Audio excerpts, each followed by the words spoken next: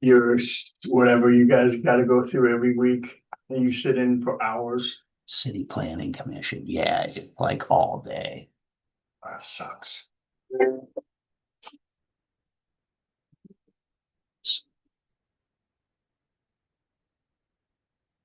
Travis, You need to mute.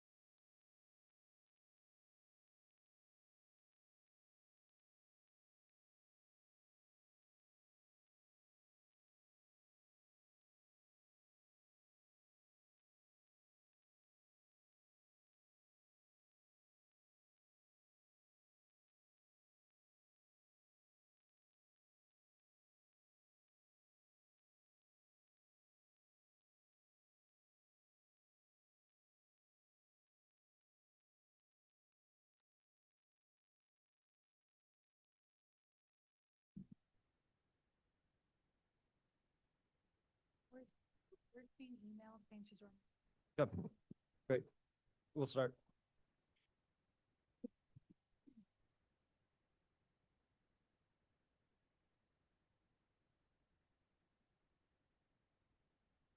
Good morning. Welcome to the December 3rd City Planning Commission. Sarah, please confirm that city staff are ready to begin, and please explain the rules and procedures for this hybrid meeting.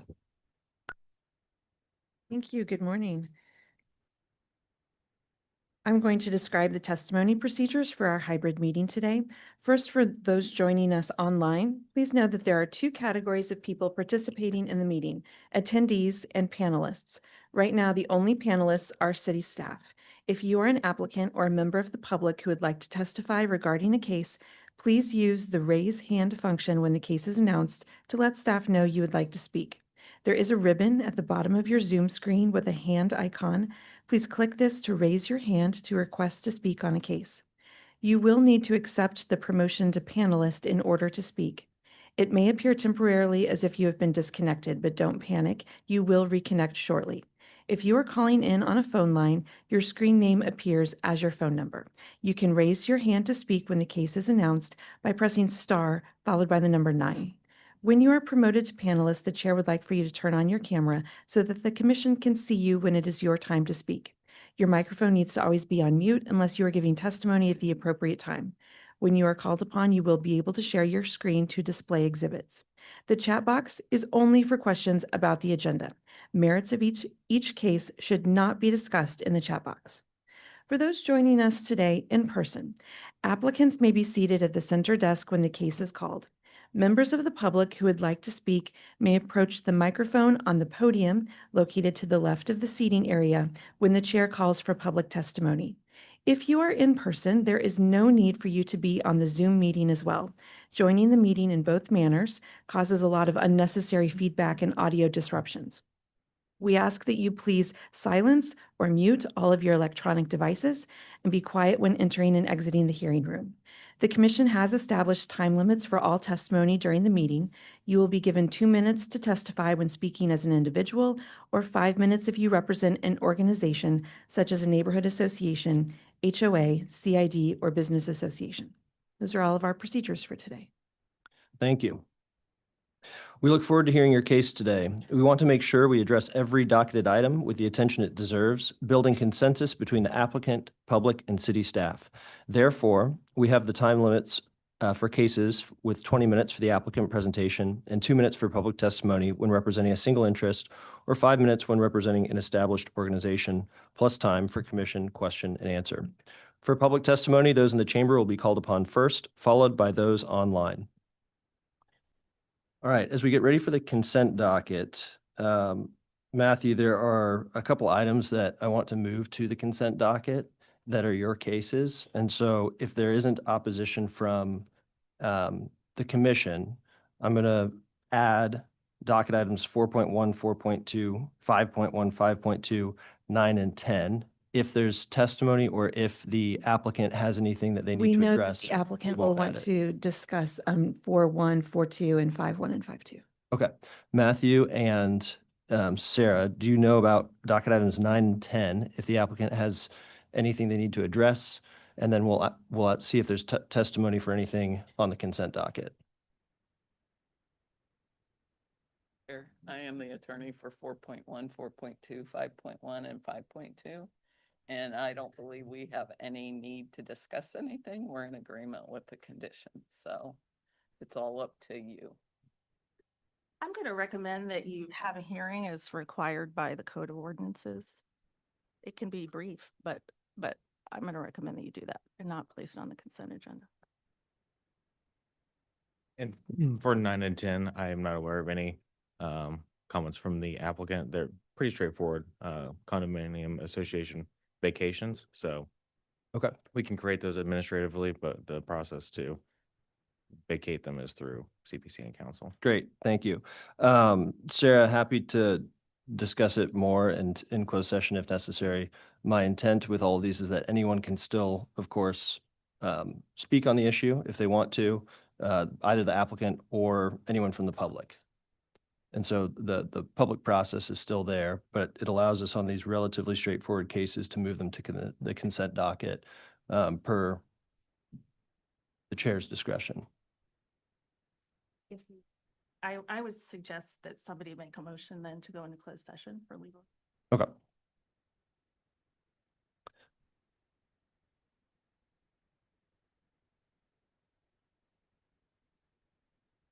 Do we have that on readily available? And it's other matters, number 1. Okay, That gives you this. thank you. I move to enter closed session to discuss legal matters and legal advice pursuant to section 610.021 subsection 1. Second.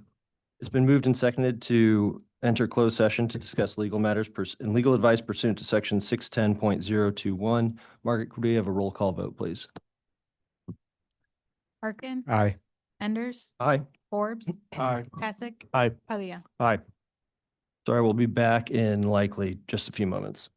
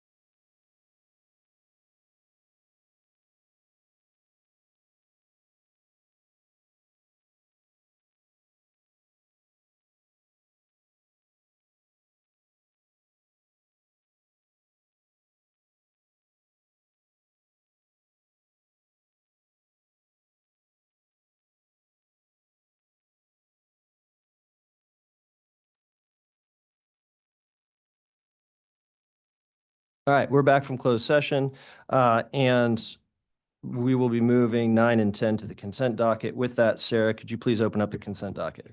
The consent docket begins with items C1, case CD CPC 2025-171, a request to approve a project plan for Holly Farms, third plat in District R 7.5 on about 15 acres generally located at south of North Holly Street and Northwest 106th Street. Staff recommends approval with conditions.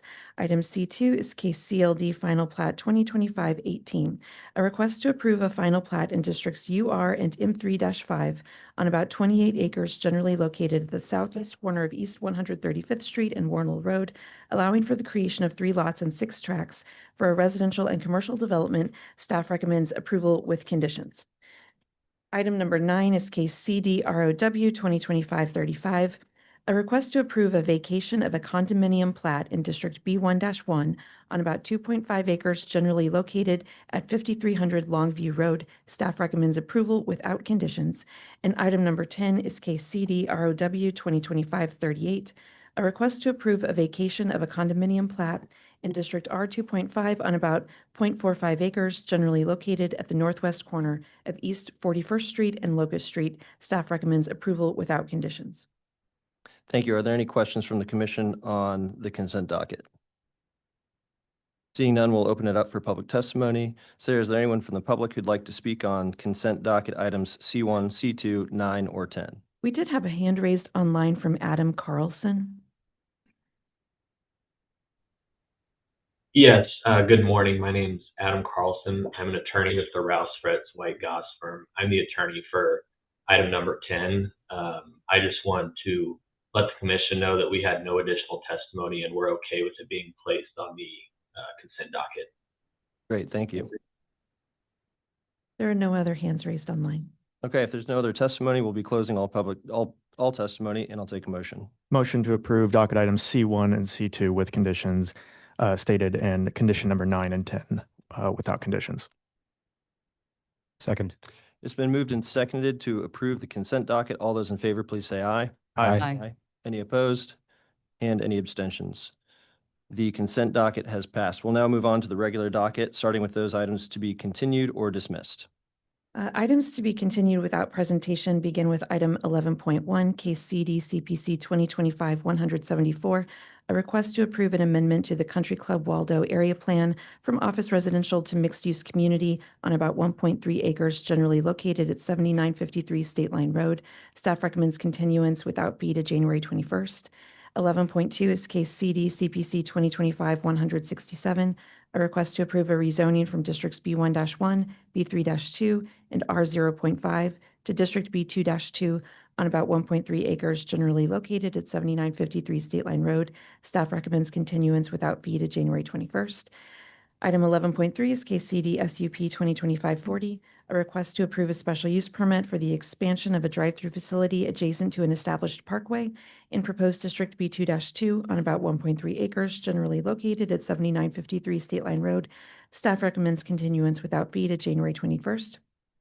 And item number 11 is case CD ROW 2025-36, a request to approve a vacation to a portion of public right-of-way of about 35,000 square feet, generally located on North Olive Street between Rochester Avenue and Nicholson Avenue. This is a change from the printed docket. Staff requests a continuance without fee to December 17th instead of January 21st. The applicant received all of their utility consent forms back and would like to speed the process along. Great, thank you. We're considering the continuance of 11.1, 11.2, 11.3, and 12. Are there any questions from the commission on the continuance of those items? Seeing none, we'll open it up for public testimony. Is there any public testimony on the continuance of docket items 11 or 12? There are no hands raised online. We will close all testimony and I'll look for a motion. Hold on. You need to come to the microphone on the podium, please. Number 12 is our property, and that's why I'm here today to speak what they're wanting to do. So currently it's being continued. Is that to the 17th, or that will December 7th. December 17th? December So, 17th. yeah, so the case isn't being heard today. Do you have any concerns with it moving to the 17th? No, we can make the 17th. Who would I talk to about doing planning and stuff? Would be you? Okay. So we'll want to do December But yeah, it's 17th? Yep, that's Aye. that's what we're voting on. Thank you. Any other testimony for the continuance of docket items 11 or 12? Seeing none, we will close all testimony and I'll look for a motion. Motion to continue docket item 11.1, 11.2, and 11.3 to January 21st, and to the continuance of docket item number 12 to December 17th. So we're looking at the docket and item 12 says continuance without the January 21st. Yeah, they just stated that they got, We're requesting to change that to Okay. December 17th. so second. Sorry, I messed up. No worries. It's been moved and seconded to continue docket items 11 and 12. All those in favor, please say aye. Aye. Aye. Any opposed? Any abstentions? Those items have been moved. Thank you. We'll now move to docket item number 1. Docket item number 1 is case CD CPC 2025-141, a request to approve amendments to section 88-354 regarding hours of operation for dispensary facilities. Would you like to say anything to start this item?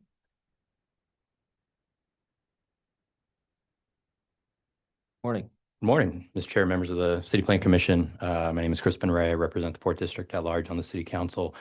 I've worked on this amendment to Chapter 88 with staff, but it originally, excuse me, originally came to me as a request from a constituent business owner in my district. They own a dispensary on Front Street near 435 and Front Street. And under the current hours of operation, I believe they close at 9 p.m., but they are surrounded by a 24/7 Waffle House, a 24/7 Quick Trip, and a 24/7 McDonald's across the street.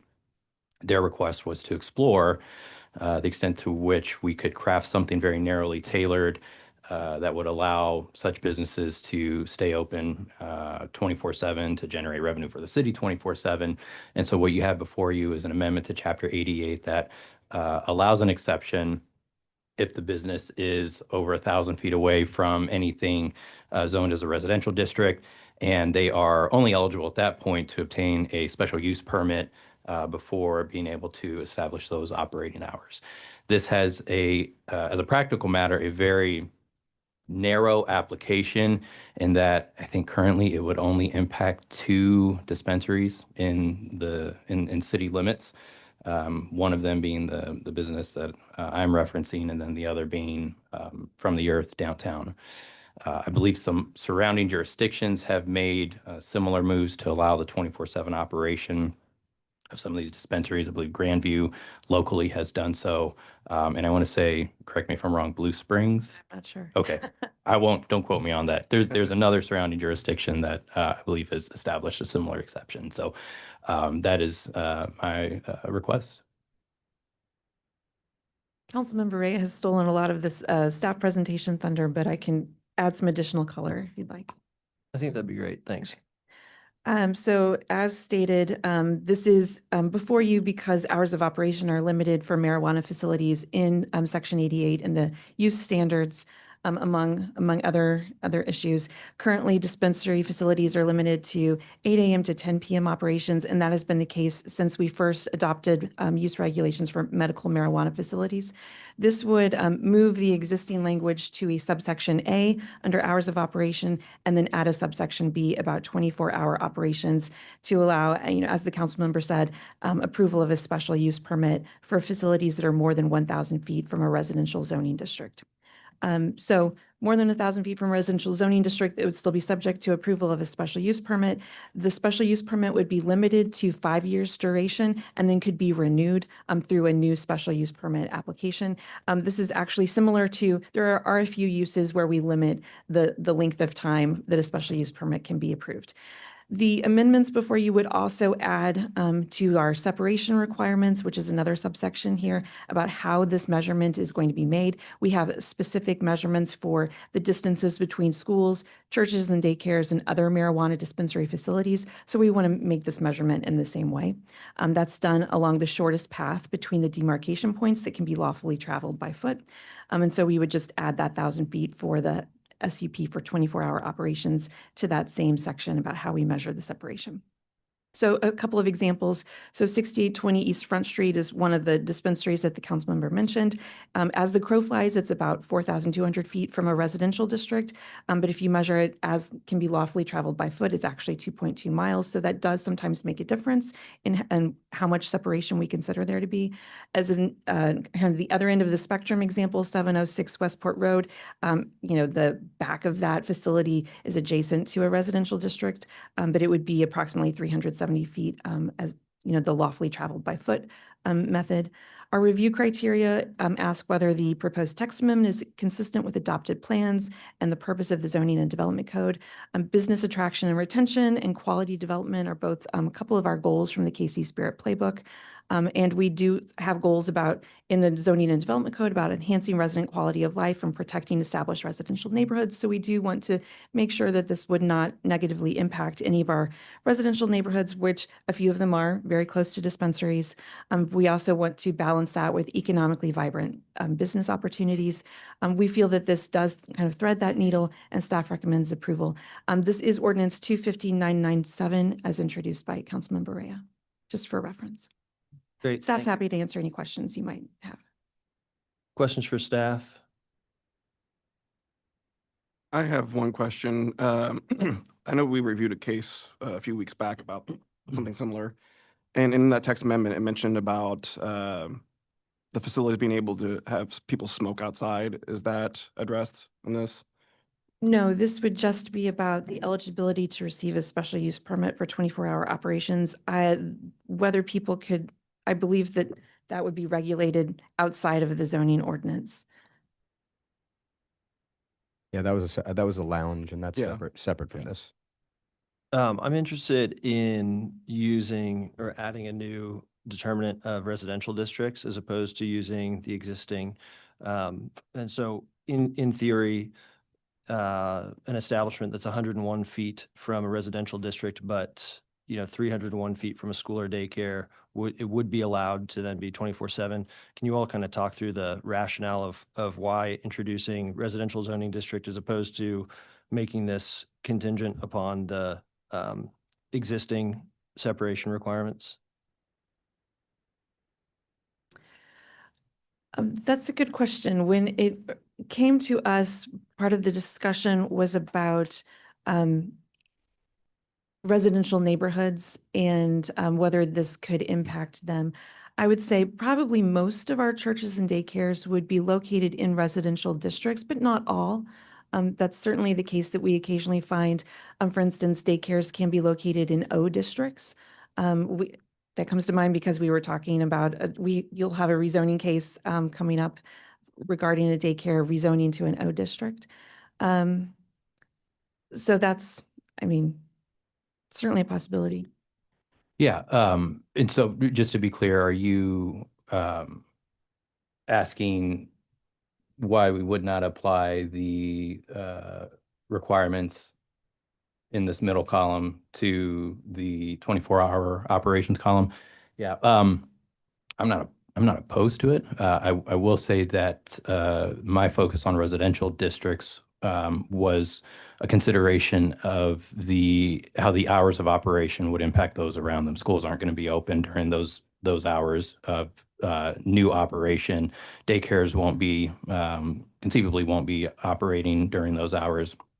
Residential district is different, is that folks will be at home, either sleeping in their beds or doing something in their residences. And so the idea was to protect neighborhoods from any concerns they might have in requiring, the 1,000 foot distance. That was my first thought process. And then thinking about daycares that might be open at 6 a.m., in essence, now we're kind of creating a unique situation in where we're requiring something a longer distance from a residential area than from existing requirements. And so I think it would be more consistent if you all are open to it, to add what's already there.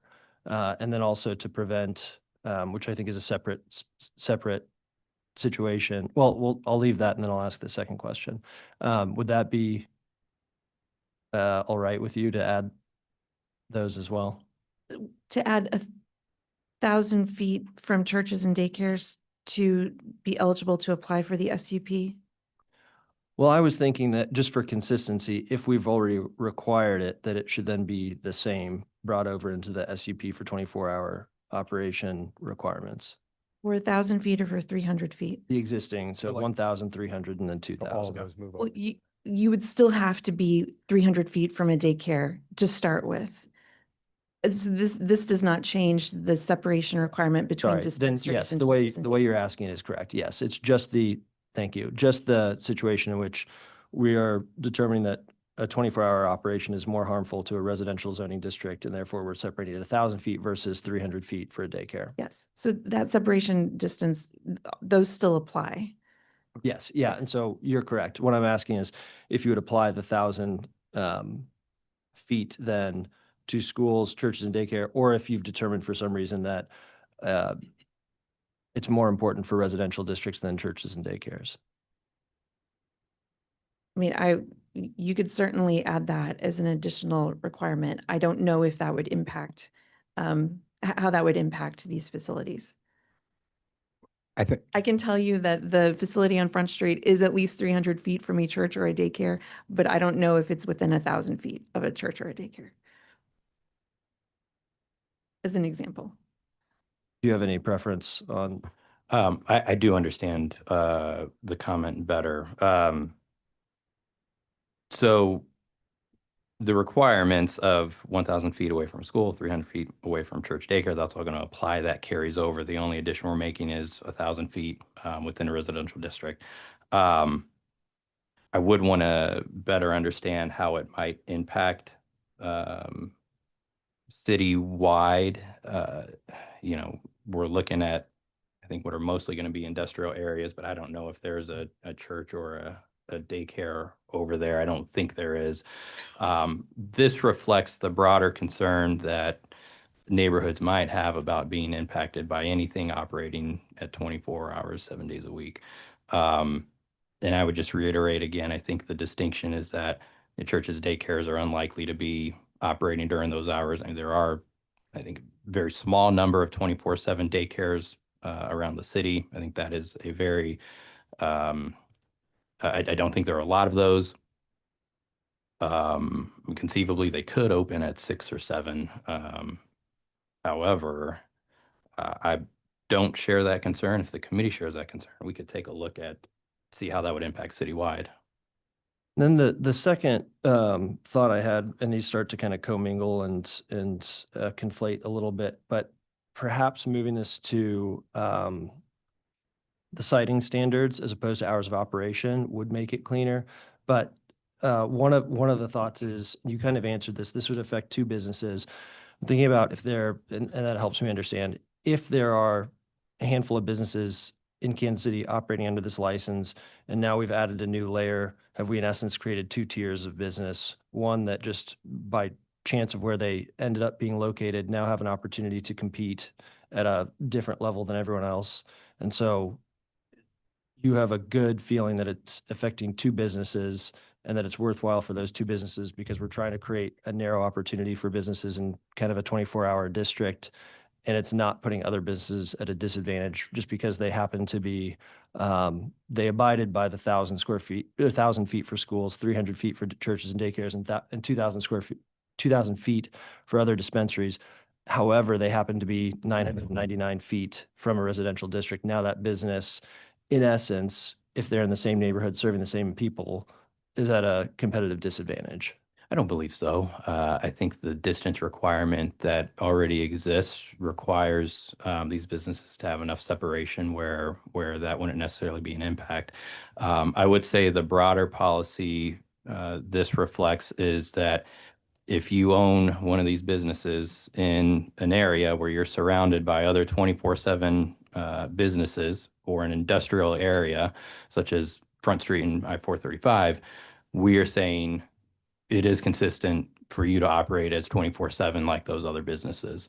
And so I don't necessarily view it as how folks within that market will compete with one another. I view it as, if you're going to locate to a location like this in our city, we are going to allow you to operate consistently with the other businesses in those areas. All right, thank you. Any other questions from the commission? Is the Front Street location the only example you're using? Because I can think of a dispensary that's right off of Truman Road and Prospect. It's, we were only providing those two examples to illustrate the difference between how we would measure the separation distance. So Front Street, and what was the other location? 706 Westport Road. It's the other end of the spectrum. It's immediately adjacent to a residential district.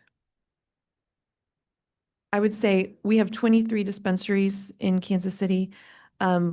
We looked at, very quick look at about half of them. A lot of them are within 1,000 feet of a residential district, but we haven't measured that separation for each one of them. Well, that one on Truman and Prospect, that wouldn't, is that within 1,000 feet of a residential, or isn't that on that commercial corner there where the McDonald's and It's Taco in that Bell and all area, that? So Yeah. the freeway separates Ideally, the that one neighborhood. would be able to get this then, the 24 hours, right?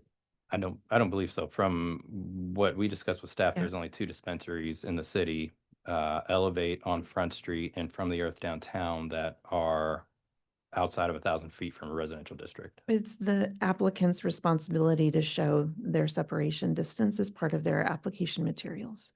Okay. Yeah, separation of a highway though is a good point. As I think about, if anecdotally I'm trying to find something late night, two competing food establishments that are relatively far away are still competing. And again, I'm unsure of other examples or precedent where all of a sudden something new, and I like what you're trying to do, but where it allows one group of businesses by happenstance to all of a sudden have what might be a large competitive advantage over others for a regulated business. But yeah, so perhaps in the future, if we can find opportunities for if another establishment doesn't quite fit under the 1,000 feet, but you deem it as requiring exception or open to exception, perhaps we can continue to modify this as we go. Yeah, and I think the approach of incremental steps is important. These are businesses that up until a couple years ago were relatively new to neighborhoods and to policymakers. And while the state has a very firm and strong grip on how they're regulated, I think we all wanted to proceed with caution. I think as we've learned more and seen how they've operated and understood that, these establishments are generally very clean and ran professionally. They don't tend to attract elements of criminal activity. I think as we understand this better, maybe there are opportunities down the road to explore how we continue to make it a better environment to operate businesses in Kansas City. Great, thanks. Well, then, if you're open to it, I would ask that then we add those citing requirements under the citing paragraph. And if they're left under hours of operation, that then we pull the existing citing requirements and repeat them under hours of operation for consistency for the other requirements. Just to clarify, with the current distance requirements of 300 feet and 1,000 feet, I think that under hours of operation, those, yes, should be shown for clarity. And then if it's been determined that 300 feet from a daycare that's open at 6, 7 is not problematic to being next 300 feet from a dispensary, then that's fine. I think it's just, I was curious about the 1,000 feet versus 300 feet. So I think putting it under citing eliminates any potential in which someone could misinterpret what's intended.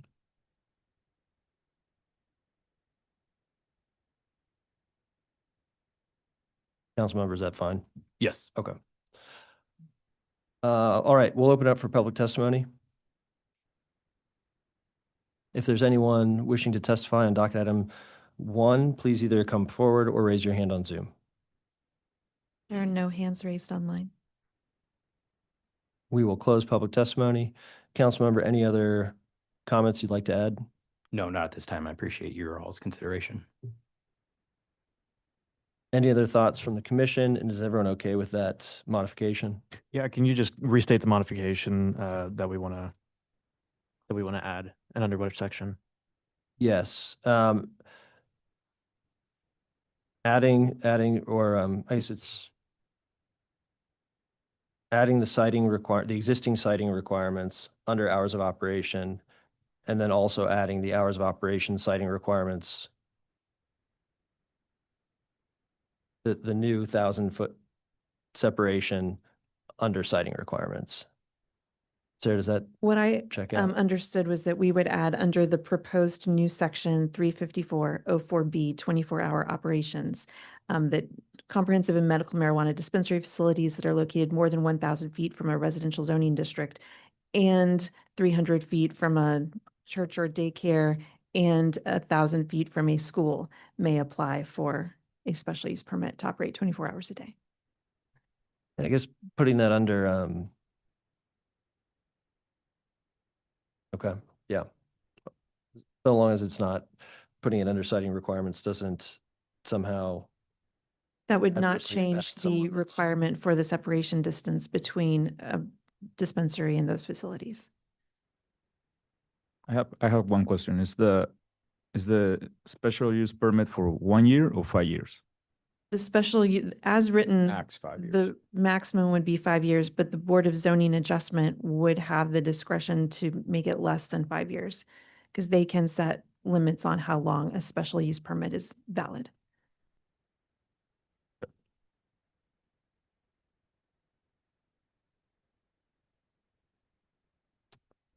I don't know if you've Question? retained what Sarah said or how you want to make the motion. As stated by Sarah. Is it that much different than what we would just discuss this, particularly with the hours of operations under 1,000 feet and the citing requirements? I'm not sure I followed your question. Okay. Well, I'll go ahead and make a motion. We'll just amend it as we go. Okay. So I'm going to go ahead and make a motion to approve docket item number 1, adding that citing requirements under the hours of operate, or citing requirements be stated under the hours of operation. And then, And under the citing paragraph, which is, I can find it. 88-354-02 citing. Okay.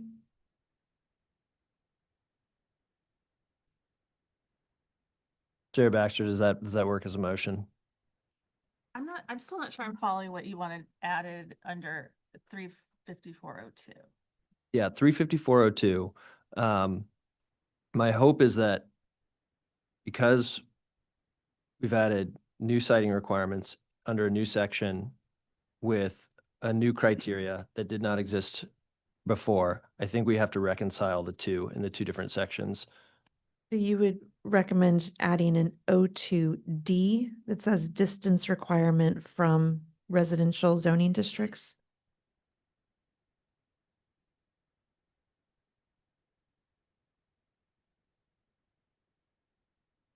I can't visualize what. Give me 1 second.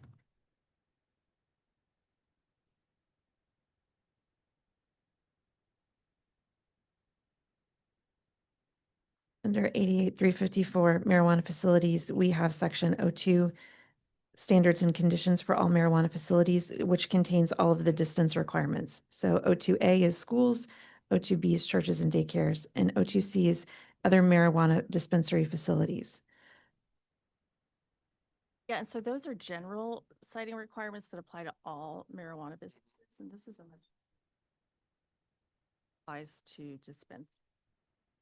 In other words, these distance requirements apply to manufacturing facilities, cultivation facility, everything. And so I tend to agree that it makes sense where the sponsor and Sarah placed this, but adding the other two distance requirements as you've suggested. Well, at a minimum, adding existing requirements to the hours of operation section so it's not standing alone. Yeah. Yes. And then whether or not it needs to be added here, I do think it makes it potentially more unclear because there might be an existing business that is 300 feet away from daycares, 1,000 feet away from schools, and is not 1,000 feet away Mhm. from residences. Yes, that's true. And they would still be able to operate from 8 AM to 10 PM, but they would not be able to apply for a special use permit to operate 24 hours a day. Yep. Okay, so I think it's just adding it then to adding existing citing requirements into the table 35404. for, yeah. Yeah. Okay. So that motion has been made. Or did you finish your I'll motion? just remake the motion with new motion to approve docket item number 1 with the addition of existing requirements to the hours of operation table. Second. It's been moved and seconded to approve docket item number 1 with the one amendment. All those in favor, please say aye. Aye. Any opposition? Any abstentions? Docket item 1 is passed. Thank you, Councilman, and thanks for your patience. Yeah, thank you all. We're now ready for docket item number 2. Docket item number 2 is case CD CPC 2025-164. A request to approve a rezoning from B4-5 to MPD with associated development plan and amendment to the Plaza Bowl overlay district for the Country Club Plaza area on about 23.5 acres, generally located at 4710 Jefferson Street.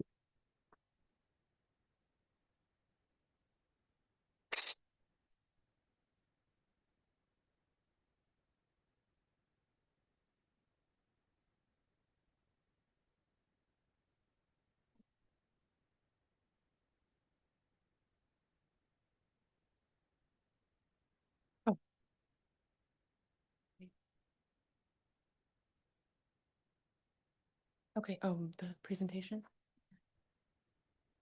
You have to ask for right now.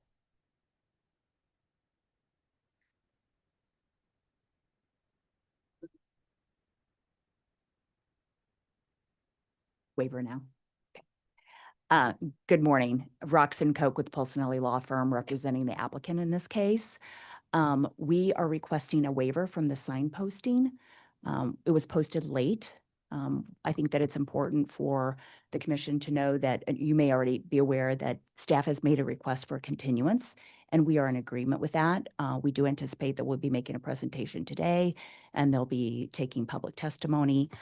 There has been a significant amount of publication just through the media and various different sources of this particular meeting date.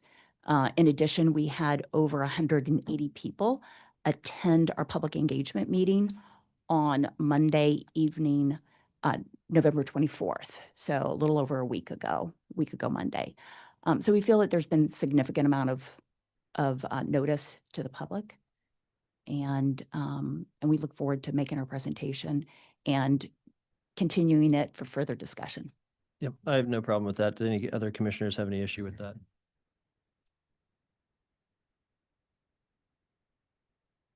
Do they need to?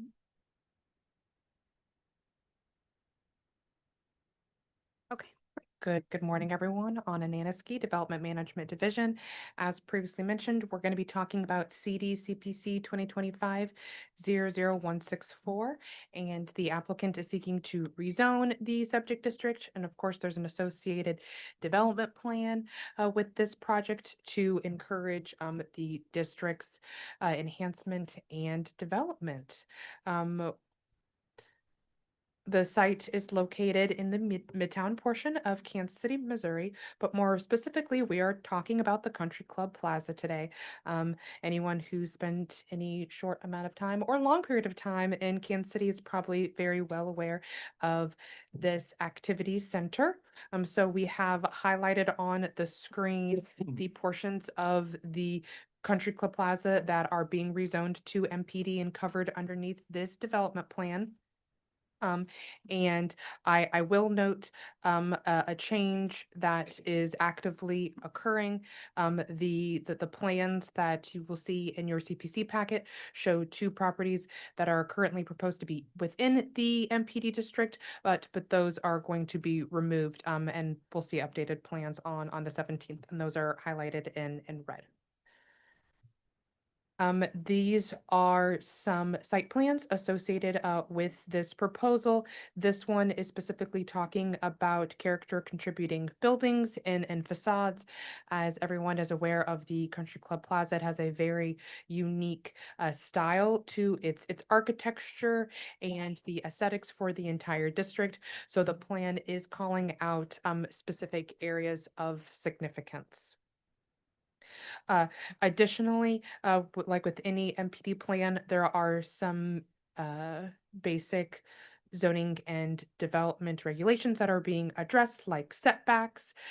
For the Country Club Plaza, they're going with a tiered model, which means that as the building gets taller, the buildings can get narrow on the site and I believe I'm stealing this from the applicant, but like that wedding cake look for the looks of the buildings. Also amending some heights that are currently proposed in the district. I don't know if it shows up better on the screen. I'm glad. Where the blocks that are highlighted in yellow are the only blocks that are being proposed to change. So you can see those details. That one too, my apologies. So I left a block out. So block D is also a changed block as well. Thank you. And then in correlation with this rezoning and development plan, there's also a right-of-way vacation associated with this, where the property owners of the Country Club Plaza are proposing to obtain ownership of all the sidewalks in the district. And I'm going to turn it over to Matthew Barnes to briefly talk about that case as well. Yes, Matthew Barnes, City Planning and Development. As Anna said, the applicant is requesting a vacation of all the sidewalks that are not part of the park system. So the next slide will, in a second, will show this in blue is what is not being vacated, requested to be vacated, and that's part of the Parks Department jurisdiction. Yellow there is what they are requesting to vacate, and this will allow them to have maintenance requirements and provide extra security and add benches and artwork to this public right of way there, which would be vacated. This is not proposing any vacations of the public streets, but only the sidewalks. Thank you, Matthew. To then highlight the design guidelines, which is another major component of this MPD plan. There are use identifications within this MPD, building materials, so what new buildings can be constructed with, or if there are any additions to existing buildings. Lots of recommendations for the streetscapes. As we're all aware of the Country Club Plaza area, also just the feelings of walking along the streets have a different components than a typical commercial street. So those enhancements and different parking designs are being highlighted in this document as well as transparency standards. So the amount of glazing or windows that can be on a building and signage. The full document is within the packet. With these associated MPD plan, there are also a list of deviations that the applicant is proposing. This is a list that we're still working on with the development team. There are some exemptions from entire sections of code, some changes in procedures, and a lot of things that we believe can be amended to be conditions. So what you see in front of you, is still a work in progress that we are, actively still working on with the development team. Now I'm going to jump to the review criteria associated with the MPD plan. The first being that the development plan is consistent with adopted land use plans for the area. We take this opportunity to talk about the comprehensive plan and the area plan associated with the district. So there are a lot of similar goals that the MPD is striving to do that are in alignment with those plans. From my division's perspective, we can see that they're modernizing that Plaza Bowl concept, making streetscape enhancements and preserving those character contributing buildings that I mentioned from that site plan before, while still being able to have complementary buildings for any new buildings that may be developed in the area. This will be updated when the final versions of the plans are being reviewed, as well as gaining that input from the community planning division.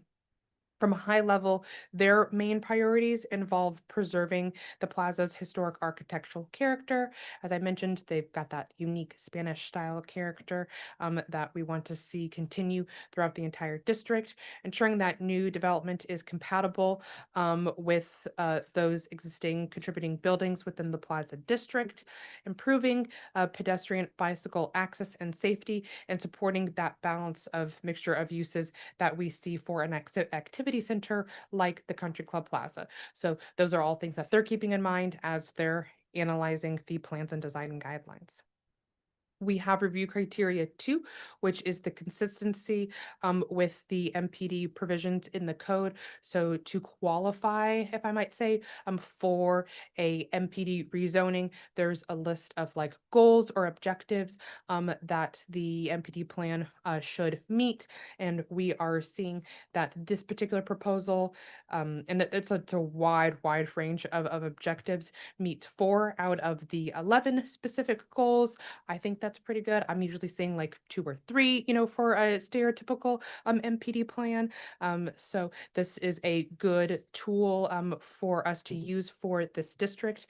And the design guidelines are also establishing those urban design standards for this very important activity center, which is another good use of the tool as the MPD plan. And then moving on to review criteria 3, which talks about the sufficiency of the conditions and the physical plan, and making sure that is serving the best interests for the public and the residents for a long period of time for this activity center. So again, I mentioned that this is the right tool to use to preserve and enhance the Country Club Plaza, but we're still working with making sure this tool is going to be a proactive tool, both, for the property owners in the district, but also for the city and any visitors and residents long term, which is why we're requesting that continuance today. So, to allow for more time to, fine tune those plans and design guidelines, we're requesting the continuance to December 17th. We do really advocate for public testimony to still be heard today, since it's been so broadly broadcasted throughout the community. So everyone has lots of opportunities to talk today and on the 17th. And I will acknowledge that I received quite a bit of written public comment emails and letters yesterday afternoon, and have not been able to compile those, but I will be getting those uploaded to Compass KC within the next couple of business days. That concludes my presentation. Thank you.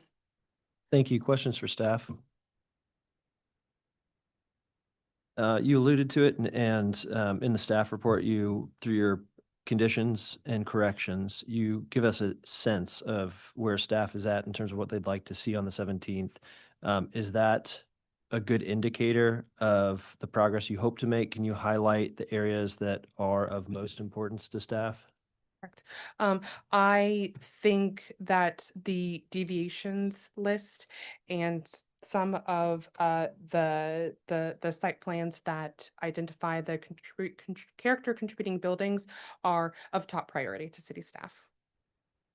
Okay, and of the deviations list, because there are many, are there particular deviations that are more important to staff or others that are not important to staff? A lot of the deviations we do believe can be just transferred over to conditions, so those will be very straightforward. But the deviations that are exempting from large portions of the code or removing public processes are of more concern to city staff. Understood. Thanks. Any other questions? All right, we will welcome the applicant. Again, good morning, Roxanne Koch with Pulsinelli Law Firm, representing the applicant today. And with us today is Dustin Bullard, who is the the vice president of Partnership in Place. And then also we have Chris Heron with Gillen Property, who is the senior vice president development. And then we also have with us, we have my associate, sorry, I'm like stumbling all over myself this morning. Apologies, everyone. So, and they will all be making the initial presentation today. And I'll be stepping in with commentary as I need to help out this morning. So we appreciate your time and we look forward to the opportunity to hear from the public today. So thank you. Thank you, Roxanne. And thank you for your time this morning, commissioners. Again, my name is Dustin Bullard with Gillen Property Group. I'm going to try to speak fast. I'm setting a timer here. We do have a lot to cover, and I want to be respectful of your time and the other cases that you have to hear today. So buckle up. Here we go. So we've done this. Already making progress. I do like to show this picture here. This is another center that we own, Highland Park Village in Dallas. A very different center, but I think what this shows is the character that we believe can be brought back to centers over time when there has been some degradation in the architectural style. So you can see in the 30s on the left what the center looked like originally. It actually had a gas station, only one, unlike the 7 or 8 that the plaza had over its life. By the 60s, it had become a very insignificant building, a drive-through motor bank, not congruent with the Spanish style of Highland Park Village. Upon acquisition and in 2017, our team rebuilt that building you see there in the center from the 60s and brought it up to a really interesting architectural style that blended in with the rest of the village, making it a blend in and elevate that back to a character that we see fitting with great places. So why did we buy the plaza? A lot of people told us not to. We heard comments of, the stores are all fleeing to other locations. It seems tired, it's unsafe, there's deferred maintenance, and it'll never be the same as it once was. We didn't believe that. We believed that the plaza had meaningful history, very unique architecture. It has great walkability and extremely strong community ties. And I think that's one thing that our team and me personally has really enjoyed as I've landed here in Kansas City over the last 2 years is understanding the community and understanding those ties. You can't replicate that sense of pride and ownership. And so that is very important and why we've been so focused on community outreach since we landed here. And then our opportunity to evolve, which is what we'll be talking about today. So what do we own? This was in your map, but this is a little bit easier kind of graphic to see. The buildings there highlighted in yellow are the roughly 23 acres and about 15 city blocks that are directly owned by our company. Country Club Plaza has evolved as a place. It continues to evolve and it must evolve as we look to the future. I love this image here on the screen showing what the area looked like before J.C. Nichols began his great development of the plaza. All the way up on the top right, you see the Riding Academy. You see the initial layout of the Alameda, which is now Nichols Road. Originally had more of a kind of meander through the plaza, straightened out over the years. So again, seeing how places are created and evolve. Here's a picture of the Riding Academy. I used this at the meeting last week. I'm sure that my friend there on the horse was very sad when the Riding Academy closed and stores were built in its place. But once again, we evolved. We do think there's beautiful architecture and a lot of really interesting features there. This is the Mill Creek building currently now where we have Rye right there along Mill Creek Parkway. The first building built and including the newspaper ad that J.C. Nichols put in the Kansas City Star announcing the creation of Country Club Plaza. The tower building followed shortly thereafter. Really the first introduction of a tower or vertical element within the plaza. We'll also speak to that, and that was in some of what Anna shared earlier. This is an interesting corner. Again, speaking to the change that we've seen over the years, you can see the theater building tucking up behind this little gas station building in the front corner here. That's where Johnny Was is today. So this is at Broadway and Nichols Road. Again, a very different feel than what exists today. Tower or the theater building. Again, the front door of the theater building at one point was another gas station, but a very different entryway experience over the life of the plaza. And then the other interesting thing I think we've seen and we've learned as we've dug in is we have, nostalgia of what the plaza was, depending on our age and our interactions with the plaza over the years. But this corner is a great example of one that we're actively working on today, Chris and his team, from a restoration perspective. So you can see here, probably in the early 80s, a nice ornamentation, really nice brick banding, really good storefront windows, awnings, street trees, those things. As we begin to do tenant changes and things are not being paid attention to, nobody's maybe minding the store, so to speak, you see new elements introduced. We see now that the storefront has changed. We see some additional lights and some signage that is maybe not congruent or complementary. And then we look today where that architecture has continued to degrade. Respect of that space is not what we would consider appropriate. And so those type things begin to detract from the place. We also have several other challenges. Many of these we knew going into the acquisition. The plaza, unfortunately, has had years of deferred maintenance. And we'll talk about this in a minute, but many of the spaces were created as the plaza evolved. It began to meet the needs of large big box stores, things of department store size. That doesn't really exist in today's retail market, right? When was the last time you went to a brand new 50,000 square foot department store opening? Probably not recently. So how do you begin to carve these up? How do you begin to adapt to that? We also have some infrastructure challenges and some flooding and a lot of aging building systems down there. Speaking of infrastructure, we have a topside system that dates back to the 20s, and we have a subsurface infrastructure that dates back maybe that long as well. So our team has been out working with a local engineering firm, and we've had great partnership with the city staff in evaluating the infrastructure. So what you see here is a lot of sanitary and combined sewer. We have a lot of combined sewer still on the plaza. So that subsurface needs to be addressed as we move forward, and will also impact our phasing plans because we can't tear everything up at once. But we do think it's very important that we get off the combined sewer. Our teams have also been out looking at challenges and how do we begin to create additional enhancements. You see that through the design guidelines that Anna mentioned earlier that we have submitted that speak to things like lighting. Well-intentioned folks relighting city streets to provide light were well-meaning, but are creating challenges within the right-of-way and are interrupting your experience through the plaza and washing out some of the great architectural beauty that we actually want to highlight. You can see that here. We have other challenges, missing scales of the storefronts, incongruent architecture we talked about earlier, the scale of the streets, and really trying to prevent these interruptions with your experience as a pedestrian. So we believe that the MPD, through the design guideline booklet, begins to address those things and sets us up for a path long-term and puts those guardrails in so we don't make mistakes and we produce the best quality work moving forward. Again, speaking to the challenges in the retail environment, I think Mr. Nichols and others in the early days of the plaza were constantly evolving. I think they were using it as a laboratory and responding to the needs of not only Kansas City and the neighborhood, but also tenants. And you saw a lot of that. By the 30s and 50s, the plaza continues to expand, building new buildings, taking on more land, and also between the 50s and the 90s, Kansas City expands. You all begin to build malls and additional shopping districts and nodes and activity centers throughout the city, providing additional choices for people to shop. The plaza is no longer the hottest kid in town. Then we see the emergence of online shopping, and what we all heard was the death of retail.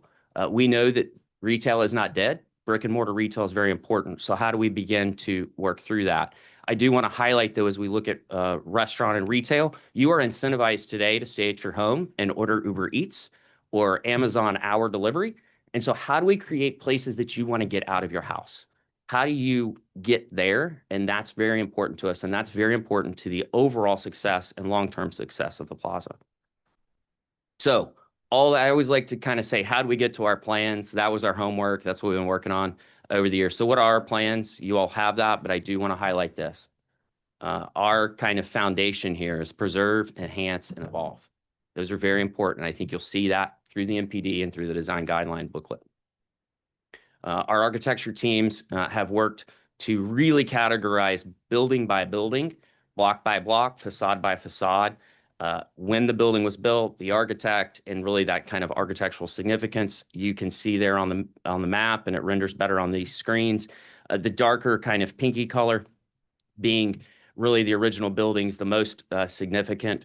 And then as we march westernly, some things have crept in over the years that maybe aren't so great.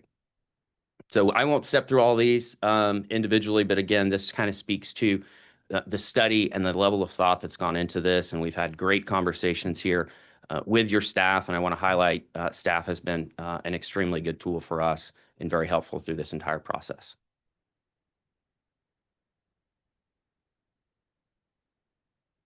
I do want to linger on this for just a second. As a landscape architect, I'll wear that hat, but your tree canopy on the plaza is non-existent, and it wasn't always that way. And so you'll begin to see our landscape recommendations and streetscapes are really calling back to what you see here in some of the original photos and renderings of the plaza, getting back to a ground plane experience that is inviting, welcoming, and green. Again, that does not exist down there today to the level that it once did or that we believe it should moving forward. So the MPD, I don't have to explain to you guys what an MPD is, so we'll skip that as we're sitting here talking about the day. I think Honest spoke to this, but the goals of the MPD and the design guideline booklet from our perspective are really to create a dynamic and activated public realm. Again, prioritize walkability. I do want to stress our team does not, and we are not asking for closures of roads to vehicular traffic. We think that it's just out of balance a little bit. We have rights of ways that are very wide and lane areas that can be reduced while still keeping traffic flows moving forward. This is a place that people need to drive through. This is a car-centric town. And so how do we balance that and make all users in all modes have the same priority through there? So I do want to highlight we are not asking for road closures through this process. We want to support a balanced mix of uses. Currently, the plaza is really kind of a two-dimensional place today, restaurants, retail, and a little bit of office. As we look at competing with online and getting you off your couch, we also know that the plaza needs additional people across a large spectrum of the day. And so that's adding additional density and use. And those additional densities in use would be a mix of office, hotel, and residential in a long-term horizon. So you'll see that through the MPD as well. Ensure flexible development. We spoke to the evolution of the plaza in its original days or back when Mr. Nichols had it. We think that's really important. These places need to be able to respond in real time to the market. Market changes quite frequently, as you all know. And so we'd like this MPD to begin to set those guardrails and that foundation to, again, respond to that market over the horizon of 5 to 10 years, and then really enhance that district identity and create that sense of place. The sections of the design guideline booklet here, which you all have a copy of, I'm not going to read each one of these, but again, we believe that each one of these sections begins to set kind of those ground rules for both the development team, Chris's team, but also the community and the broader city at large. So this is what it speaks to through there. This is an example of that design guideline booklet, utilizing photos of existing spaces on the plaza, existing elements within the plaza. Anna spoke to the fact that as we look at any new building, we do have building materiality, we do have transparency, we have all of those things that begin to kind of put a kit of parts and kind of some handcuffs on future development to ensure that any future development is enhancing the place and is not detracting from it. You can see here windows and facades, the ornamentation, tile work, Spanish Moorish architecture. You all saw this earlier. This was the first submission. Again, speaking to a collaboration with staff and kind of real time through this.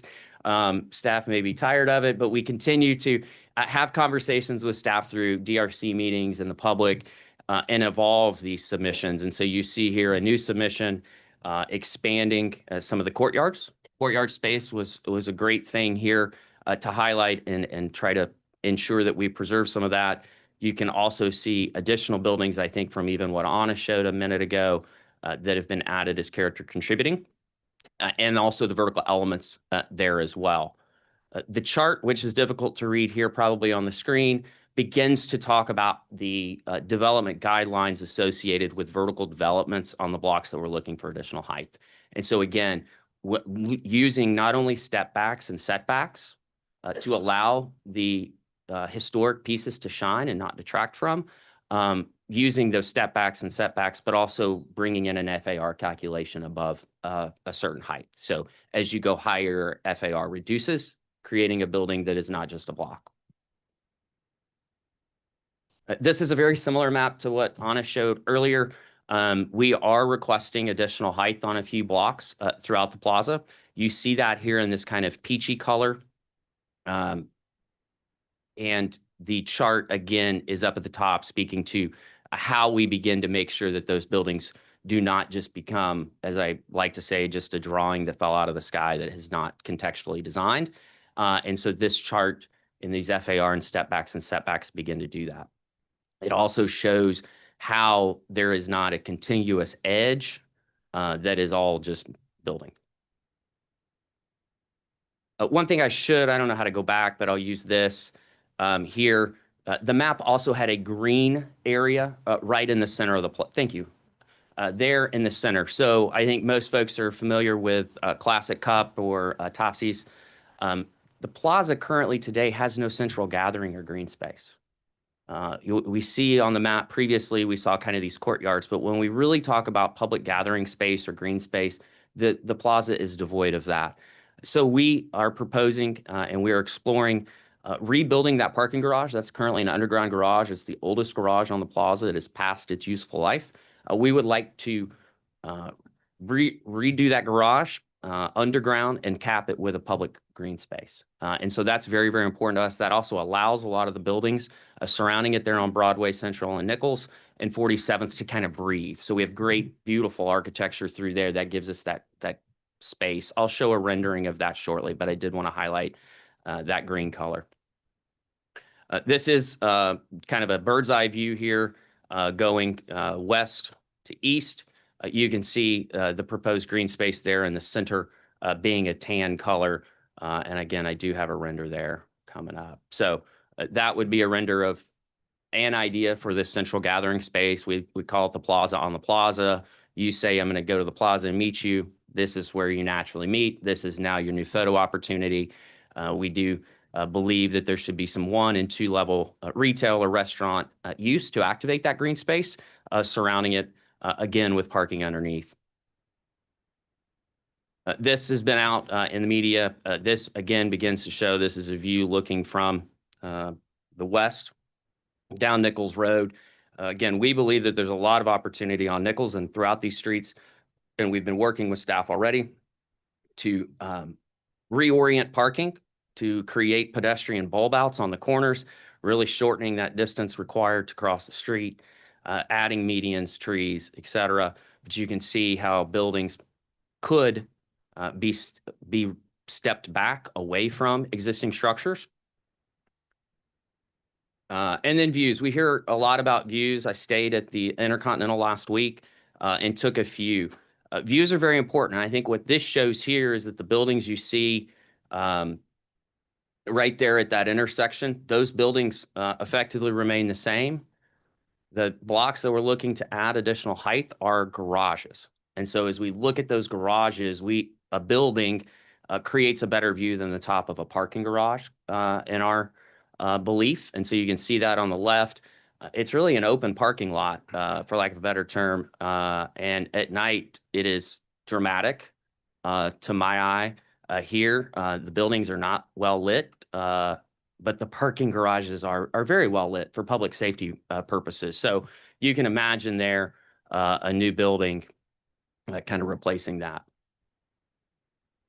So with that, I know I spoke quickly. I probably missed a few things. I'm going to let my team provide some cleanup. But again, I do thank you for your time. We have thoroughly enjoyed working with staff and others in this community and our robust community conversations that continue today through today's meeting, and I'm sure will continue through the 17th. So with that, what did I miss?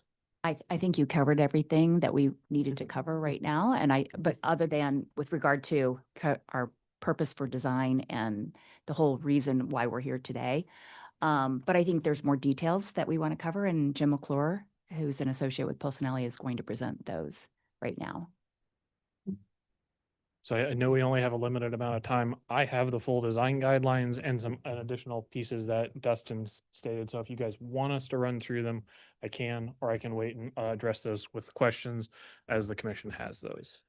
If the written testimony we've received is any indication of what we'll be discussing today, I think height is of primary concern for people. Can you all speak to how the heights were determined? And then also, I don't have a great understanding of floor area ratio. Could you also speak to that? So I think that I'll provide that, we'll let the details, Jim probably cover the details, but I think the purpose, so one of the main purposes, just to set the stage for floor area ratio, when the question came up as to how we were going to manage density and not over, densify essentially the Country Club Plaza, how would we actually put that in writing so that we have a guideline that we're going to have to follow? I think the best way to do that is floor area ratio. And so when you get above 45 feet, and Jim will give the precise numbers, and I think we have different numbers on each block, and we have a graph that will show that.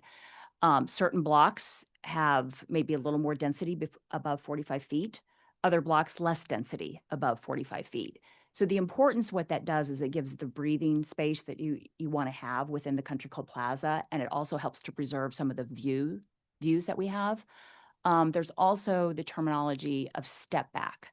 So when we get above that certain plane, and when we're adding the height, we're providing for certain areas that we would step back to help preserve some of those view corridors that we have today.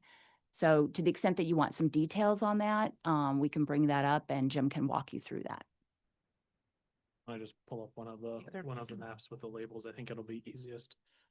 The other one or your same page? Either way, any of the presentations that have the blocking number on them. I apologize. The chart is very small in there, so I will talk you through. And so if there's Dustin, if you can just pull one of them with the block labels, there you go. Can you share it? Wonderful. All right, we can start on block F. So block. Oh, We're sharing it. all right, sorry. There we go. I messed it up for you guys. There we go. You're fine. Stop. It's fine. And Yeah. the It's pretty close. block. Yeah, it's fine. So block F is the old Sears building. It is proposed at 150 feet, and I believe it's a 4.5 floor area ratio above the 45-foot datum. So go up to 45 feet, and then anything up and above that 45 up to the 150 would have a floor area ratio of 4.5. Under a B45, which is where we're currently, we would be allowed up to a 6. So we are trying to reduce that down. And so what's the proposed step back that you guys are saying above the 45? Are you doing, is it so that like line of sight from the street, you're not seeing that, or is it just It's to include some sort of a step back in the building, so the building steps back away from the facade as it comes up. It helps to, again, bring the building in a little bit narrower, or it could have some articulations in the building as we move closer to final designs. I think that I will add that there are step backs as you go up, but then there are also other locations where we've identified further step backs where you see the towers and the cupolas right now. So there's more detail on certain other blocks for additional step back, which I think is important. Could I ask that you also include your number of floors when you give us 45 feet? Help me convert what 45 feet looks like in number of stories. So, and Dustin may be able to speak to that better than I. It depends on the use, right? What is the use? Certain types of uses require more height per floor than other types of uses. And Dustin, if you want to give more color to that, or Chris? Sure. Generally speaking, from the ground plane, any development would include a base floor of retail that'll be roughly 18 to 20 feet in height to accommodate some of the modern retail requirements. The uses that we've discussed from residential, hotel, and office, respectively, those would have rough floor-to-floor heights of 11 feet, 12 feet, and upwards of 15 feet for office. And so when we talk about a maximum height on a particular block, the floor count may be different for different uses based on those floor-to-floor, typical floor-to-floor heights. Can you just give us a range? 2 to 3? 3 to 4. Within what height? 45 feet. For the 45 feet, that would roughly be, call it a 20-foot base of retail, and that would be about 2 floors of really any use at that point. Are we 45 to top of parapet, or is it 45 to for building? Generally, we don't include the parapet. Okay. Just want to know. Don't include what? The parapet. Don't include the parapet in measuring height. I don't know what that means, but okay. Usually the decorative top of a building, where there's Oh, no you don't like include that in occupancy the height. space behind it. Yeah. Okay. And have any of your, or have you created any visual illustrations of what some of these floor area ratios might look like? Is there any study that we could that would help us indicate what's being asked for and the difference between a 3.5 or a 5, for example?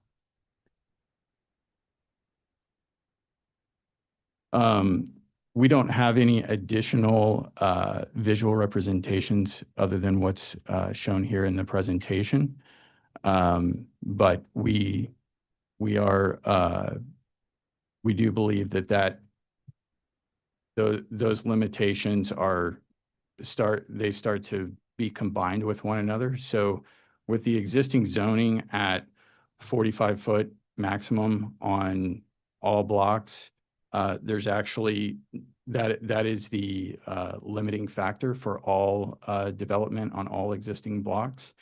And when you go to when you increase the height on some of these blocks, the height works with a total FAR, it works with the setbacks, and it works with what we've established as an additional drawdown of FAR above the horizontal datum of 45 feet. And so those different factors, one may be controlling on a particular block versus another, but those start to dictate without going to a full design what is capable of being developed within a total volume. Could we go to one of the renderings, and would you all be able to kind of give us an indication of understanding that these are completely theoretical buildings? So maybe the one that shows, the one that was circulated widely. Yeah, maybe one forward. That one. Yeah. So for the sake of example, trying to, count windows and noting that, as you said, it could change a lot from office to residential.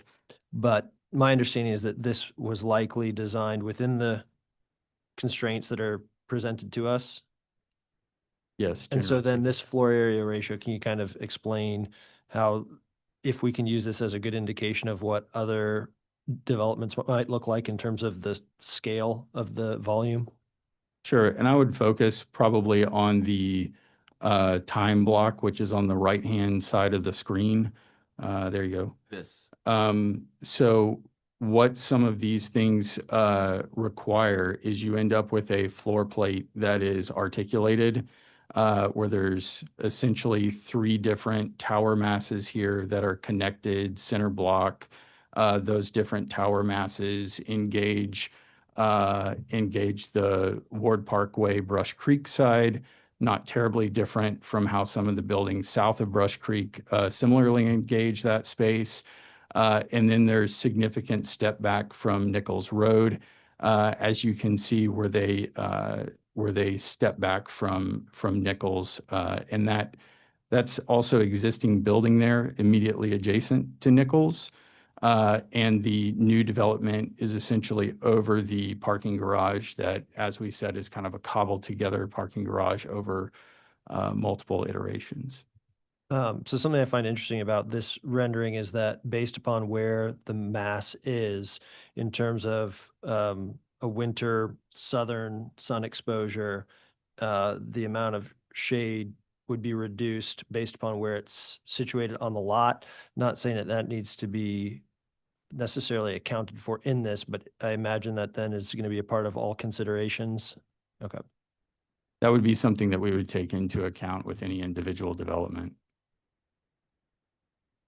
And I think it's important, I want to note, the way that the MPD and the design guidelines are written, is there are parameters of when new structures or new development or significant development would come back to this body. And so those type things, when a building goes into, design development and we schematic design and those steps, all of those inputs would be kind of fed in through the design and development, coming back to this body, public, and council. So I have a question about that. So what would trigger the major change requiring new public review? So what you all may be familiar right now with the development plan process and when it triggers to come to whether it goes to staff for review, whether it's just a site plan permit, whether it is goes through project plan review, which is just a staff review, or comes to city CPC. So for final plan review.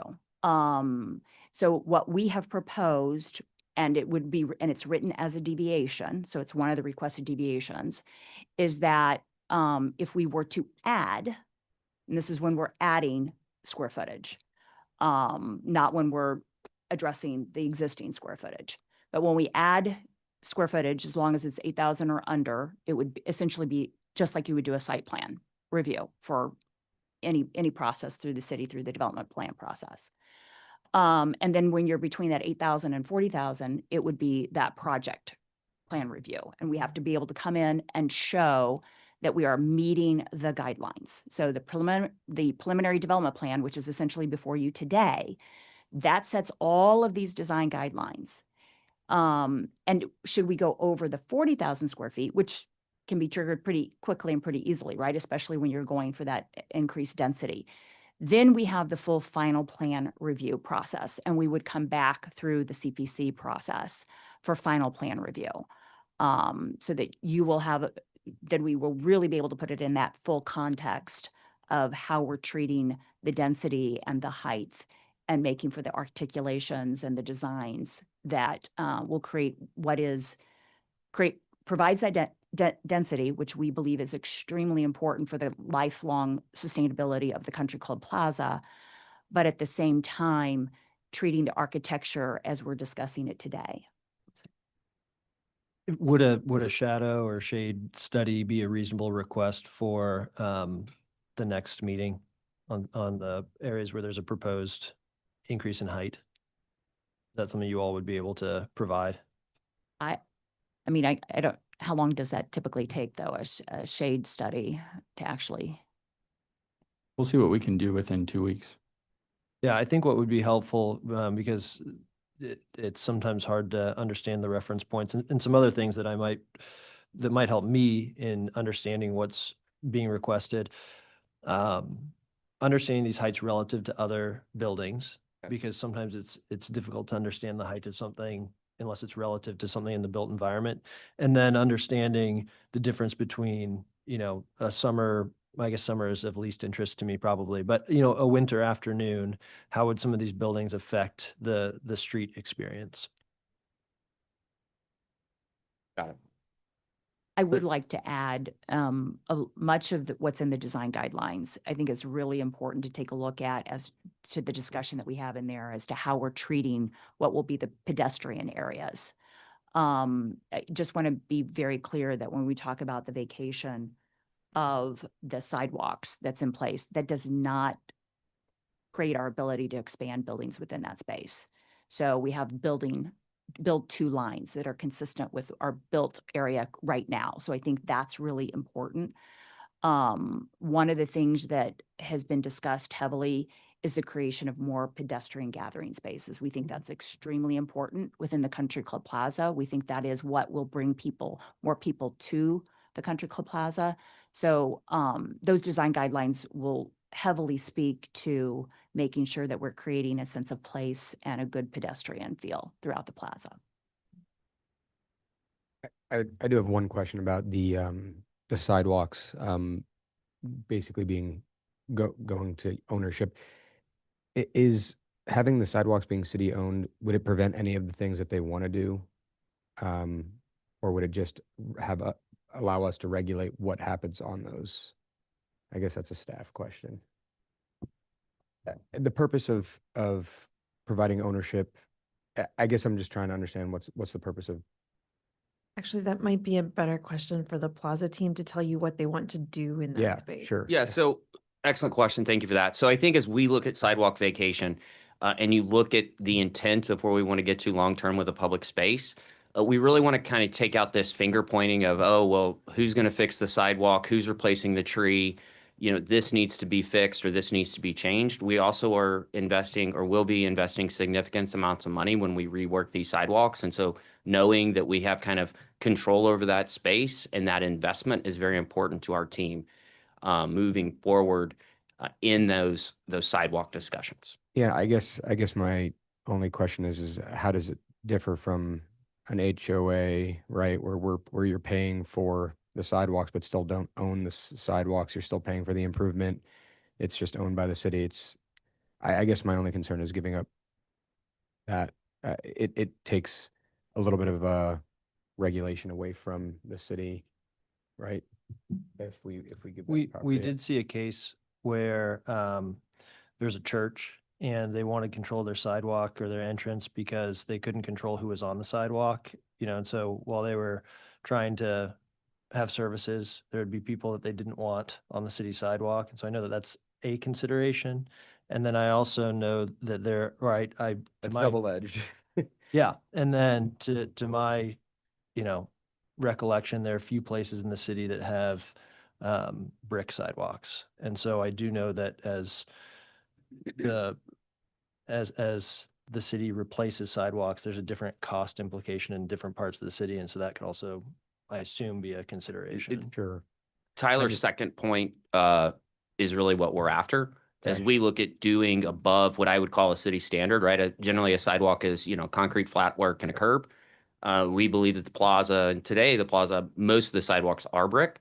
But as we look at long-term maintenance and long-term investment within those spaces, because we really feel the space between the building is just as important as the building itself. If sometimes your experience is governed by that more. And so we saw that as a tool to allow us to make that investment. Also, hopefully prevent things that may encroach within that space of, you know, signage that is incongruent, that is a regulatory sign, you know, those type things we feel like give an additional layer of protection to that public space. That's the one concern though. It's not public space anymore then. And that's kind of where I get a little bit hesitant to say, I mean, could we not, is there a lease agreement or something that like a long-term lease agreement with the city or something that where, yes, you still are taking ownership over it or your vested interest in it, but when you're removing public space from the public, there's strings attached to that. I understand your concerns. If I may address the sign question and the encroachment. So we will, in the design guidelines, have specificity, and when we come back for the final plan approvals, more specificity with regard to signage. So to the extent that that's a concern, that will be. No, signage is not the Okay. concern. It's.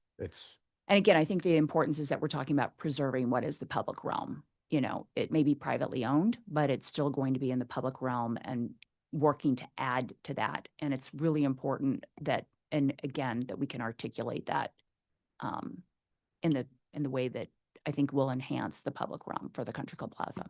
Okay. Honor, Sarah, is there precedent currently for sidewalks that are owned privately? Yes, the Westport district also has done the same thing, a similar thing. And when was that? Oh, I don't know the time off the top of my head. It was before For the I- pandemic. 6 years ago. Okay. The concern for me with the vacation is less with, I mean, you all are clearly passionate about preserving what is very important to our city, but, other people who have owned this plaza area in the past maybe haven't been as good stewards of the buildings and the sidewalks. And my concern would be if we vacate those sidewalks, the next person who owns the plaza may not be as good a steward with the facility as you all. I had And- the same concern. And I was just wondering about easements, so utilities going through underneath that, like how would that be handled as Yeah. well? There will be a reservation of Okay. easements for all of that. So everything that's underneath and everything that's needed for utilities, those will be reserved. So reservation of easement will be part of that. Maybe it's a valid question to ask, how many of these properties do you all own or have you owned, such as the Highland Park Village and stuff like that? And then how many have you sold later? I don't have that slide in front of me, so I- don't hold me to the exact number, but it's 60. I couldn't answer offhand. I can follow up on an exact ownership. We do own properties in a long-term hold across our portfolio. And some of those the family has owned for many, many years and plan to own for many others. Each deal is a little different. When we enter a deal, we recently have sold a shopping center in North Carolina. In that case, we had another partner. And so through that partnership agreement, it was the right thing to do for that asset. We do consider this a long-term hold though, with our investment teams here. What would you consider a long-term hold? Like roughly how long? 50 years, 10 years? Well over 10 years. In the 60 other properties, do you own the sidewalks? It would be a mix, depending on the center or the municipality. For a city, so North Carolina or any of those area, like do you know if those are owned or? So we own a shopping center, several in the Dallas Metroplex, including Highland Park Village, and I would say over half those are privately controlled spaces within those centers. I just want to make sure it's Yeah. relevant. Okay, thank you. When do we anticipate hearing that case? On the 17th. And to clarify that the plans indicate the green lines, which show the right of way, the sidewalks that they are proposing to acquire, and then also the red lines which show the build to lines, which imply that the buildings could only be within those spaces. So the sidewalks will always remain some sort of, public realm-esque space, though owned by the property owners. So the buildings could not take up that entire up to the green lines, if you're following me on the plan sheets, Yep. without a major amendment to the MPD plan. Other questions for the applicant at this time I- before we go to public I testimony? have one more. Can we pull up that image, that aerial perspective that we had been focusing on for a few minutes? While that's getting pulled up, I just want to kind of ask for clarification on what to me seemed like a discrepancy in the presentation. I believe when you showed all of the different buildings that are sort of have historic or architectural significance, that the building, and forgive me for forgetting the name of the building, but the building that's shown on the left here in the foreground was considered one of those buildings that seemed to have at least some significance. But in this building, or in this rendering, it seems to suggest that that building would be replaced. Could you kind of elaborate or clarify on that? Yeah, absolutely. Currently, that building, we have not identified as character contributing in the current submittal. We do feel that there are architectural elements, and we have had conversations with city staff that should that building be removed, that we would commit to preserving some of the architectural features or elements that currently exist today.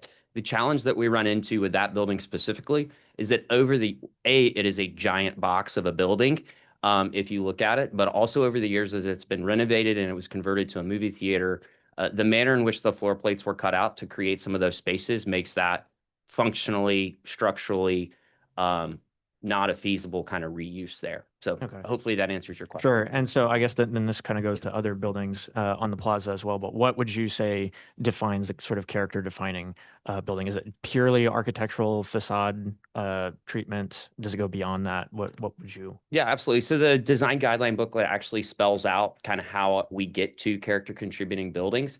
And I think it's a mix of, and we continue to have conversations with staff and the community to refine that, quite frankly.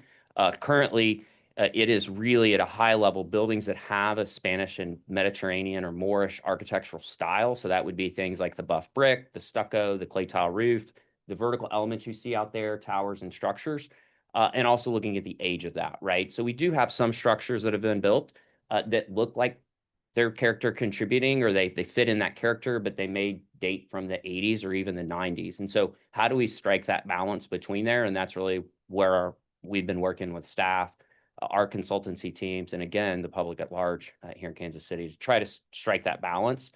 There is one small building that is noted as character contributing that does not meet the Spanish and Moorish architecture of the plaza.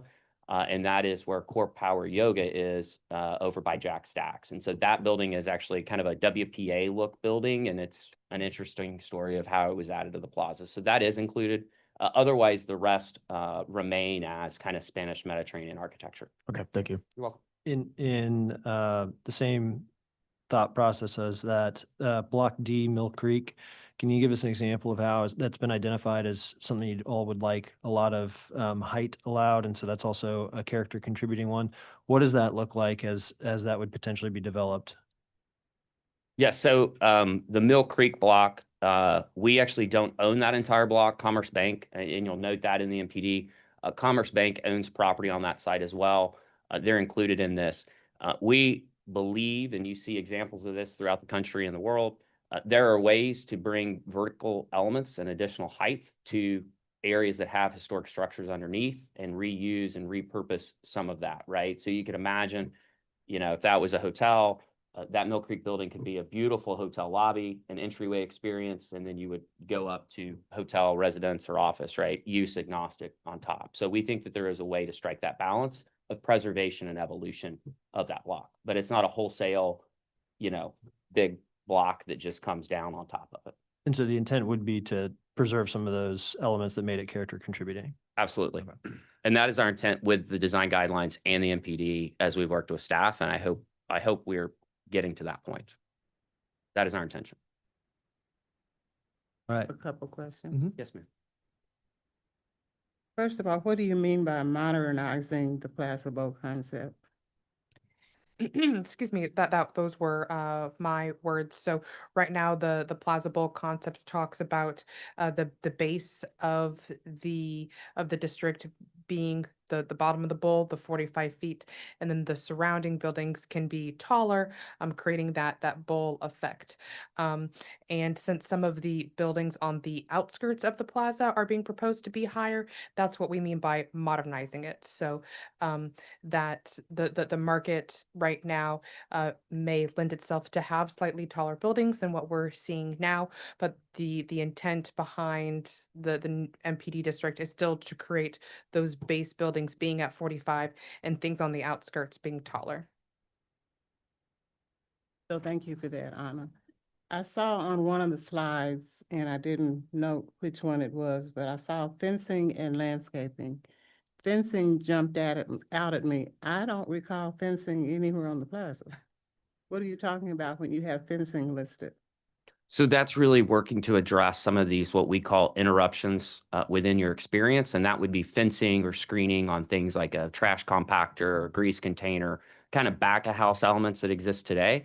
And so ensuring that things aren't placed, utility boxes that are maybe outside of our control, that would be fencing for the most part. Now, there are some examples of wrought iron fencing on the plaza today that maybe are preventing people to gain entry into a parking facility or kind of back of house. So hopefully that answers your question. It did. I wasn't applying it to a type of enhancement as far as aesthetics for those types of things. I just went general fencing. Where are you putting it? You're trying to fence off the plaza? Wait a minute.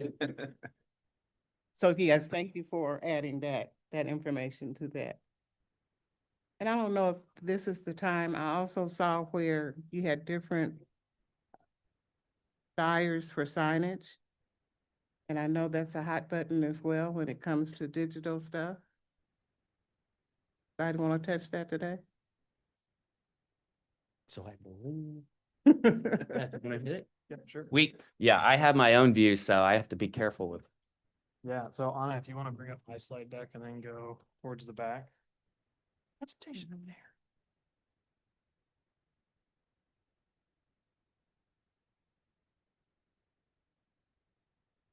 28, so probably 15 on the slide.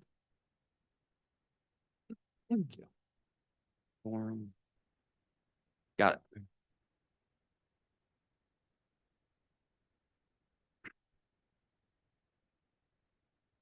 In retrospect, it's a little small. If you look in the plan set, in the design guidelines, it shows up on pages 28, 29, and 30 of the design guidelines.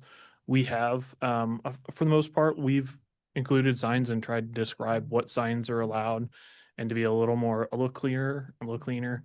So we get a little more harmony across the plaza and what signs are allowed and calling them out. I think it follows, but is slightly different from what's allowed in the code and allows just a little bit of flexibility in that point. But we talk about when normal signs can be, when temporary signs are be, what signs are prohibited. Working with staff, they've called out different items that are functionally necessary for them to be able to monitor the signs, enforce the signs, make sure they're repaired, maintained, and we've preserved and incorporated those elements of the code to ensure that they're able to functionally oversee and manage some of the signs and make sure that we are following our rules and requirements. Some of the signs that we're allowing is we've allowed wall signs, composite signs, window signs, door signs, some sidewalk signing, roof signing, and then some inter-district signing. So allowing to have like wayfinding and temporary signing to direct and guide people in and around the plaza to the various stores and locations that we have. I don't think those types of things are the issue. We hear more on people's feelings on digital signs. Yeah. I need you to So they address have, where yeah. you're trying to put that. They have like flashing, blinking, strobing, or color changing lights are strictly prohibited. The one place that we do have, or I believe is the inter-district, where we're allowing that wayfinding and directing people around so that it can be something where there's changing to say, you know, this is over here, this is over here, and ability to have that cycle through. But so I believe that's the one area in which our digital signs, obviously the internal signs are different for like a restaurant. If there was like menu boards, those are different. But these for the outdoor signs are not intended to be digital. I from my think the recollection. public needed to hear that. Many times we depend on them reading something and it doesn't make sense if they're not in that industry to understand what you're saying. So I know digital signs and signage is an issue for the public. So thank you for elaborating on that for the public, because we have access to your information. They may or may not be able to get to it. So I wanted to put that on the table.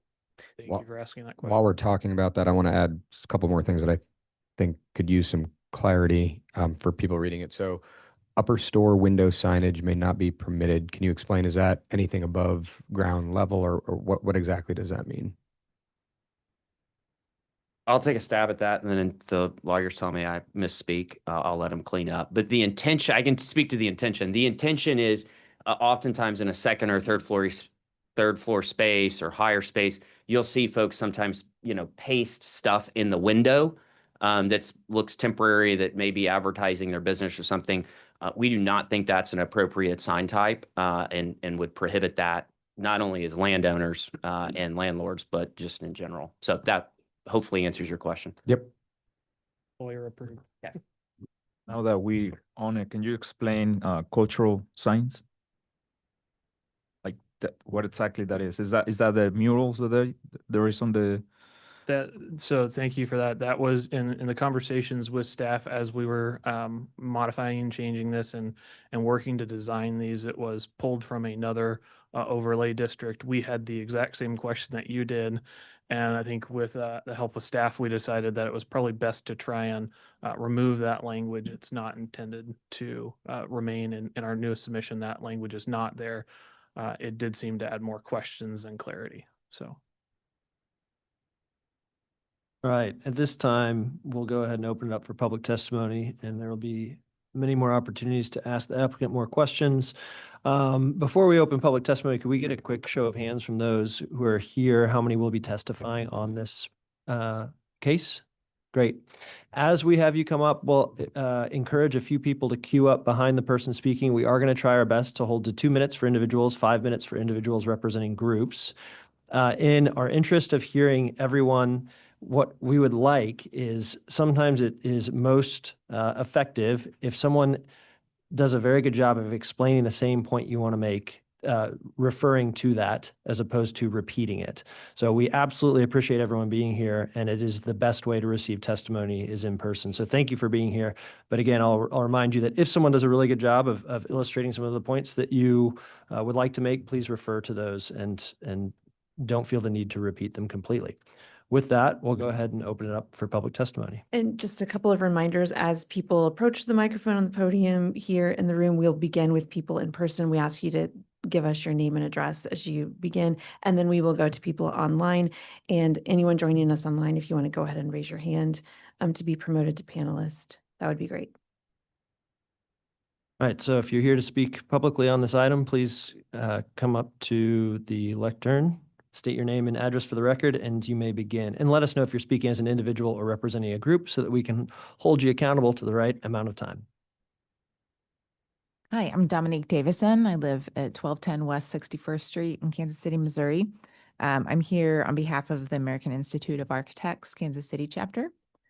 And we've reviewed the Plaza Master Plan development by the Gillen Group. And we are excited about new development at the plaza and an important and iconic public space. We support the multimodal streetscape, material guidelines, and references to the plaza's historic characteristics. Kansas City will benefit from thoughtful and appropriately scaled reinvestment that brings vitality to the streets and buildings of the plaza. We have concerns, however, about the requested height variances, which deviate significantly from the Plaza Bowl plan. As proposed, building heights will increase from the 45 height limit and to up to 200 feet on 3 blocks and 150 feet along 2 blocks. This will set a precedent for heights throughout the district.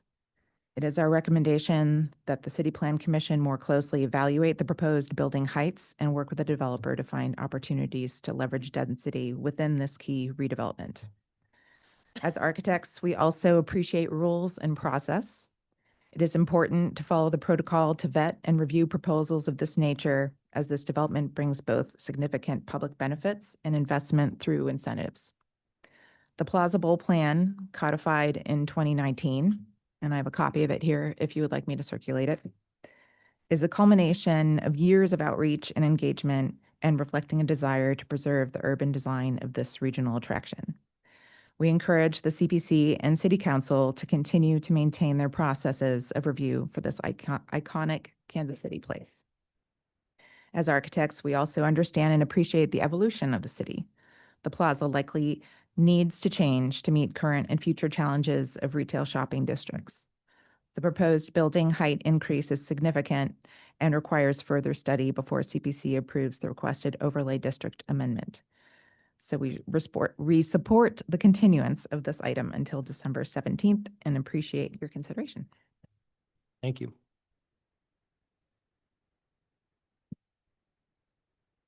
All right, next, please. Amelia McIntyre, representing the Plaza Westport Neighborhood Association, which abuts the MPD area immediately to the north. As Kansas City debates the future of the Country Club Plaza, it's imperative that the interests of neighborhoods around the plaza are considered. The Plaza Westport Neighborhood Association is a city-registered neighborhood group, is strongly supportive of the new owners of the plaza and wants the plaza to conform to the standards of quality development. However, an excess of new high-rise buildings is not good planning. The proposal to rezone the plaza height limits, currently at 45 feet, would destroy the historical look and human scale of the plaza since its inception. We agree with the recent AIA statement and renderings of what could happen if such development is occurring. And we believe that it is not in keeping with the plaza as we have known it for decades, but also as how we personally invested in it as homeowners surrounding the area. PWNA supports regional development of the plaza with full engagement of the public at each stage, building by building, so the historical nature and look of the plaza is preserved and the iconic towers are not forever obscured in the shadows. Specifically, we reserve the right to further comment when the MPD is final. It is required under the municipal code that there is a report and recommendation by city planning based on 88-515-05. That did not occur before this meeting. In addition, there is not adequate review of the criteria. The review criteria for rezoning includes conformance of adopted plans, and it's stated in the memo versus the report that there's going to be a further determination as to the conformity. Specifically, an MPD also requires consistency of the adopted plan. And that difference between conformity and consistency came up at the TIF Commission. And I think that that is going to be something that is focused upon. One of the review criteria under 88-515-08 also includes the detriment to the effect of nearby property. Plaza Westport is that type of property.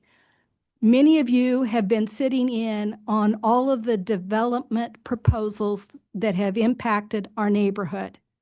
That includes the Lure at 278 units that was approved, but no permit, no demolition has occurred.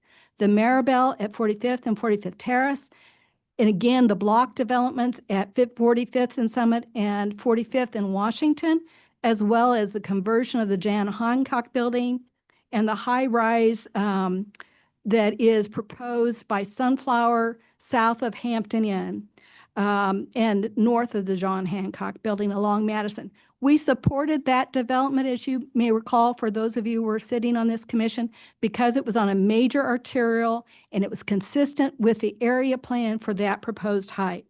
We are strongly opposed to the Commerce Bank site's height at 200 feet, depending on whether it's a hotel or office. You're talking 16 to 17 stories. Keep that in mind that the Cascade at its highest point is 120 feet. You're talking doubling that height.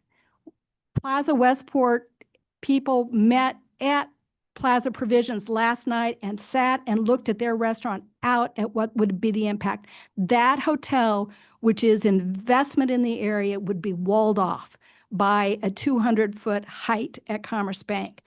Keep in mind that that 45 feet on the Commerce Bank site was just approved by Ordinance 19-0100 in 2019.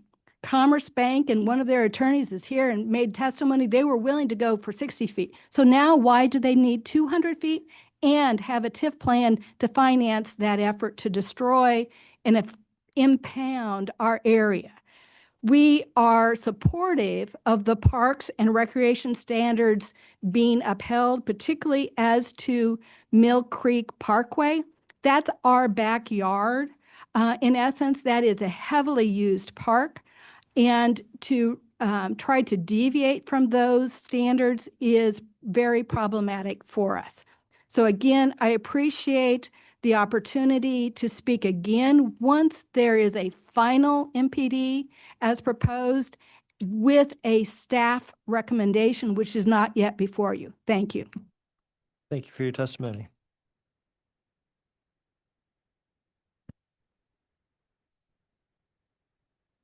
Good morning, Commissioners. My name is Kate Marshall.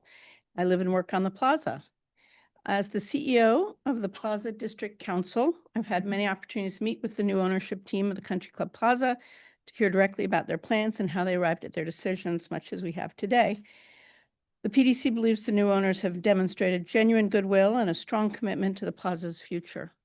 After hearing them present to neighbors and stakeholders multiple times, it's clear that they understand both the urgency of this moment, the responsibility of stewarding a place we all care deeply about, and I do believe they are listening.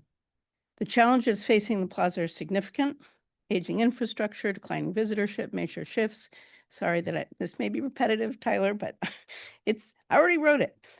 Without substantial investment, the plaza cannot regain its vibrancy. Our research shows the Plaza District's population has grown in less than 1.5% over the last 5 years. It's not growing in that way. It will not sustain business. So adding new residents and visitors is essential for businesses to survive and for the area to attract the tenants that we all want to see. We understand this rationale behind the new housing for hotels. And from countless conversations with community members, we know there's appreciation for what Gillen has already accomplished.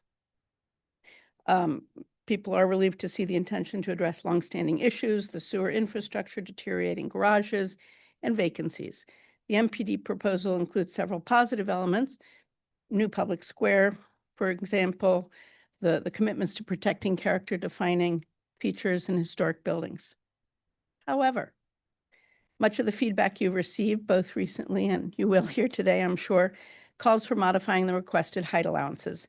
Many community members object to the potential loss of iconic views, the overshadowing of landmark towers and corridors, especially without clarity on the intended uses of these taller structures. Ideally, new buildings on the east end of the plaza would not exceed the height of the Giralda Tower. Specifically, we ask you to consider limiting the 3 proposed buildings on the southern perimeter, blocks M, O, and J, to 90 feet. The former Sears site, Block F, we discussed a minute ago, at 150 feet, could be workable with appropriate setbacks, especially given its proximity to the taller structure anticipated for Seville West.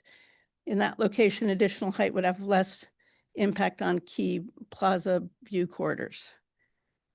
The plans for Block D, which includes the first plaza building, as you've noted, the Mill Creek building built in 1923, remains unclear, to me anyway. The historical significance of this structure should be preserved. Allowing up to 200 feet above it is difficult to imagine and would dramatically alter the visitor experience when approaching the plaza's eastern gateway.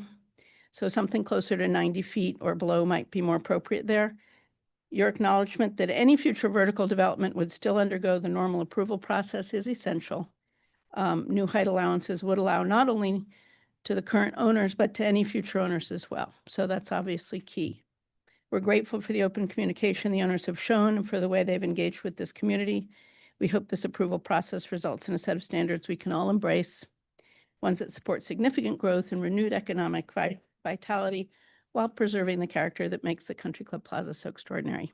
Thank you for your time. Thank you.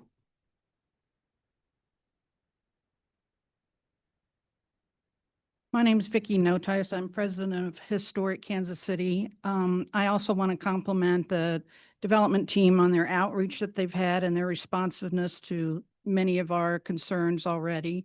I think there are 2 issues that we're concerned about today, and I think there may be more that we can describe on the 17th after the staff report comes out.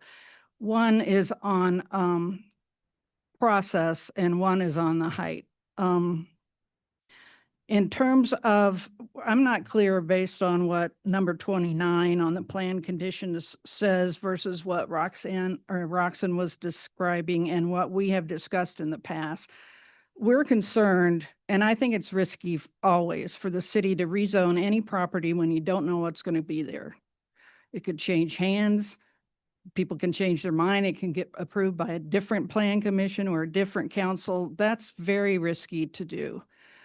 So with that in mind, I think if we're going to do an MPD and we don't know exactly what's going on these blocks, we know what's on the historic part already and what they're planning with the courtyard, et cetera, that we treat the new development on these 5 blocks the same way you would any development, that it would go through a preliminary plan first with community engagement and preliminary approval, and then on the final plan, not just be approved by the director of city planning, but come back through community city plan commission with community engagement and back to the city council on each of those.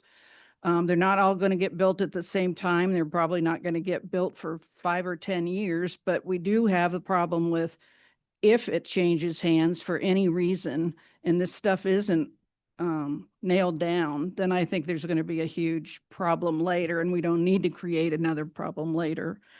The FAR helps a little bit on the height, but to understand, there 265 feet, I think, is where the Nordstrom site ended up. And there was not a lot of backlash on that because of where the site was. It was, the overlay called for 130 feet, so it more than doubled that. But because of what was going on with the tenant recruitment and that kind of thing, most people said, okay, it's on the edge, that's fine. And actually the plaza plan, the bowl concept is about the bottom of the bowl retaining its character and its height. The edges of the bowl for higher height were outlined for the north side, which has happened, and the west side, closer to the traffic way, which has happened. It was never outlined for that to take up the Ward Parkway side. The other side of the higher part of the bowl is the other side of Brush Creek. That was the original intention. And to misrepresent that, I think it's not fair. I think if we want to deviate from that, and if we're going to deviate from the overlay with buildings that could be 15 or 18 stories, City Hall's 29 stories, to give you a sense of how tall that could be. And we don't know exactly yet because we don't know whether it's going to be office or hotel or apartments. That can be, I think there's some compromise in there. I think we understand the infrastructure problems in there and what they're trying to do. I do think they're going to be good stewards. Their design guidelines are good. And they match those in the area plan. But I think there needs to be a lot more discussion about how that height works along the Ward Parkway side. You're going to not just have views from higher buildings around it, but the views coming into the plaza are going to be blocked. In some cases, you're not even going to know it's there. And if we block the east side and the south side with taller buildings, it's a completely different situation. It's not, it becomes a destination that you have to know you're going there other than driving by and saying, oh, that looks great, let's stop there, which is how it's always worked in the past. So we want to make sure that people are clear about the approval process for the new development that they're planning, that we have some compromise discussions about the height and how that works, especially on Ward Parkway. And most importantly, the balcony building, which has been mentioned as the first building on the plaza. We've talked about that with them, and I think what is much more appropriate is to stay completely behind it. We don't want a facade-ectomy on just the front part that people recognize, but that the whole building stays intact, and a good architect can work around that with what they have to work with from the back of the parking lot farther back. Thank you. We'll probably be back on the 17th. Thanks for Can your I ask testimony. her a quick question? Yeah. Vicky, what is the address for the balcony building? Mill Creek. Did I say balcony? I'm sorry, Mill Creek Building. Mill Creek. I do that all the time. I'm sorry. Do we know the exact address? 47. The block. It's like Chewy's, PF Chang's. Okay. Thank you. 46, yeah. Who can Google the fastest?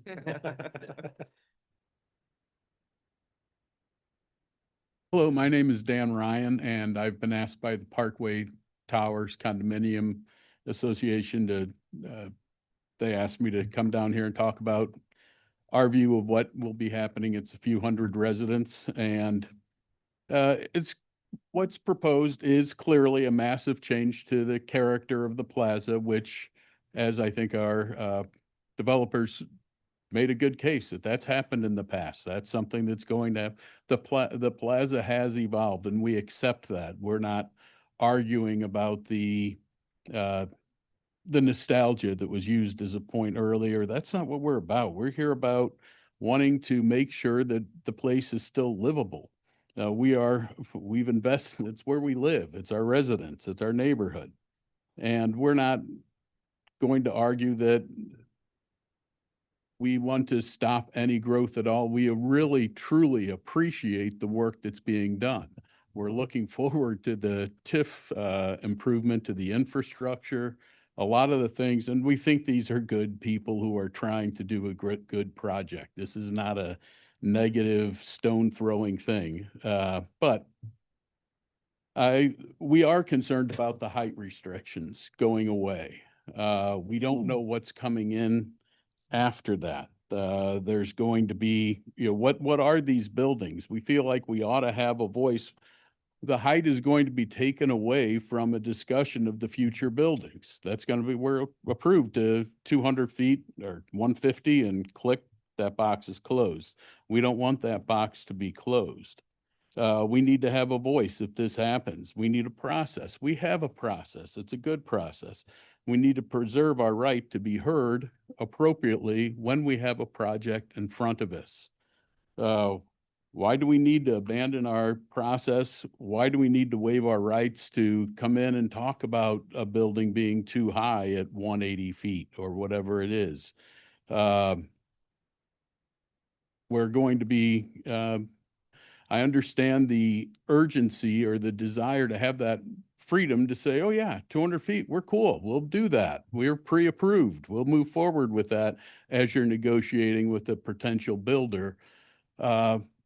What kind of builders are we going to be working with if they're not used to dealing with things like getting a 200-foot building going through an approval process? I think that's a reasonable expectation that we can expect the people that they're working with to be able to cope with what has been a very friendly city. As has been mentioned, the Nordstrom's thing. We're not anti-development radicals out trying to prevent good things from happening. There was not significant backlash to that. And we showed, I think the city showed, I think the neighborhood showed tolerance and the importance of going along with a good plan. Way out of the normal guidelines, the 130 feet, but we got on board. It's not like we're trying to shut down improvement, but we do want to keep our responsible behavior and our responsible input in the process. I think that's important. We don't want to take a blind leap off a 200-foot building and pretend it's a trust fall. We need to know what's going to happen, what the buildings are that we're going to be looking at putting in, what they're housing, who they're housing. Those are legitimate things for the residents to know going into a neighborhood. I mean, come back when there's a 200-foot building that you want to talk about and have plans with, and we'll look at it. And if you can convince us that a 200-foot building blends gracefully with a 48-foot building, great. We'll look forward to that project. But I don't want to just say, yeah, 200 feet sounds good. We don't know that. So anyhow, I mean, I know in Texas, everything's bigger, but this is Kansas City. We're from the place where it's the show me state. So come back, show us a project, and we'll be happy to talk then, as we were with the Nordstrom building. Thank you. Thank you.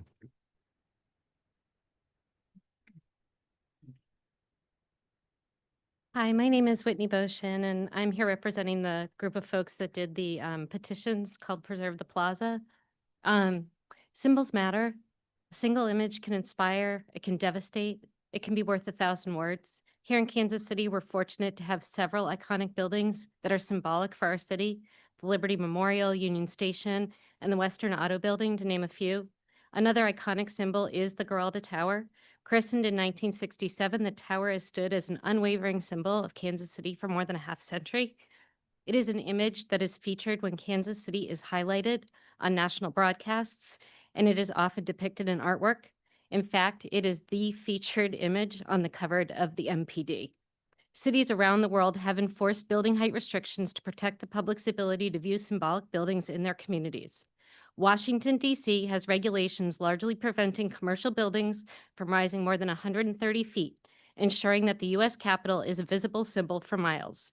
Paris, France reinstated their building height restrictions to 121 feet in 2023 to protect the iconic Paris skyline. And in 2019, Kansas City also chose to reinforce building height restrictions in and around the 102-year-old plaza. These limits exist for a reason. They protect the plaza's historic treasured Spanish-style architecture with the iconic tower visible as a focal point for all to see.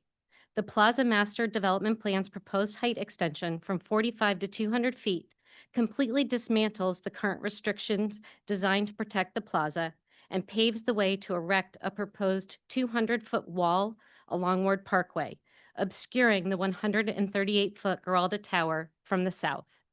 Many aspects of the MPD are commendable, yet more work is needed to ensure that the plan preserves visibility and access to the plaza's iconic architectural character. As stewards of our city, we respectfully urge the City Planning Commission and City Council to reject the proposed height extension and work with the plaza's new owners to revise the plan in a way that protects the plaza's cherished architecture. Thanks. Thank you. My name is Norman Feingold. I live on Ward Parkway. Kudos to the new owners for the work that they have done and for most of the work that they are proposing to do. The problem has been mentioned, as has been mentioned before, are the heights of the buildings that they are proposing. If you allow them to build 200-foot, 250-foot, 14, 20-story buildings, does that mean that they have carte blanche to build 14, 18, 200, 250-foot buildings on existing edifices on the plaza? I don't know that. I have never gotten an answer. Are we talking about having skyscrapers throughout the city? If I wanted to see skyscrapers, I would have stayed in New York City, where I'm from, as you can tell from my accent. They talk about making the pedestrian experience within the plaza wonderful with setbacks, but they are destroying the pedestrian experience from the Ward Parkway side. The image shown of the views from the Intercontinental will be the only remaining view along Ward Parkway. Thank you. Thank you.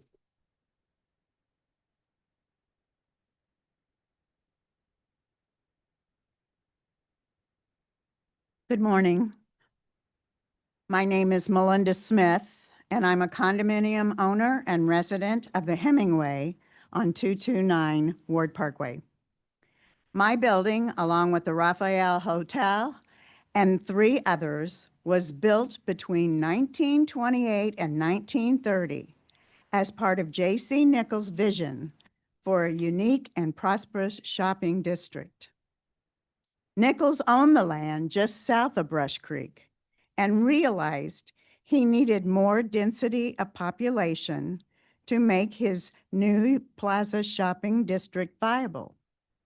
Therefore, he sold the strip of land to the McCandless Construction Company, and they built 5 high-rise buildings. This snapshot of history supports the thinking of the new plaza owners, who have proposed increasing the density of population who live and work on the plaza to make it more viable. However, I have serious concerns about how the proposal to increase current height restrictions from 3 stories to 15 stories will affect the traffic safety, the character and charm of the unique shopping district. The scale of the proposed 12 to 15-story buildings would overwhelm the charming buildings that meet the current height restrictions. Sightlines would be blocked for those entering the plaza from the west, south, and east.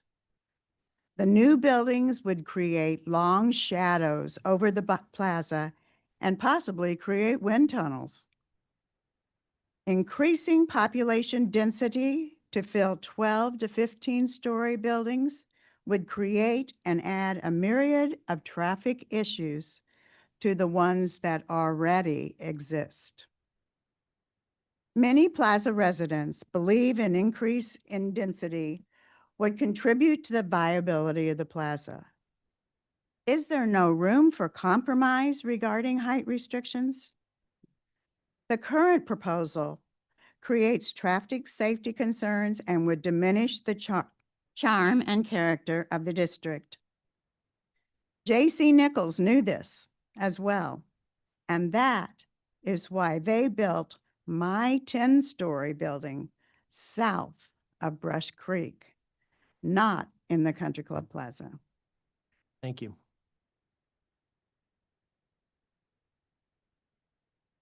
Hi, my name is Evelyn Otsuka Davis, and I do live on the plaza. I just going to repeat some points, so I'll make it short. Want to say that when our children grew up and left our nest, we thought hard about where we could move because we were free. We didn't have to go to school anymore.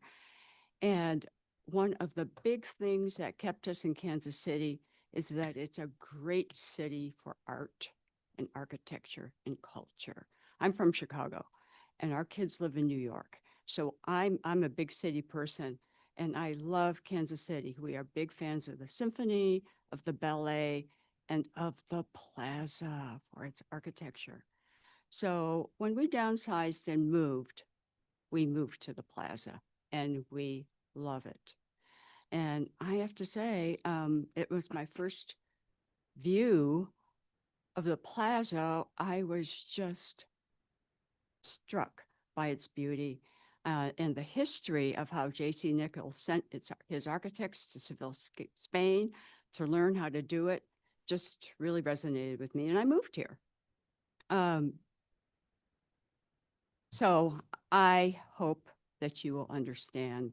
I don't think that high rises on the plaza will be in line with the history, with the architecture. And so I hope that you agree that it's something to be preserved. The other thing that no one has really mentioned a lot, the previous person did, traffic. The density, the 700 to 800 residential units, the hotels, the offices. If you drive anywhere on the plaza, from the plaza at 5 o'clock, the traffic is horrendous. You drive west on Ward Parkway and you're going to go at a snail's pace, and at the light at 55th Street, it will change several times before you even get through that intersection. The same on 59th, the same on Shawnee Mission Parkway. I would imagine Broadway with the increased density will be the same. So I hope that you will consider what high rises will do to the traffic in all the surrounding areas of the plaza. Thank you. Thank you. Is there anyone else in the room wishing to speak on this item? If they're not, we'll move to online public testimony. We have no hands raised online. Great. We'll give it just a few more minutes since there are 56 participants. If you're wishing to speak on this item today and not on the 17th, please raise your hand and you'll be promoted to a speaker or a panelist. Still no hands raised online. Okay. The word technology. Well, thank you everyone for their public testimony. This was a unique situation in which, the staff asked to open up the case so that the applicant could hear public testimony and absorb that public testimony. We recognize that there might have been some people who saw on the docket that this item was to be continued. And so because of that, of course, we'll continue to take public testimony on the 17th as well. And additionally, those who testified today are welcome to testify again on the 17th. With that, we are going to go ahead and close public testimony at this time and turn it back to the applicant to respond to the testimony. I'm sure I saw you all taking good notes. The things, every single applicant brought up, or every single member of the public brought up height as a concern. Some other things that were brought up, I think, I would like you to respond to all of them if possible, but some of the other highlights would be the review process. There seemed to be a strong degree of concern about the review process. And then all facets of height in terms of whether it's wind, shadows, sightlines, artistic or architectural character, et cetera. I'll add in there. Also, traffic. Yep, traffic. In your presentation, I do see you have relatively extensive study and how you guys plan to put parking on the street and things like that. But maybe in your next presentation, spend a little bit more time on explaining that so people understand how you guys are going to control traffic. So this time, if you all would go ahead and respond to these items, and then of course, we know that there'll be more discussion. We'll continue the case, and then you all can revise the plan as you deem fit for the next meeting. I think, Dustin, you want to go ahead and address some of these things. I think we're not surprised by some of the comments that we've heard. I do want to just reiterate on process. So as we've outlined it, it's consistent with what you would have with any standard, because the MPD, remember, sets essentially the zoning for the property. It's the preliminary thing. It sets all those things that you would hope to see in a base zoning type category, and then some, right? And so our thought process behind knowing that height is always more sensitive, it's important to understand how that's going to be treated as we come forward with specific plans that would add height. That's why we took a look at when we're adding that density and that square footage, where do we get to the point where we're really going to have an impact on height?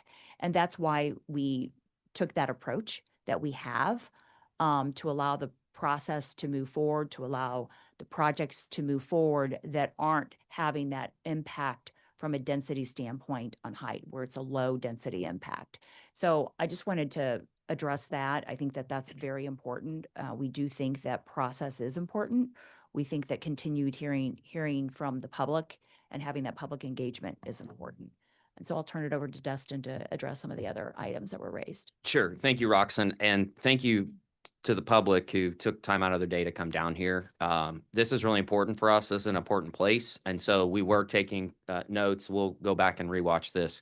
But overall height, we understand the concern. As I told the public last Monday that attended our meeting, we've asked our team to kind of, so to speak, sharpen our pencils on some of the height request. I don't have, anything today. We wanted to get through today and hear additional, both from you and others, on concerns. And then we can react holistically on the concerns that we heard. I think overall, broadly though, as we look at height, and this was actually mentioned in some of the comments today, density is important for the long-term health of the district, right? If we could go land some of the tenants that the neighborhood wants, those would already be on the plaza today, right? Leasing decisions are oftentimes not just made on the vibes or the feel of a space. They're oftentimes made, or they're all the time made, with spreadsheets and back-end math, right? And so we know that tenants in the marketplace today and the success of the plaza are going to require a path to show them today where we're headed in the future. And so that is why we're looking at this as kind of a bucket of height throughout. Very laser focused, again, removal of parking structures and really trying to set these design guidelines to account for view corridors and significant structures and architectural character that exists today. So that's kind of the high level on the height. We are working with our teams to do some refinement as we've heard this feedback along the way. And I mean that as I say it. Does that answer height? As best as it can, I think, for now. Understand that we'll be back, right? Yeah. I mean, Yeah, so in regards to height then, when you come back, so I had asked, if it'd be possible to have a shadow shade study. I think in addition to that, based upon what we heard from public testimony, other things that might be helpful in understanding this project, sight lines. And so I think that as it was discussed, people talked about many different perspectives coming from different angles. And I imagine most of those people would benefit the most, including us, from seeing it from a pedestrian vantage point. And then People talked about the relation to the Geralda Tower and other elements of character. And so I think that those would also be additional items that could be provided next time that would help everyone understand what's being proposed. At this time, any other comments on height before we move on to other items? Great. So do you want to add any further notes on some of the commissioners were interested in hearing about traffic consideration? Oh, and thank how you. you all determined Yep. the amount of density that this area can absorb or accommodate? Yeah, so two parts to there because I think Commissioner Arkin asked about some of our aspirational streetscapes that we've designed within the MPD. Look, streets are very important. Getting into and out of the plaza is just a highest priority to us as it is anybody else that lives there, right? If our customers or our residents or visitors can't easily get in and out of the place, they will choose another place to go. And so traffic flow is very important. We also understand that we are in the center of a much broader connected area within your city. 47th Street and Ward Parkway especially are major corridors and thoroughfares. And so we believe that as additional density comes in, we would expect traffic impact analysis to be done in a very fine-grained manner that you would expect in any other development process. And that is very important as we move forward into this. Again, understanding that as we look at this on a 5 to 10 year horizon, not everything comes on all at once. And also understanding that we have neighbors that are outside of our control that may be doing other development. Some of those projects you all have heard and approved recently. So I think that's very important that the traffic has to evolve over time. And I think it would be premature to say this is what the traffic flows look like for the next 10 years today, right? Sure.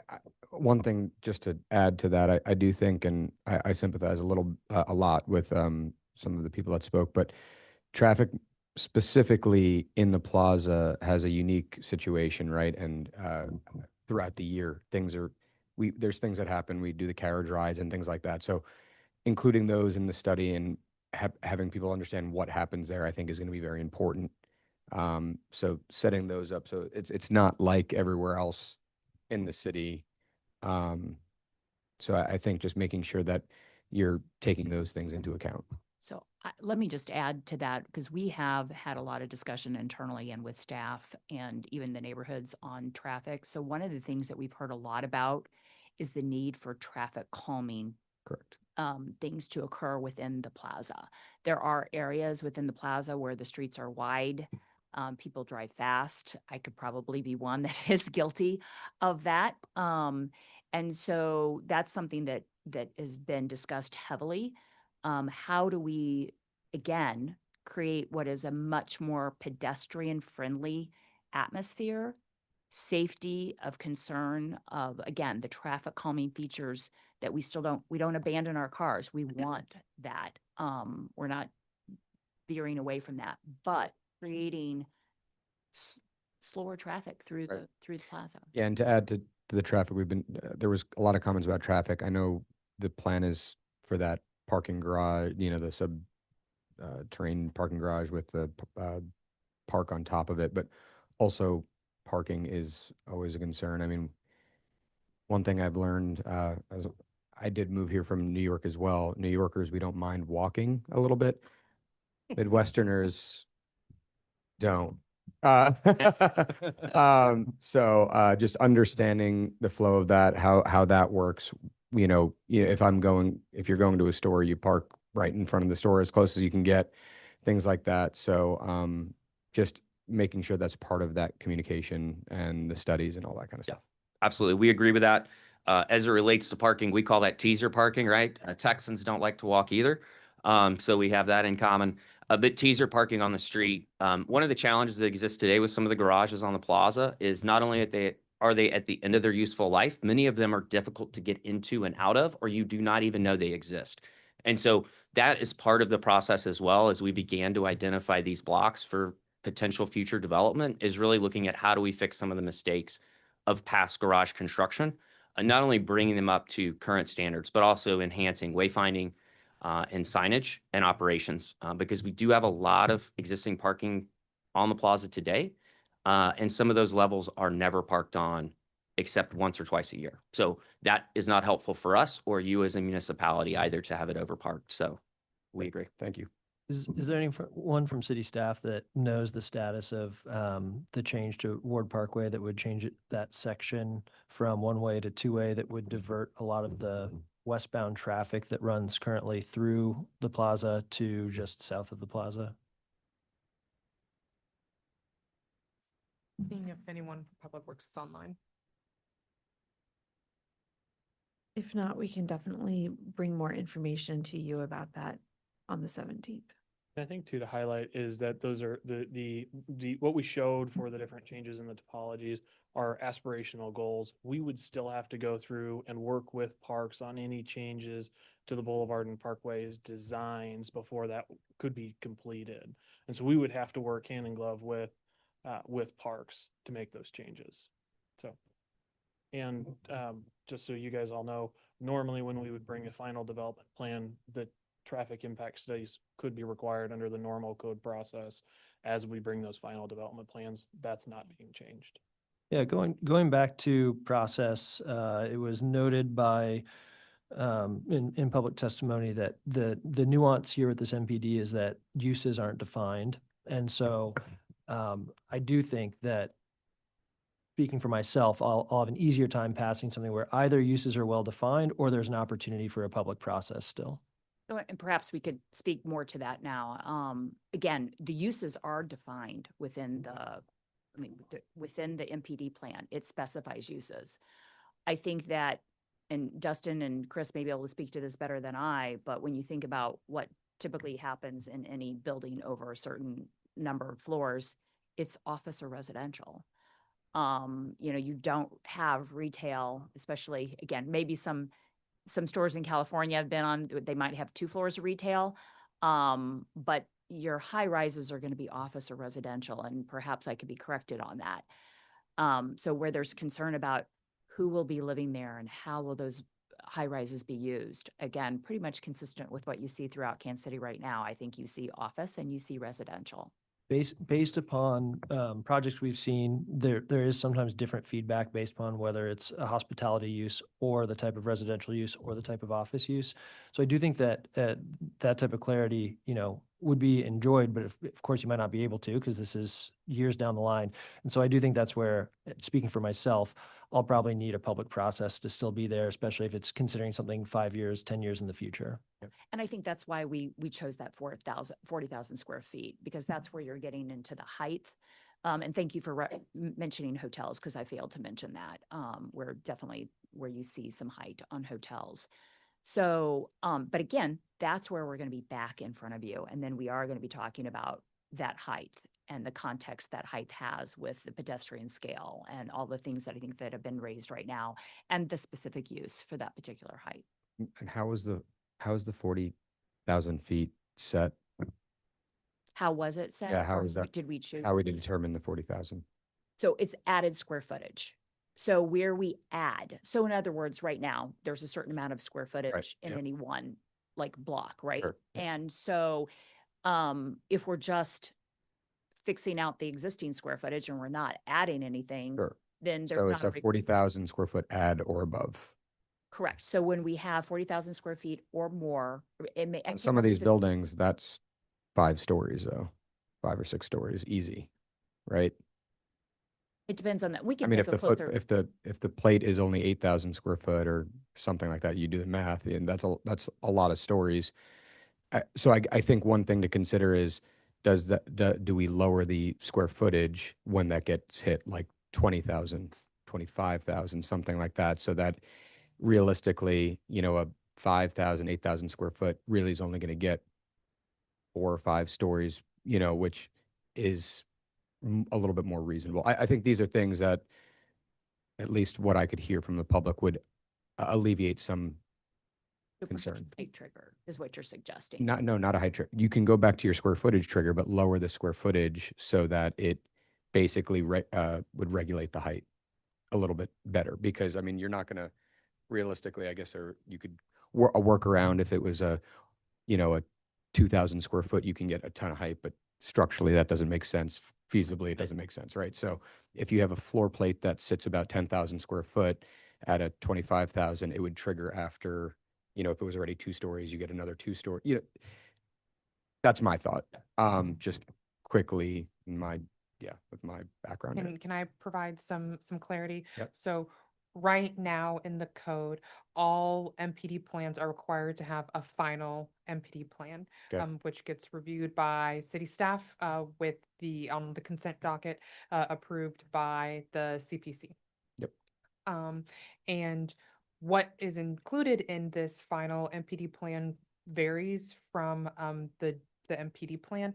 Sometimes there's one final MPD plan for the entire district. Sometimes it's triggered by phases or by blocks. It really just depends on what is outlined in that development plan. What is being proposed for this development plan that you can see in the deviations list are changes to when that, or specifying when final MPD plans are triggered, because they wouldn't always be triggered. And then what is triggering a major amendment, which goes back through the full process with final approval by city council, and then who is approving those final MPD plans, which are all still what we desire to be still worked on with city staff, because right now it's saying that final MPD plans are approved administratively. Gotcha. Okay. In our latest submission, we have changed that, out of the responses from the community. Oh, Changed got it it. from Okay. an administrative review, trying to blend Okay. in Separate. the 40 and 8,000 square feet. Helpful. based That's on the helpful. process. You're gotcha. That was the disconnect. Okay. Okay. Yeah, that makes, okay. And then in materials provided, as we begin to wrap up this conversation, materials provided, I do think a separate page that shows deviations required as was listed on Compass, KC, something like that, I think is also a helpful separate piece. Just for clarity, you're asking for a separate sheet that just has the listed deviations? Because right now, I think we have it on one of the sheets that exists. Yeah, and I know that there have been multiple submissions. This is an ongoing process. They don't square right now. And just when people are on computers, and I guess speaking for myself, it was really nice to have a Word document that explicitly describes what's happening, because sometimes the language on the plan was a little bit different. Understood. Because again, I think everyone wants clarity. All right, other thoughts for the applicant to come back with? Well, if anybody has anything else, I'd prefer they go first here, but otherwise. I have one other. I just want to make sure that your request was heard in bringing back visuals so that we can better understand what we're looking at. Yes, ma'am. Thank you. And then in the staff report, this, and we heard from public testimony as well, someone identify proposed heights that are different from what you all have proposed block by block. The city staff in the corrections and conditions also outlined suggestions. Do you all have an indication, since you said this has been an ongoing process, do you all have an indication if on the 17th, we're going to see something that is modified from what we saw today in terms of the heights per block? We would anticipate that there would be changes to the height in certain areas. Okay, I would say mine's more of kind of advice as this master plan, continues to develop, and as this gets continued to the next session. I would say, there's a lot of good stuff that's in this master plan, but something that seems like it's lacking to me a little bit. Excuse me. I would want to look back at the history, I guess, of what kind of drove this, because you showed a lot of slides of like the history and the photographs and, what the plaza used to look like, right? And it seems like there's a lot of focus on the architecture, right? But I think what's important is looking at what drove that architecture. In the early 20th century, international travel became very popular, became very accessible to people. And so a lot of people were traveling to foreign lands, and we were seeing introduction of architecture from places that people popularly traveled to coming back in the United States. So we saw that through like Egypt, Morocco, Spain was one of them. And so the plaza was sort of a result of that movement in architecture at the time, that people were going abroad and being inspired by like other, architecture that they were not familiar with already. And so what makes the plaza so special is that it is a concentration of a lot of that sort of whimsical architecture, that whimsical experience that people had. And they were bringing that back home and putting that into an American concept. And so when I looked at the presentation and you guys presented it, it seemed like you were very, you want to pull from, you want the things that you build and the things that this develops, it wants to follow that kind of trend, right?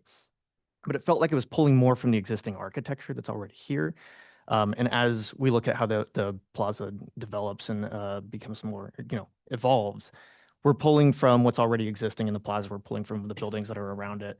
We're thinking of density in a very kind of American mindset of density equals tall buildings, right? And that's one of the things. But I would encourage you to, rather than just looking at the architecture and what's already existing on the plaza, kind of incorporate the sense of whimsical and sort of mysticism that drove the plaza in the first place, kind of looking to what makes, those Spanish towns so welcoming and so human scale and friendly to be in, right? And then take from that and not just apply that to the architecture, but also apply that to the space, apply that to the streetscape, the scale. I would even say even to that plaza, for example, which is not something that got talked about a lot.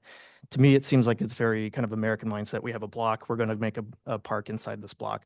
But if you look at like plazas in Europe, they extend beyond just a single block that's surrounded by 4 roads, right? They extend up to the buildings. They're framed by sort of urban space and buildings and whatnot. So again, just kind of looking to what originally inspired the plaza for your inspiration and not just what's existing on the surrounding area. Thank you for that. Any final questions? Any final comments? All right, we'll look for a motion to continue this. Motion to continue docket item number 2 to December 17th. Second. It's been moved and seconded to continue docket item number 2 to December 17th without fee. All those in favor, please say aye. Aye. Opposed? Any oppositions? The project's been continued. Thank you to the applicant and thank you to everyone from the public who came to testify. Thanks. See you guys in a couple weeks. Yep. Okay. All right, we will now be taking a 30-minute break for lunch, which will bring us back at 12:20. If anyone opposed to that? No. All right, so we'll be recessing until 12:20. Thanks. Thank you. Okay. Oh, my legs. Same. Thank you.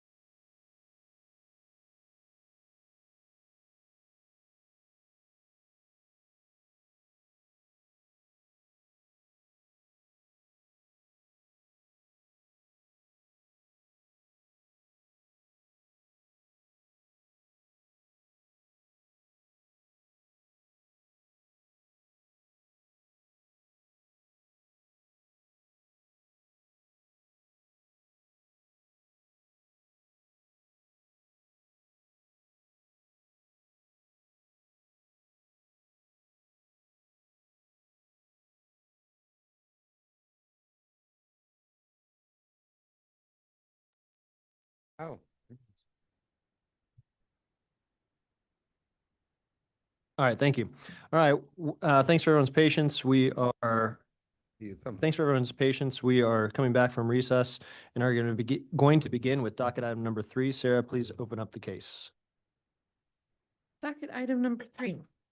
Okay. Case CD CPC 2025-172, a request to approve a major amendment to a development plan to expand the allowed uses to those allowed in the B3-2 zoning district and acting as a special use permit for Lot 6 to allow for motor vehicle repair general on about 13.2 acres generally located at 8601 North Madison Avenue. Good afternoon, Larissa Chambi, City Planning and Development. I will share my screen and we can start.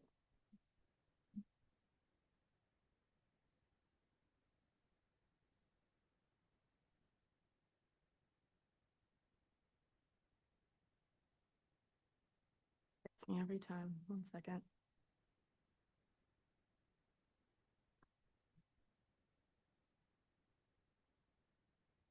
Okay, this is case CD CPC 2025-172, and it's a major amendment to 8601 North Madison Avenue. The site should look fairly familiar, so I'll go through it relatively quickly. This is the subject property in the Northland, west of 169 and south of 152, I think.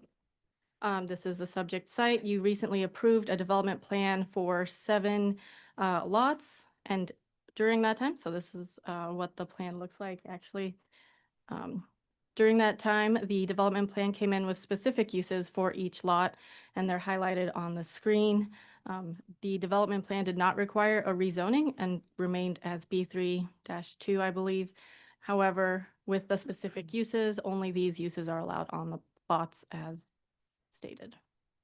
The applicant is asking to remove the uses proposed for each lot and just have it match the zoning, which the existing zoning is B3-2.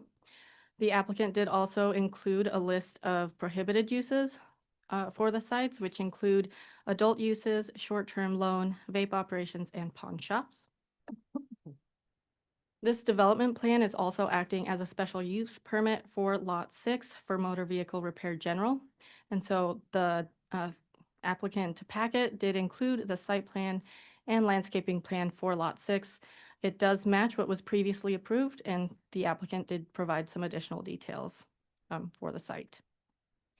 The applicant worked with staff to update their elevations to be more representative and more in line with the previously approved design guidelines in the development plan. Here's a view from North Madison and Northwest 88th Street. And then here's a view of the site just straight from North Madison Avenue. There's one condition to remove, which is condition number 5, and that was just to continue to work with staff regarding those construction materials. That can be removed prior to ordinance. And with that, staff is recommending approval subject to conditions. Thank you. Are there any questions for staff? Seeing none, we will welcome the applicant. Mr. Chairman, members of the commission, my name is Patricia Jensen with the Rouse Frets Law Firm, with offices at, I can't tell you now, I think our address is 801 West 47th Street, if I remember it right. We're in the process of moving near the plaza. We've worked with staff on this. This is representative of being too specific on a plan rather than allowing a plan with more flexibility to market its site. I believe we have clients on the line. If you have questions, we're in agreement with the conditions that are recommended, including the removal of 5, and we would request that you approve it.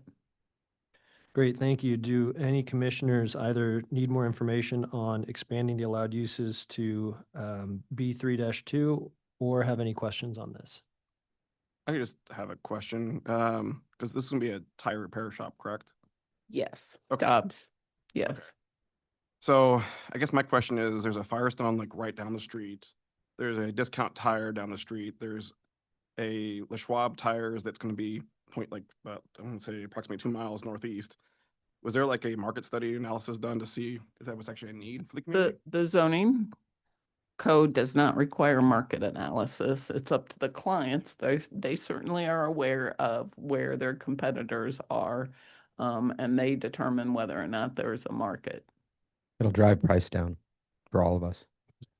I mean, it's a very appropriate site. It's really not very far from my home because they back up to 169, which has a lot of traffic going through it every day. I'm well versed on that So, location. okay. Any other questions for the applicant? Seeing none, we'll open it for public testimony. If there's anyone wishing to speak, please either come forward or raise your hand online. There are no hands raised online. We'll close public testimony. Anything else from the applicant? No. Great, then we'll close all testimony and I'll look for a motion. Motion to approve docket item number 3 with conditions stated. Removing condition number 5. And removal of condition number 5. Thank you. Second. It's been moved and seconded to approve docket item number 3 with conditions, removing condition number 5 prior to ordinance. All those in favor, please say aye. Aye. Aye. Any opposed? Any abstentions? Number 3 is approved. Thank you. Thank you. And we're now ready for docket items 4.1 and 4.2. Docket item 4.1 is case CD CPC 2025-180, a request to approve a rezoning from District UR to B4-5 on about 1.5 acres generally located at the northeast corner of East 63rd Street and Troost Avenue. And docket item 4.2 is case CD CPC 2025-182, a request to approve a development plan in proposed District B4-5 on about 1.5 acres generally located at the northeast corner of East 63rd Street and Troost Avenue. Good afternoon, Matthew Barnes, City Planning and Development, here with docket item number 4, which is a rezoning and development plan for 63rd and Troost. Site is located at 1100 East 63rd Street. It's in the 5th Council District and within the Country Club / Waldo area plan. Here's this closer view of that yet. You can see the landing mall there just to the south of the site. And Troost goes north-south there. This is a view of the site. It's a former Walgreens, which is no longer open. This is just looking from the intersection of 63rd and Troost. And this is looking west from Forest Avenue, kind of the backside. You can see that there is quite a bit of a grade change, and there is a large retaining wall that goes around that site. The site plan is what it is today. The applicant is not proposing any changes to the footprint of the building. They are updating some of the painting it, and as you'll see in a few slides, adding windows to it, but not adding any additional structures. Just a little bit of a history. This site was zoned R1-B and C3A2 previously, but in 1997 was rezoned to UR to build the Walgreens. This conversions does convert from C3A2 to now what is B4-5 in the 2011 zoning code update. That controlling plan really only allows for a Walgreens on that site. So that's why the applicant is looking to rezone back to a base district and get approval of this development plan. They are proposing a laundromat within the existing 15,000 square foot building. There's 74 existing parking spots on that site, and they have voluntarily prohibited the following uses: adult businesses, pawn shops, short-term loan establishments, liquor stores, car washes, motor vehicle repair, general unlimited, vehicle storage and towing, and taverns or nightclubs. Staff asked the following to be added, which the applicant has agreed, which is data centers, light equipment sales and rental, indoor and outdoor, and non-accessory parking and self-storage warehouses. As mentioned, they are adding additional transparency along the Troost elevation. There's this kind of, how Walgreens have those small windows up top. They're providing larger windows on that elevation. And landscaping, they are preserving the existing street trees. They are replacing street trees where they've died and or missing. And this parking lot is screened in accordance with the zoning and development code. As a timeline, the applicant did submit this on November 10th. Councilman Curls introduced ordinance number 250994 on November 13th. Comments were provided back to the applicant on November 20th by staff. public engagement meeting was held on November 25th, and this ordinance is docketed for the December 9th MPD hearing. With that, staff recommends approval of the rezoning and approval with conditions of the development plan. I can take any questions. Thanks. Any questions? I have one. Isn't there another laundromat on that block? Or is it like just south of there? I can let the applicant discuss that. Yeah, Chair, members of the commission, my name again is Patricia Jensen with the Rouse Fretz Law Firm with offices at 801 West 47th. I'm going to make this up until I get it down right. But yes, there is. Again, it's not something where the zoning code doesn't control the number of laundromats. I think that is much more limited in terms of size, and Ed is certainly the expert. And I'll let him tell you because he owns Better Washes across Wash House Laundry. Sorry, I keep keep messing up the name. We're just gonna change it. We're gonna make it. Wash House Laundry throughout the metro area, and he is by far the expert. Okay, so we currently operate 7 laundromats and 1 in the Kansas City metropolitan area. The one laundromat that we do have in Kansas City is at 40 in Sterling, which is right there behind that Quick Trip. We opened that a couple years ago. We come in, we completely renovate the entire building. We put all new equipment in. So we kind of consider ourselves in the laundry business like the Quick Trip of laundromats. Laundromats are typically referred, they just have a lot of them have a bad stigmatism to them as being dingy, dirty. We spend a lot of money on, like, the equipment that's going in here will be the first of its kind in this area. It'll have it's either 10 or 12 different languages. So the machine is completely bilingual. And so, you know, there's all kinds of different ethnic groups that'll come in and use these laundromats. So they can just walk up, it's a touch screen, they walk up and they can pick the language that they want and it'll step them right through it and through the process. So that's just an added feature that we have. We have a lot of big capacity machines that the stores in the area don't have. We have machines that will wash 120 pounds of clothes in one load. And so, you know, that's the type of thing where people bring, a lot of homeowners use that even to wash their king size comforters and things of that nature. You know, my other stores are Blue Springs, Elite Summit, Independence, Gladstone.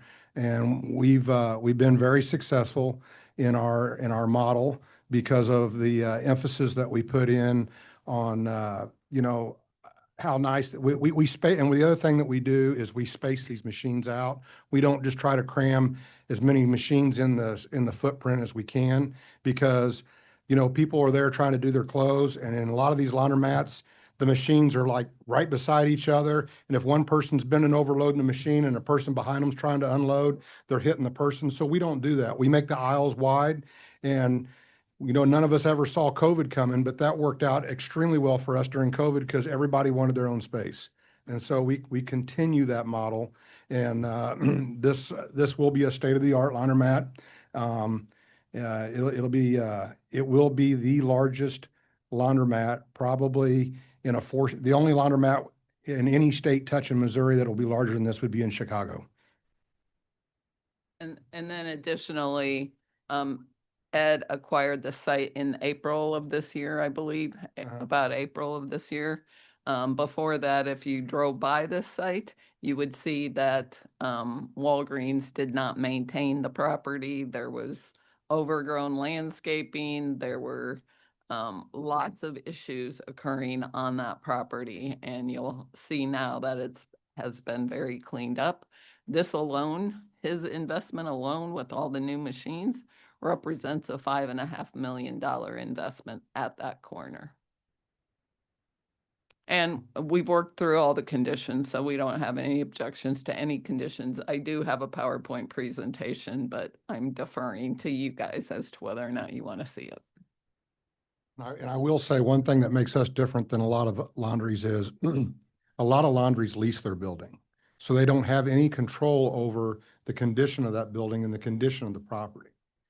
Every single laundry, even if I have a laundry in a shopping center, I own the entire piece of real estate. And I do that so that I have control and I can maintain the property and I can keep the property looking nice. I just thought I would throw that in there to you. I had a couple questions. As far as amenities within the laundry itself, do you have anything set up for people to do or watch while their laundry is being, through the cycle? Yeah, so there'll be multiple big screen TVs throughout the entire facility. That's one of the things that we do. There will be vending machines that will be in there as well.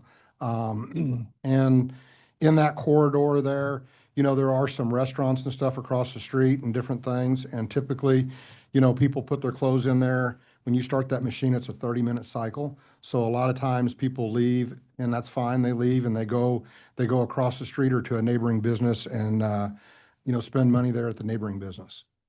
So I said I had a couple questions. I just added another one. Oh, that's okay. What hours are you anticipating? So we are going, I have stores that are 24-hour stores. This will not be a 24-hour Okay. store. It will not be. Okay.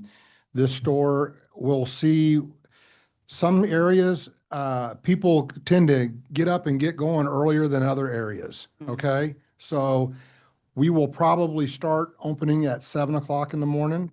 If we don't see much foot traffic at 7, we'll push it to 8, okay? And then our intentions are to have what we call the last load by 9 p.m.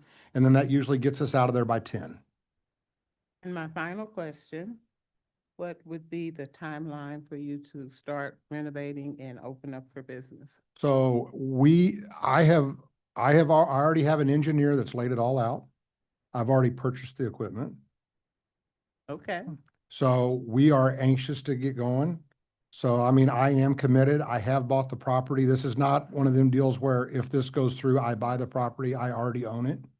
And so just as soon as the city approves those plans, we will be at work. If they approved them today, we would be there tomorrow. Be immediately. It is immediate. So we can open in 30, 45 days? We can, No, this- there's a lot of infrastructure that has to go in, but once we get that permit, our timeline is going to be about a 90-day turnaround. Okay. Good to hear. Thank you. The city will take probably a little bit longer than 30 days to approve Okay. a permit. That's all I had. Thank you. Great. Any other questions for the applicant? And applicant, since, is there anything else you would like to add? No, Great. thank you. We'll go ahead and open it up for public testimony. If there's anyone from the public wishing to speak, either come up to the podium, please, or raise your hand online. There are no hands raised online. We'll close public testimony. If there are no further comments, I'll take a motion. Motion to approve docket item 4.1 without conditions and 4.2 with conditions stated. Second. Been moved and seconded to approve docket items 4.1 and 4.2. All those in favor, please say aye. Aye. Any opposed? Any abstentions? Docket items 4.1 and 4.2 pass. Thank you very much. We will now open up docket items 5.1 and 5.2.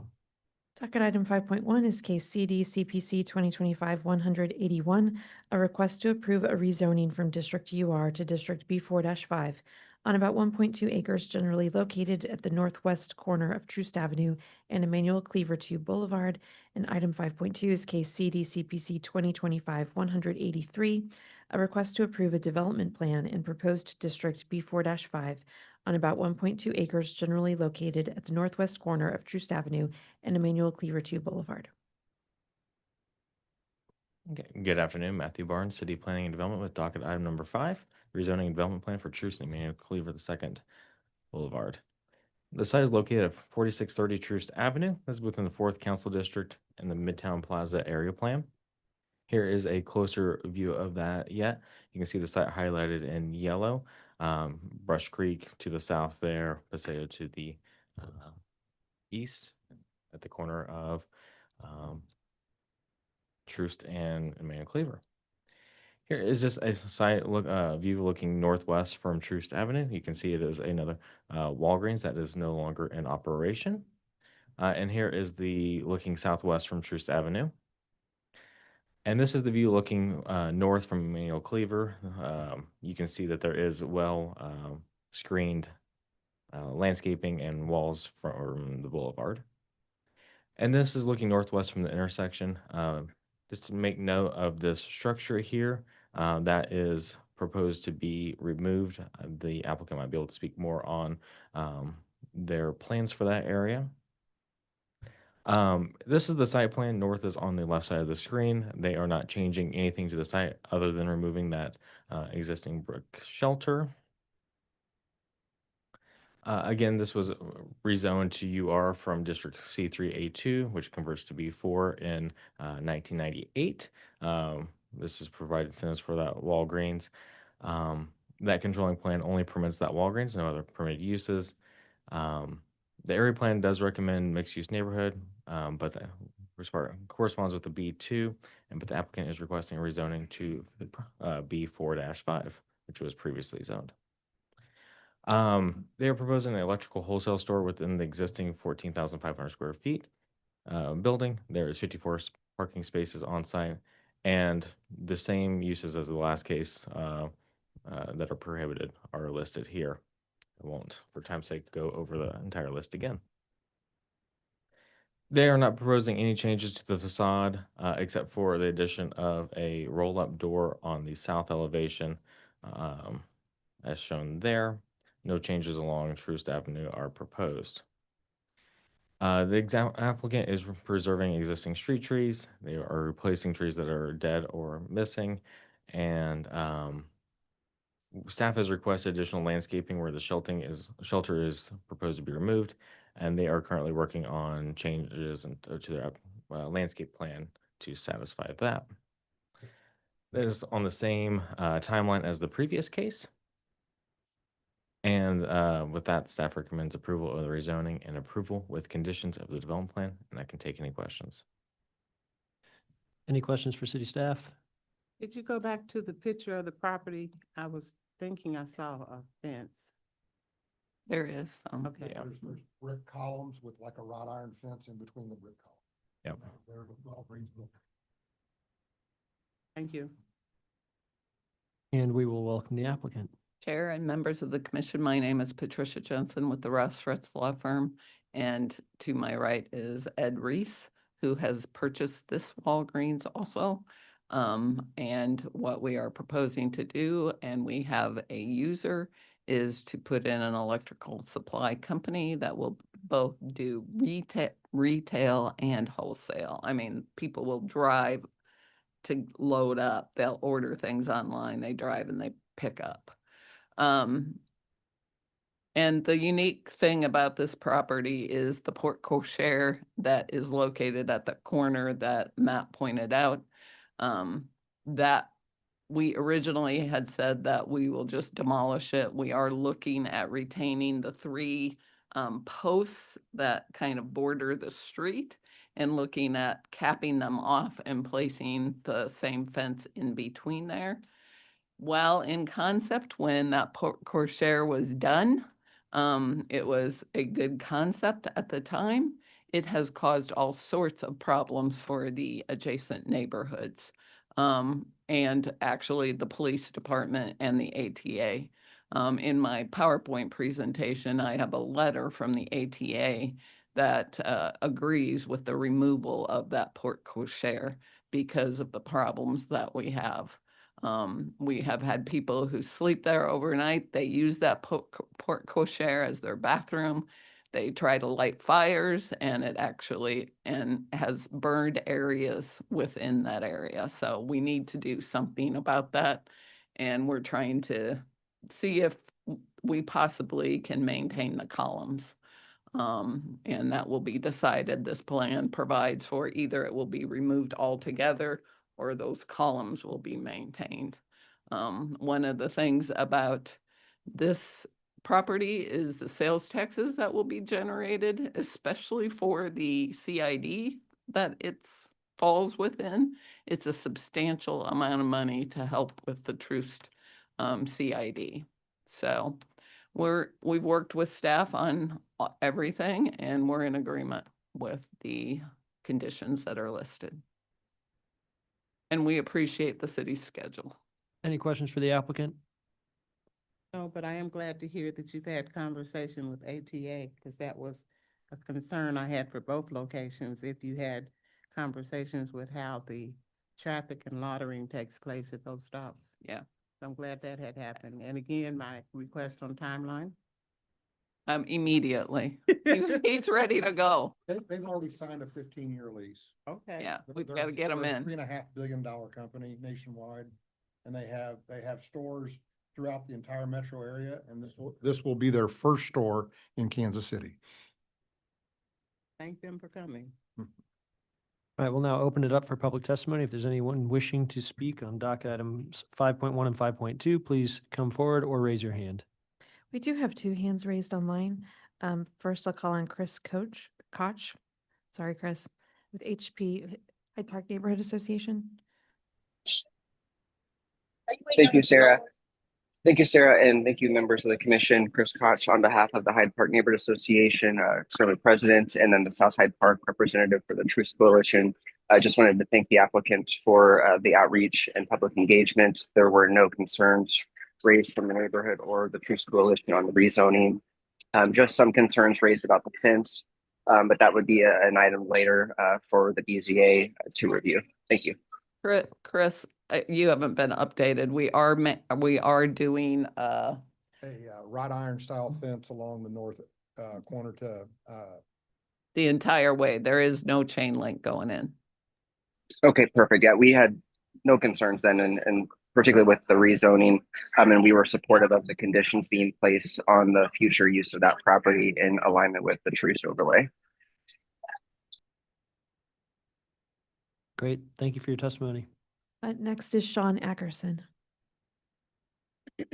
Hi, thank you. Sean Ackerson, representing the Troost Avenue CID. I apologize. I stepped away for a second, so if I'm repeating anything, forgive me. I just wanted to share that we do support removal of the portico on the corner. It was intended as a transportation improvement years ago, but it has become an attractive nuisance. We hire a cleaning crew to clean that Truce corridor weekly, trash out of the public right of way. We also hire a security guard as a supplement to private security for the businesses in the Troost Avenue CID. And that location has been a frequent source of a number of problems, from trash and public waste, human waste, drug paraphernalia. So we support removing that. It'll also help improve some of the sight lines at that corner.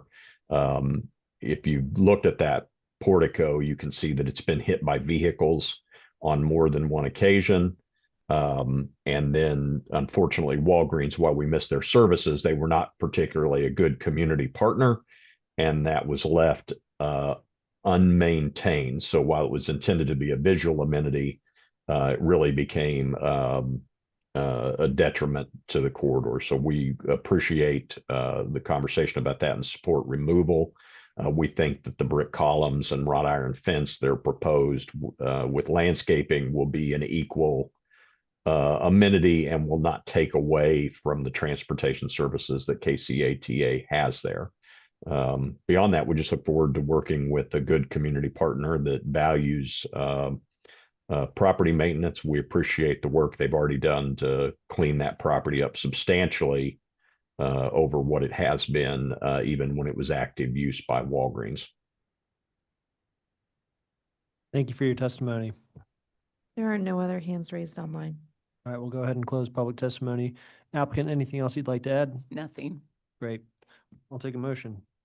Motion to approve docket item 5.1 without conditions and 5.2 with conditions stated. Been moved. Second. Been moved and seconded to approve docket item 5.1 and 5.2. All those in favor, please say aye. Aye. Any opposed? Any opposite? And any abstentions? Docket items Thank you 5.1, very much. 5.2 approved. Thank you. We're now ready for docket items 6.1 and 6.2. Docket item 6.1 is case CD CPC 2025-154. A request to amend the Shoal Creek Community Master Plan booklet and text in accordance with 88-255-09-B to update the review and approval process and to revise the alignment of a collector street on about 1,756 acres generally located between Northeast 96th Street, Northeast Shoal Creek Parkway on the north, Northeast 76th Street on the south, North North Flintlock Road on the east and Shoal Creek Parkway and I-435 on the west. And docket item 6.2 is case CD CPC 2025-153, a request to amend the Shoal Creek Community Master Plan booklet and text in accordance with 88-255-09B to update the review and approval process and to revise the alignment of a collector street on about 1,756 acres. Same description. Good afternoon. Afternoon. One moment while I share my screen. Okay. Genevieve Kahn, Smith, City Planning and Development. We have docket items 6.1 and 6.2 for rezoning and development plan to really amend the Shoal Creek Community Master Plan. And so as Sarah already read, this case is a little bit unique. It's not a typical rezoning and development plan. Shoal Creek District SC is its own special purpose district, which has a plan associated with it. It's very similar to the way you might think of a UR or an MPD district, where the plan dictates what is allowed in the zoning, rather than referring back to a base zoning district like an R or a B zoning district. So the Shoal Creek District is in the very northeastern part of the city. This is the entire district outlined. That's 1,700 acres. And the Shoal Creek Community Plan was originally adopted in 2000. It was amended several times in the early 2000s when development started to pick up in this area, and then later amended in 2010 and 2015. And the main landowner of this area took charge in creating this plan and really designing this specific vision for the Shoal Creek area, generally around the community with the Latter-day Saints temple. So the SC district does encompass or is broken down into several neighborhood areas, and the village and the preserve are the most built out right now. So the Commons, Crossroads, Creekside, Parkside, and North Park are still kind of awaiting development. And then within the Shoal Creek plan, there is their own sort of zoning designations, these MPC districts, master plan community, that align with residential low density, residential medium density, very similar to our R districts. And so this is basically just Shoal Creek's version of permitted land uses and their own version of zoning, essentially. And so pointing out one of the main drivers of this amendment is a road realignment for Collector Street. This realignment will ensure north-south connection between Northeast 82nd Terrace, which is where this blue line is shown, and down to Northeast 76th Street, which is down here. And in between those, there is a residential subdivision that has been developing in phases, but there are some topographical challenges here, stream buffers, steep slopes, and so this was sort of a no man's land. The developers couldn't agree or didn't know how to move forward with getting that north-south connection, but we needed to ensure that we get that before we really allow other development to occur in the surrounding area. So that's kind of one of the main purposes of this amendment. And then the rest of the amendment is doing some language cleanup. Like I said, this was last amended in 2015. So there's a lot of development that has taken place since then, infrastructure improvements, and the applicant team worked really hard on updating a lot of the things that were in the plan that said we will do this in the future. we have now done those things, and sort of notating what's been done. And then additionally, the review and regulatory process. So the original drafters of this plan and the landowners worked really closely with the city to create these standards and then say, here, city, these are the standards, you review and approve them. And they worked very closely with the directors of city planning, public works department, parks department. And so it was usually a joint effort in approval by those department directors, which changes over time. So we're trying to clarify some of the language in this to relate it to our standard processes in Chapter 88. So we're not necessarily changing the process, we're just adjusting the language so that it's clear to everyone. Because as people leave, come and go, the language in the plan was different from the language in the code. And so we say, how do we process these applications? So that's really the main goal of these adjustments. They're all clouded in your staff report. And so this was really the bulk of adjusting this. So we have the community plan, which is the document that we're talking about today, just really clarifying via this table. And then there's another page on the next slide of what is the process? Who's reviewing this? Who's approving it? Public engagement process, things of that nature. So community plan, that's this big document. Neighborhood plans and preliminary plats, those are those chunks of the Shoal Creek district. Final plan, narrowing down specific development within the neighborhood plans, and final plats, really. So just taking language that we know what to do with for each plan type. And then these next few pages are really just laying out in words the procedure that was shown in the graphic. And then a lot of these had a step-by-step of what needs to be in the application submittal. We have the director's minimum submittal requirements. That's a document that we show to all of our applicants that says each of the application types and what is required. So rather than spelling out in this document what's required, again, we're just relating it to the tools and resources that we already have and use for any other type of development case. So each of these pages is just kind of updating that language. But overall, staff is recommending approval of both of those case numbers, which is really just a major amendment, even though it's broken up into two cases of rezoning and a plan.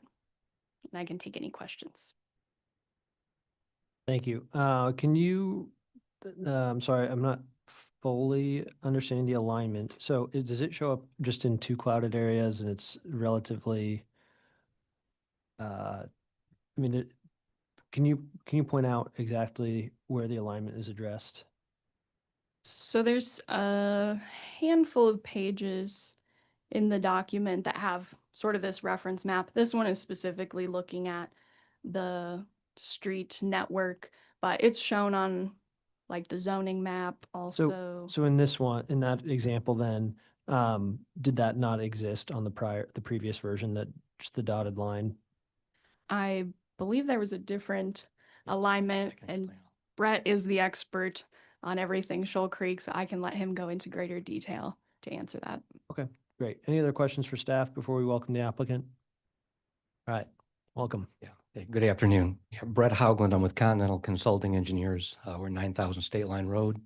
So we started this development in 2000 with the LDS Church out of Utah. It was a great idea. They wanted to move quickly on this, which they did in those two neighborhoods, north of 152 and south of 152 Highway, the Preserve and then the Village. And those are the only two neighborhoods that have been built out at this point.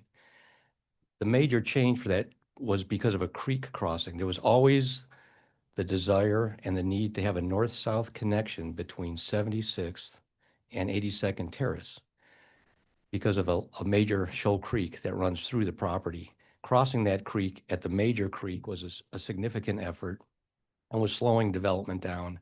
The idea was, let's relocate that north-south connection so it crosses a minor creek. So instead of spending millions, you're spending less than $1 million on a creek crossing.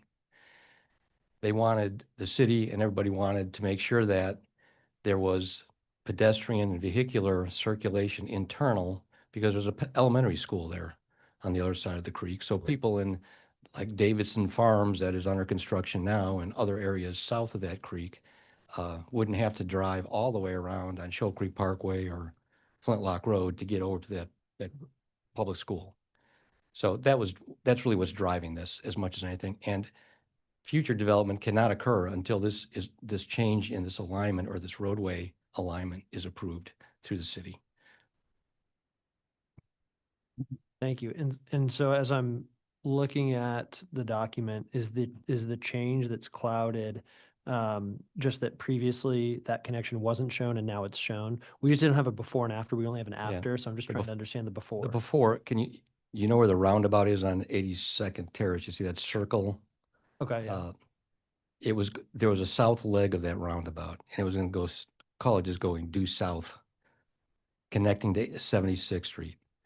But that's where the major creek is. Mhm. So now it's just, hey, we're going to meander this road Got through Davison Farm onto 82nd. Got it. Thanks. Any other questions for the applicant? There are no questions at this time. We'll open it up for public testimony. If there's anyone wishing to speak on docket items 6.1 and 6.2, please either come forward in person or raise your hand online. There are no hands raised online. All right, if there's no public testimony, we will close public testimony, send it back to the applicant. Anything else you'd like to add? We're satisfied with the review. Worked closely with the city for years on this. Appreciate everybody's help. Great, thank you. And I'll look for a motion. Motion to approve docket item 6.1 and 6.2 without conditions. Docket item, Second. docket item 6.1 and 6.2 has been moved and seconded. All those in favor, please say aye. Aye. Any opposed? Any abstentions? Docket items 6.1 and 6.2 are approved without conditions. Thank you. Thank you. Great. Docket item number 7 is case CD CPC 2025-160. A request to approve a rezoning from District UR to District B2-2 on about 0.2 acres generally located at the southeast corner of Troost and East 5th Street.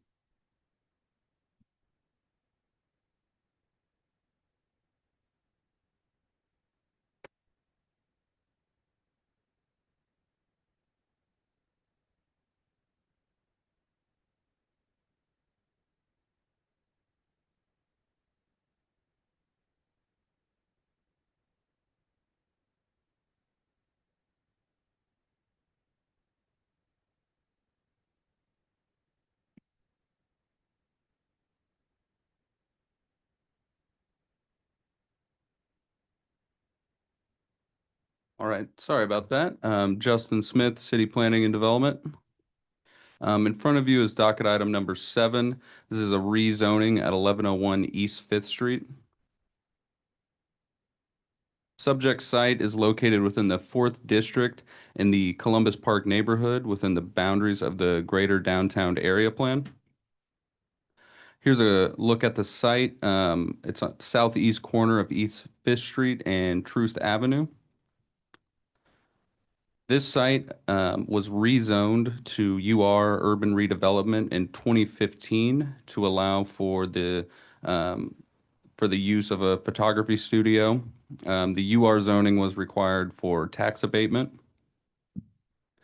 Since 2015, there was a code case made this year stating that the owner had been operating a small entertainment venue, such as entertainment venue being graduation parties, small weddings. From my understanding, it's nothing over 100 people at a time. And so this rezoning isn't to allow more events. It's more the same number of events, the same size of events, but in the current UR zoning, it only allows for the photography studio. So when the violation was made, the applicant was given two options. One, a major amendment to the current UR plan to allow for a broad range of uses. For example, any use allowed in a B3 or a B2, or to rezone back to a base zoning, and that is the option that was taken. Another part of this rezoning is for the violation. The rezoning would be the first step, but they would still have to meet the parking minimums of a entertainment venue of 1 to 150. So it'd be one stall per four person capacity. So the rezoning aspect of this would be from UR to B2-2. And if you can see, the site was previously zoned B3. And you can see the surrounding zoning is still B3. It is predominantly residential. So to kind of create a buffer from the residential and the B3, we have decided to go to B2. And the area plan does support this, and no area plan amendment is required. Here's a look at the site looking down 5th Street, and then a site, and then just a view looking on Troost Avenue.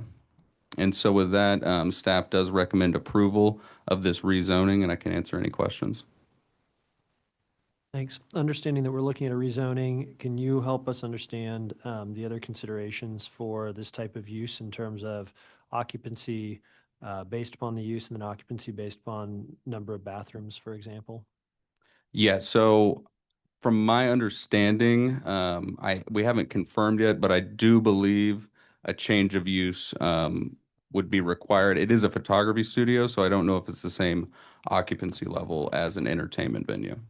But I can confirm that with our plans review staff. Okay.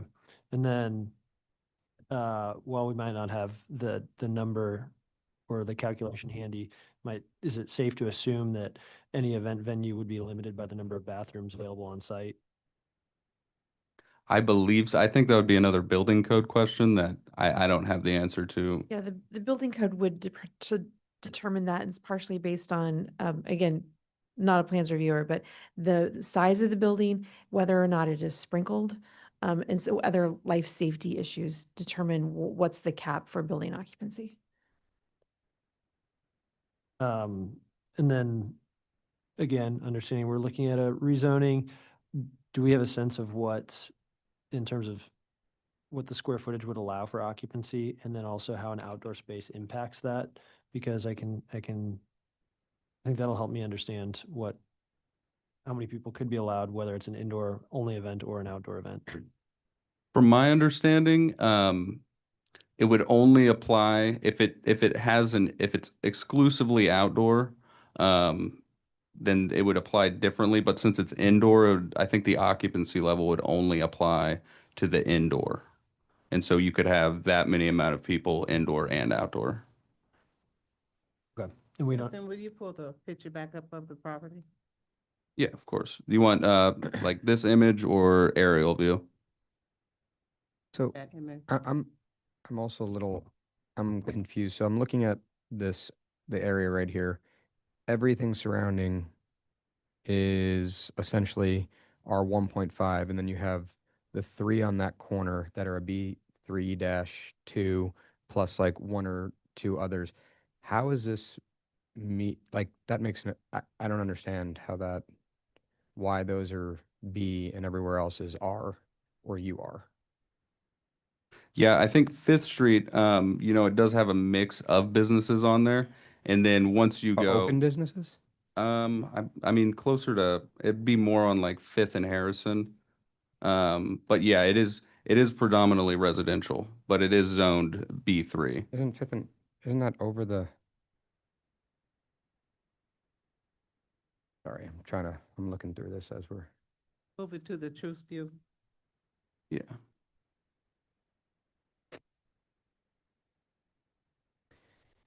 It's in. I'll wait for further, and then I can ask some more questions. Okay. And while you're flipping through the slides, would you mind going to the floor plan Wondering if square footage is on there or if it was in the staff report. Ask the applicant too. Okay, any further questions for city staff? Not at this time. Yeah, I have one. When you mentioned the capacity only applies for the indoors, but there's a look, so there's a big outdoors area. Like what does that mean? Like do they cannot go outside, or like they cannot host events outside? So, yeah, not a plans reviewer, so I can't speak fully on the building code, but Before you do that, we're really talking about two different types of occupancy. There's the building code occupancy, and then there's the occupancy that we establish for event spaces in the zoning ordinance, because we classify event spaces based on number of occupants, 1 to 149, and then 150 to, I don't have it in front of me. So just keep in mind, two different types of occupancy we're talking about here. And so Justin's, with that caveat, yeah, from the zoning and development code, the use allows for a certain amount of capacity. The building code would be a separate. How many bathrooms you have would be a building code issue, and how many people would be allowed in that space. But essentially, if somebody's hosting a party there, they can go outside. Correct. Right. That's correct. So they gonna be in front of a house.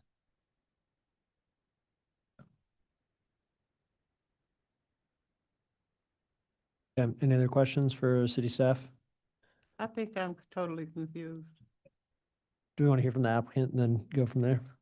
But we Okay. come back. I'm confused on the difference in zoning and use. Well, there's a seat. That's okay. I'll fill it in. Yeah. Okay. All right, welcome.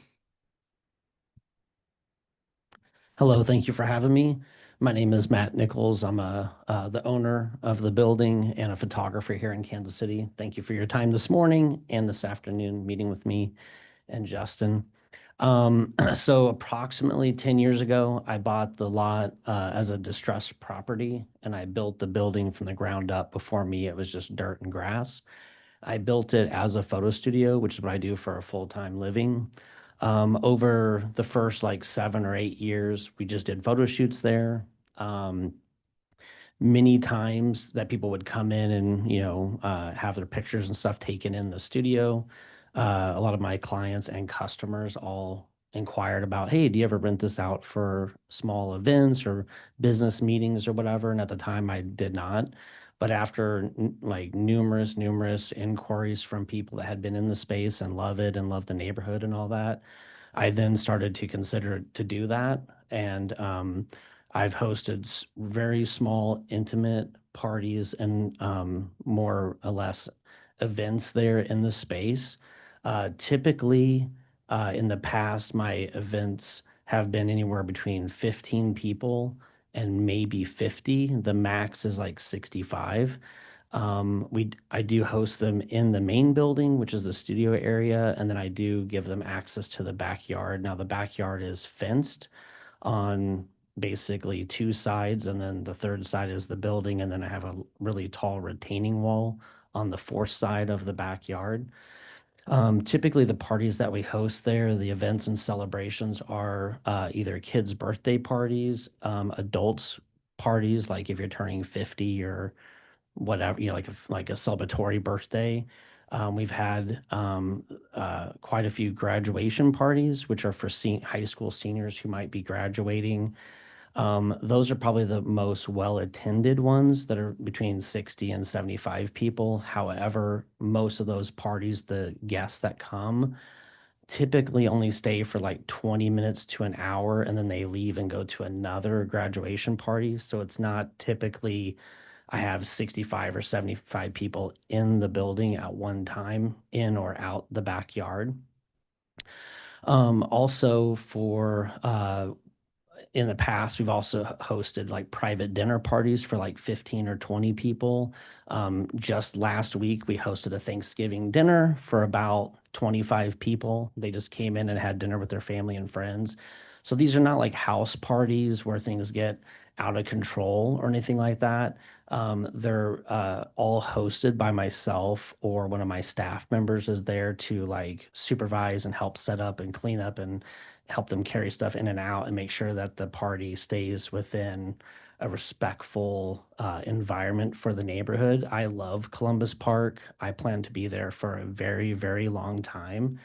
And I want to respect my neighbors, but in the same regards, I also would like to grow and establish my business as the market dictates. Um, as far as parking goes, we have a lot of street parking on all along Fifth and both sides of True Street, plus across the street from me is Garrison Community Center, which is a public building, and they do have a parking lot there of about, don't hold me to it, but about 25 cars. Typically, if there's a party that is after hours when they close, I always encourage guests and stuff to either park on the street or to use the community center across the street from me to park there. They do tons of events and voting and soccer practices and stuff. So there's always traffic in my neighborhood. It's not just me taking up that corner.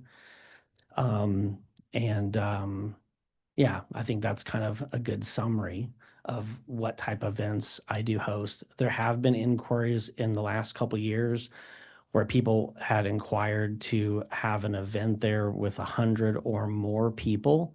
And I've gotten more information about what type of event that they want. I always like ask lots of questions about people, what their intentions are within the building and what they're going to use it for. And all of those ones where people had inquired about having some sort of big party or like a musical festival or something like that, which would incorporate more than 100 people, I've turned them all down. I've never accepted that, and I don't anticipate doing that. I don't want that many people in my building because it's just hard to maintain that. I prefer those smaller, more intimate parties. So with that, I'll turn over to questions. Thank you for your time. I have several things that you've raised a red flag for me that I'd like for you to address. How are you marketing this space? Do you have security involved in venues when you have those events? Yeah, most of it has been honestly word of mouth.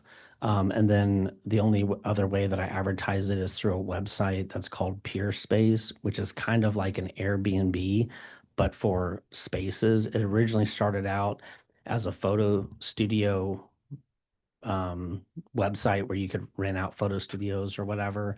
And then they grew that into also offering event spaces to be able to have parties, celebrations, business meetings and stuff like that.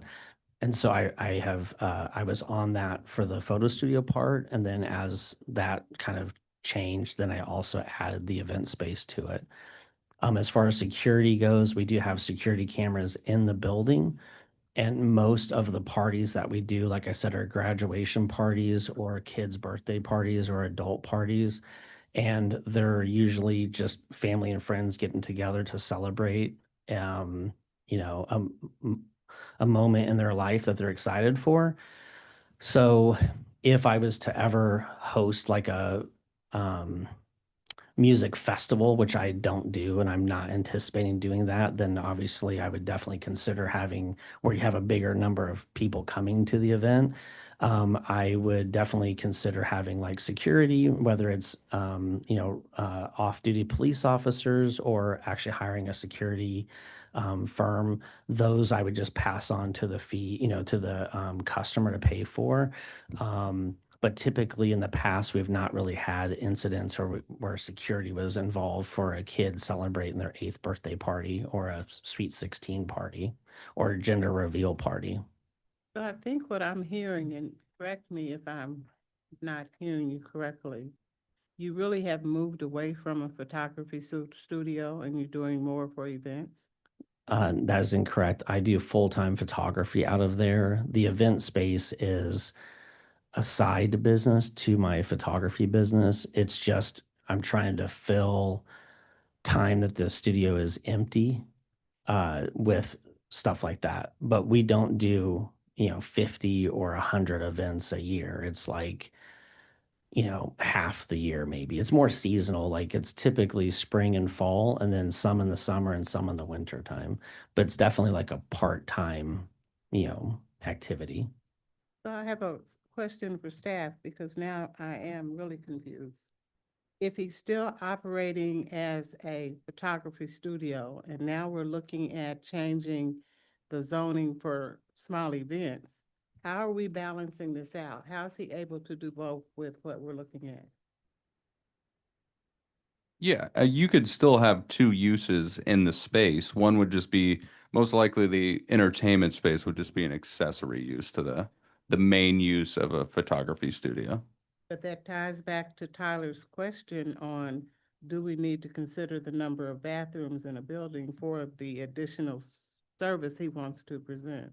Yes, of course, it'd still have to meet building code if you're having events in that space. So that's a concern that needs to be considered. I believe it would first need to be rezoned in order to do the change of use to allow for the event space. But I would definitely need to be looked at. I don't know if this zoning violation would look at the building code because I believe it's just for the zoning. But So I got a follow-up question on this. One quick, Go did ahead. I hear you say violation? So he's been tagged with violations for operating? Is that what I heard? yeah, that was in my presentation. It was done. There was 2 violations made, one in October and one in November. I mean, which is what initiated this, correct? Correct, The yeah. violation is what initiated the change. Okay. So question.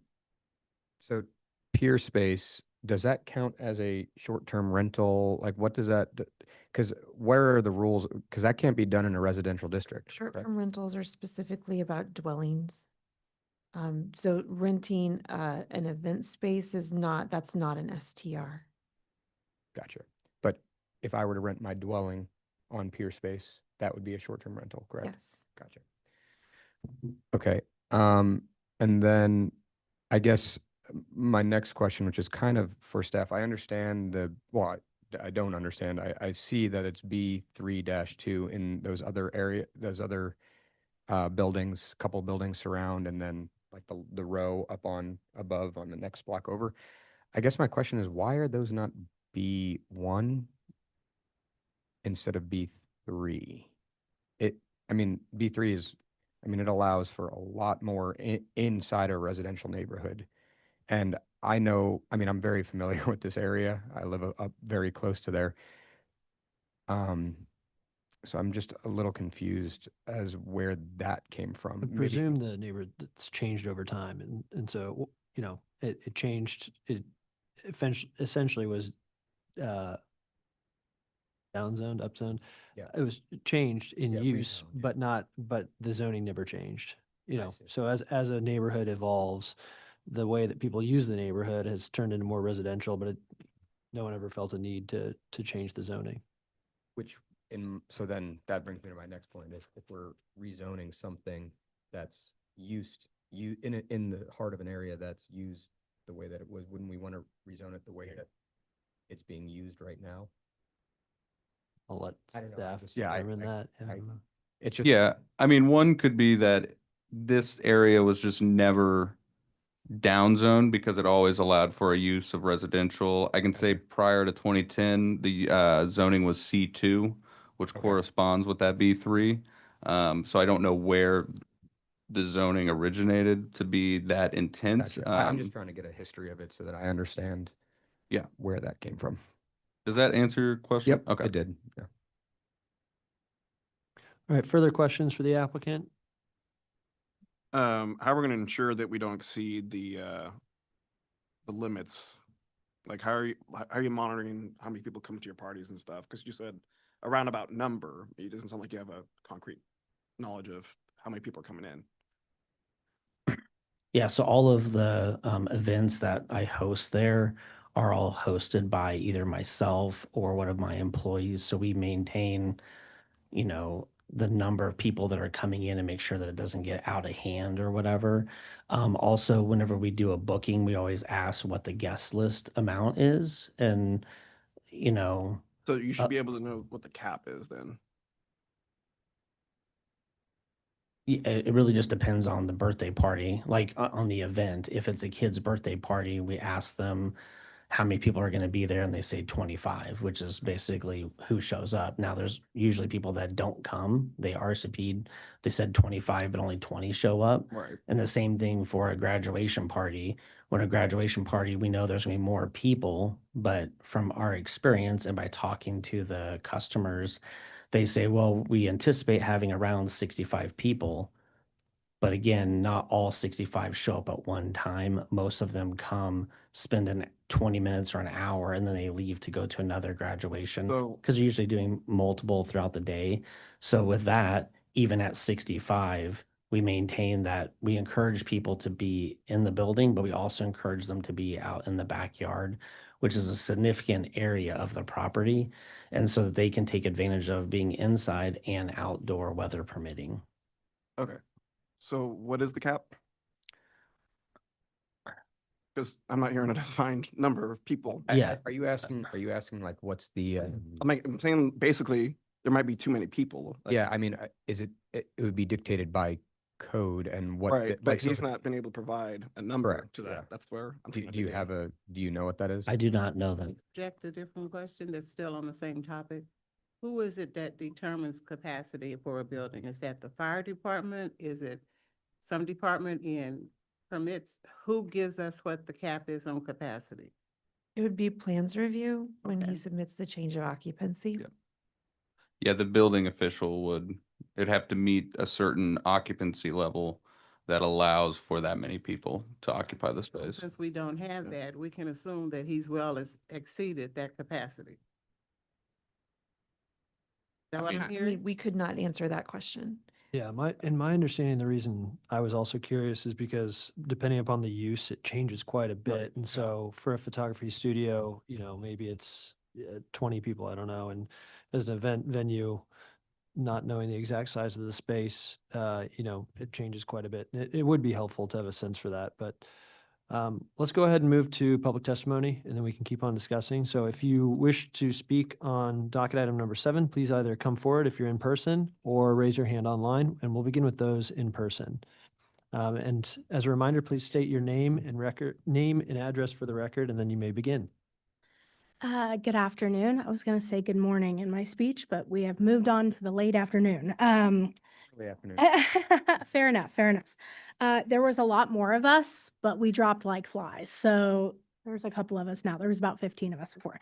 Thank you for your time, dear Kansas City Planning Commission. We, the Columbus Park, I'm Catherine Schneider, 563 Campbell. We are speaking to oppose the rezoning of the property located at 1101 East 5th Street from UR District to B2 District. This property is currently zoned for use as an art photography studio, but has been improperly used as an event space for many years. This misuse has created constant tension with nearby residents who have had to endure late night noise, significantly larger parties than 15, insufficient street parking, also illegal parking, visitors to his parties that have caused accidents, and large crowds gathering on what is otherwise a quiet residential street. Events frequently become unruly with disruptive behavior and even fireworks. Many of these gatherings also involve the serving of alcohol without a proper liquor license, posing safety risk and violating city regulations. As a neighborhood, we are growing increasingly frustrated. Just a few months ago, we stood before you regarding another property operating an illegal business, and that business continues to operate illegally despite multiple violations and the city informing them that they are not allowed to. Typically, the first time we ever meet these business owners is when they attend a neighborhood meeting, only because they are required by the city to demonstrate community engagement. This alone shows that they are not active participants in our community, as we never see or hear from them until they are already operating without proper compliance. Columbus Park is a small, historic neighborhood with a strong sense of identity and community. Time and time again, we are taken advantage of by individuals who do not live here and who seek to benefit from our proximity to downtown. This is unfair to residents who call this neighborhood home and unfair to the city, which is not receiving the proper tax revenue from a business operating outside the law. It feels like a slap in the face to both the neighborhood and the city to disregard zoning laws while knowingly violating them. The property owner has stated that he will never sell the property, but as we all know, life and plans change. Zoning decisions must be made with long-term stewardship in mind, not based on certain future intentions. He has also claimed that there is always a host present during events, yet admitted that he is often not that host, making it impossible to control the crowds that gather there. That has been repeatedly demonstrated through events that have gotten out of hand, some requiring police intervention. These situations put unnecessary strain on the city's resources and create a risk for our nearby residents. We are often told that voicing concerns about these operations is a personal attack on these business owners, which is simply not true. Our neighborhood has worked tirelessly to foster a safe and welcoming environment for everyone who lives here.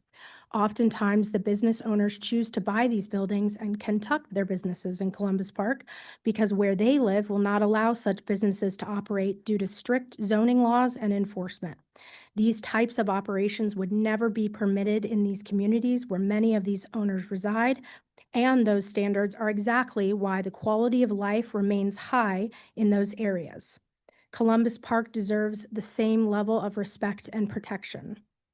While the surrounding area is technically zoned for mixed commercial and residential uses, in practice, it is used almost exclusively as a residential area, except for this property. The property directly adjoining it on the south and east sides are occupied by residences, further underscoring the incompatibility of an event type use in this location.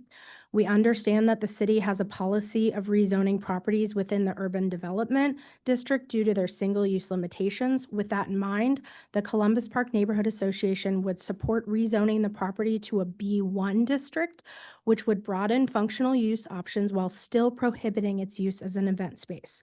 However, we strongly oppose rezoning to a B2 district.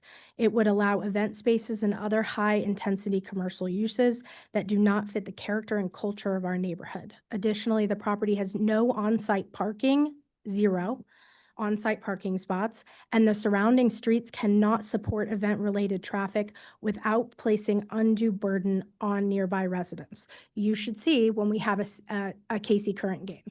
Our neighborhood gets swarmed, and it's very, we appreciate the traffic to our local businesses, but it is a nightmare.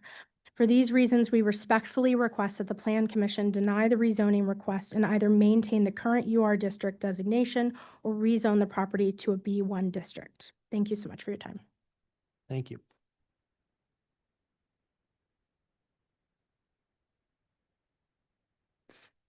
Thank you for your time. My name is Jim Ferraro. My wife and I are building a house over at 527 Forest Avenue.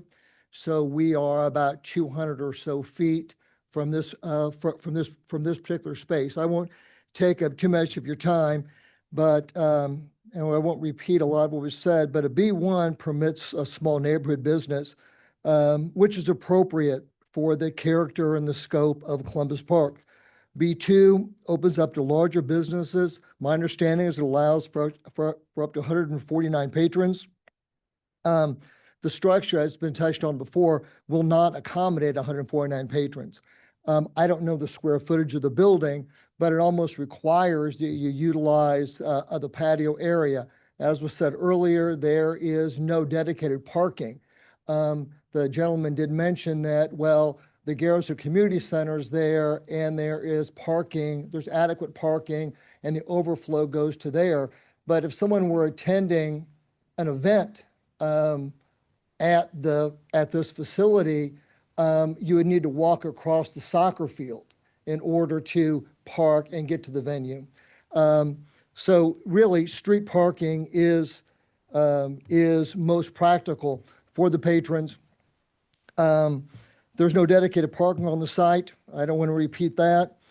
As was said earlier, when we were talking about the Country Club Plaza, and was mentioned earlier, when you change the zoning, it's a risky venture. We don't know what will happen there. Myself, my wife, a number of the people here have made an investment in Columbus Park, and for those reasons, I believe that a B1 zoning is appropriate. Thank you. Hi, my name is Jean Fiorello. I live at 1111 Pacific. I just want to reiterate what everyone said. There's no sense in going over it all again because I know we don't want to waste anyone's time, but we're all here representing the neighborhood and the neighborhood association. Great, thank you. I just want to say my name is Margaret Valenti. I live at 540 Holmes, and I also support everything in the letter. And Mr. Nichols himself said he has 35, 40 people at an event. Well, B1 zoning would allow for that number, where B2 brings it up to 149 people. Thank you. Thank you. I'm going to make this brief. I know I agree with everything that's been said already. My name is Sean Hall. I live on 815 East 5th Street, right down the street. I'm going to stick to just the main issues. You're hearing two different stories. That's the biggest thing I've heard. You hear his softening and you hear the reality from us who actually lived there.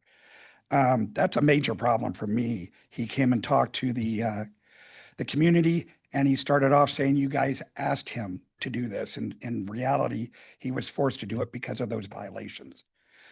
Even though he's on 5th Street, he's in a very dense residential area, which has already been mentioned. He has no off-street parking, which we've already talked about. The outdoor space is extremely disturbing to the neighbors.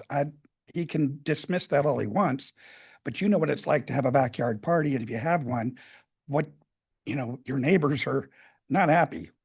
The Garrison Community Center had to add parking for themselves to be able to have events there. They were restricted and they added spaces. He's going to take those spaces, and Garrison Center is going to be right back to where they started from. The biggest issue is the type of zoning. B1, 50 people, I think we could live with that. I still think that's a lot considering it originally started as a photography studio. Just during COVID, we had a restaurant that was sold and a new person took it over, and Pandora's box was opened, and it took us years to get that closed back down. They took what was a restaurant, family bar, neighborhood quiet place, and they wanted to turn it into another Rockstar Burgers. I mean, that's literally what they did. And we fought that for 2 or 3 years to get that back to a place where it was neighborhood friendly. And that is on 5th Street. That is in what we designate, sorry, I'll make it quick, designate as our commercial district. He's nowhere near that. It's just the idea, and the biggest problem is you open Pandora's box to 150 people. He says he has no intention. Well, that restaurant had no intention of selling either. And they did, and then we fought like hell to get it back. So my problem is, he says it one thing, and yet the reality is it's completely different. So thank you for your time. Thank you for your testimony. We have 2 hands raised online. First, I'll call on Infisone or Infisoni.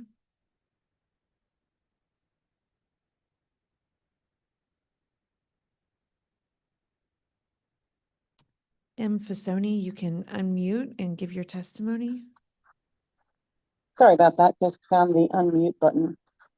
Yes, I'm Mary Fissoni. I am a resident and property owner on the corner of Pacific and Truth, roughly 2 blocks from this property in question. I am a legacy resident, meaning my family dates residence in this neighborhood back into the early 1900s. I have never met this owner, neighbor, nor seen him or heard of him supporting any of our community events.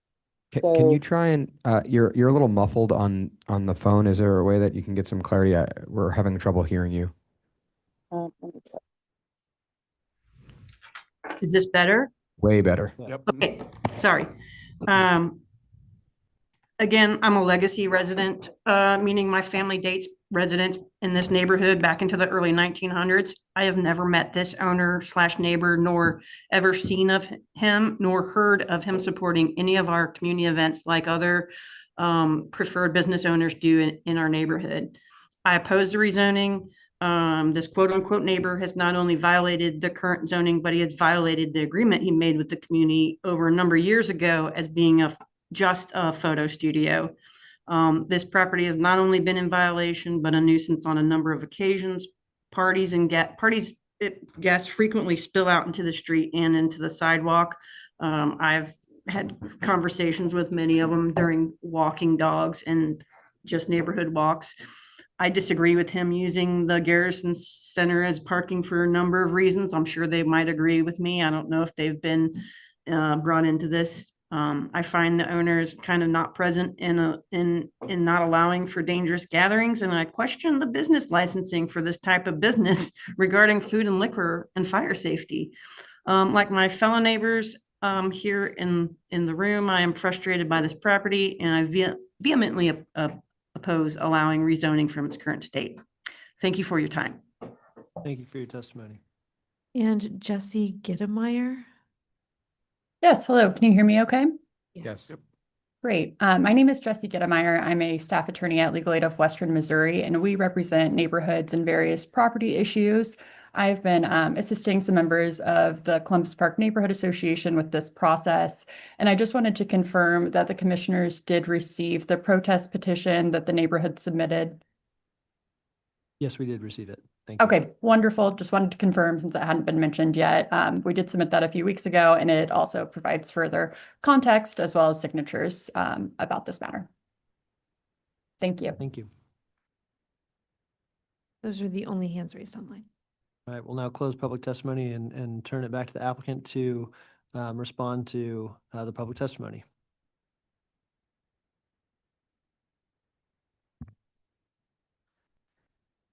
Him to present it? He can return, he can respond to the public testimony. sorry.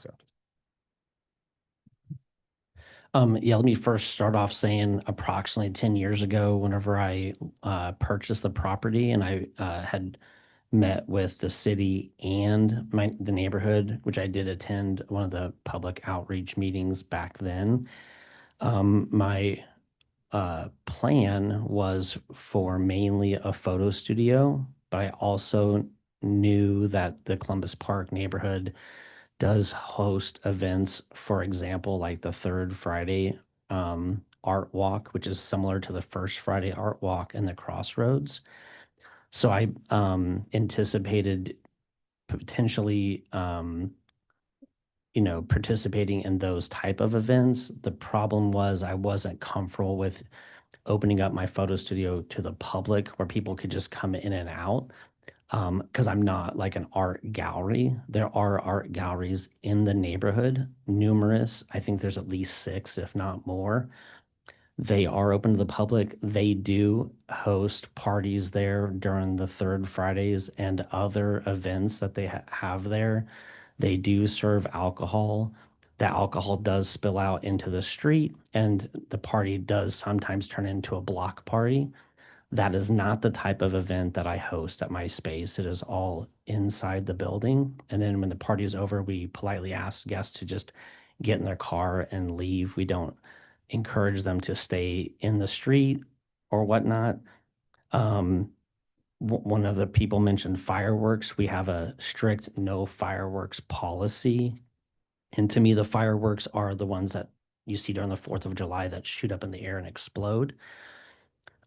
Sometimes, not everyone, if there's a gender reveal party, they will use one of those confetti poppers. Half the time they're inside my building, and then sometimes they do them in the backyard. With that, because it's confetti, we always require them to use a biodegradable confetti. If they don't have it, which we check every time before they fire it off, if it's not biodegradable, we do not allow them to do it. Those confetti poppers, they do make a popping sound and they go up about 15 feet in the air. It is not a firework. I am a member, good standing member of the Facebook community for Columbus Park. And on that Facebook page, there's constant people posting when we're not having events there that they hear fireworks or gunshots in the neighborhood. And sometimes people say that it's on the east side of the neighborhood. Sometimes they say it's on the west side. Sometimes they say it's over on the east neighborhood, which is the next neighborhood over, and it just echoes across our neighborhood. So we don't do fireworks. We don't encourage it. We don't allow people to shoot fireworks off. And again, a lot of that times I think they blame it on my property. In reality, it's in the neighborhood. It could also be a car backfiring, which happens quite a bit in the neighborhood. And if you look at the Facebook post, there's constant conversations in there about whether it was a gunshot, a car backfiring, fireworks, whatever. So that is not always with my property in that way because we don't condone that type of activity there. We don't sell alcohol. Let's see. There was one time I've had one neighbor show up and talk to me about the events. No other time have anybody ever come and knocked on my door and discussed this with me. We also did have one, and I repeat, one time the police came. It was way back when we first started. The police did come.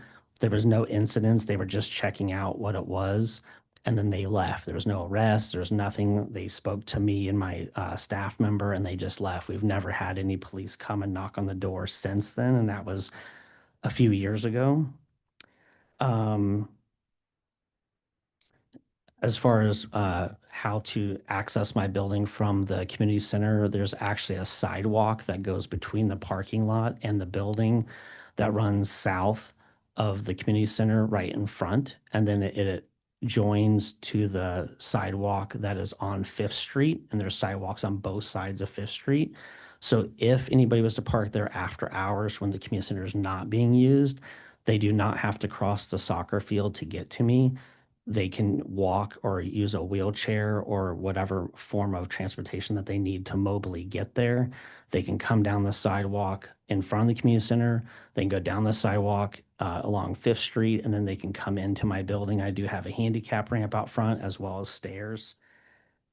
And then my last thing I'll say on this is I'm not the only event center space in Kansas City, Missouri. There are dozens and dozens of them.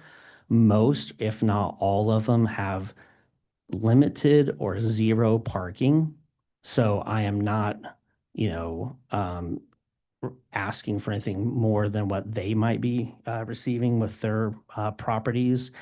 Yes, the zoning B2 does allow from 1 to 149 people. I do not anticipate or want to host any events with 149 people. I really want to focus on the niche parties that we cater to, which are low to middle income families, different ethnic backgrounds who want a safe and clean environment to celebrate their family celebrations. And that is all that we're looking to do. You asked me earlier, what's the max? 65 to 75 people is the most we've ever had in there at one time for a graduation party, but never at one time was there 75 people in there. It was just through the door and out. Most of them are 15 to 50 people. So it's very small, intimate, and the crowds are easy to maintain without security and anything like that. Again, it's mostly kids senior graduation parties, birthdays, gender reveal parties. We hosted a Super Bowl party one time with like 40 family members. So they're all very, relaxed atmosphere type of events that we host there. Thank you. I'm sorry, we've closed all testimony. Thank you. No, go ahead. It's okay, we ask him a question because, just a clarifying question. You said you guys don't serve alcohol. Well, guys, we can't. Y'all, Let him talk. Let him respond. I'm not a bar and I don't have bartenders. We do not sell alcohol there at the parties. Okay. Does anyone know the rules about serving on the premises? Bringing it in? But you You're a have a license. caterer, you have to have a caterer's license through regulated industries in order to do that. Okay. And I have a quick clarifying question. So when you initially gave your presentation, you had mentioned that you started this photography studio, but you said that your clients encouraged you to do an event space. But then when you were responding to the public testimony, you insinuated that you had that in mind before you started. Can you just clarify?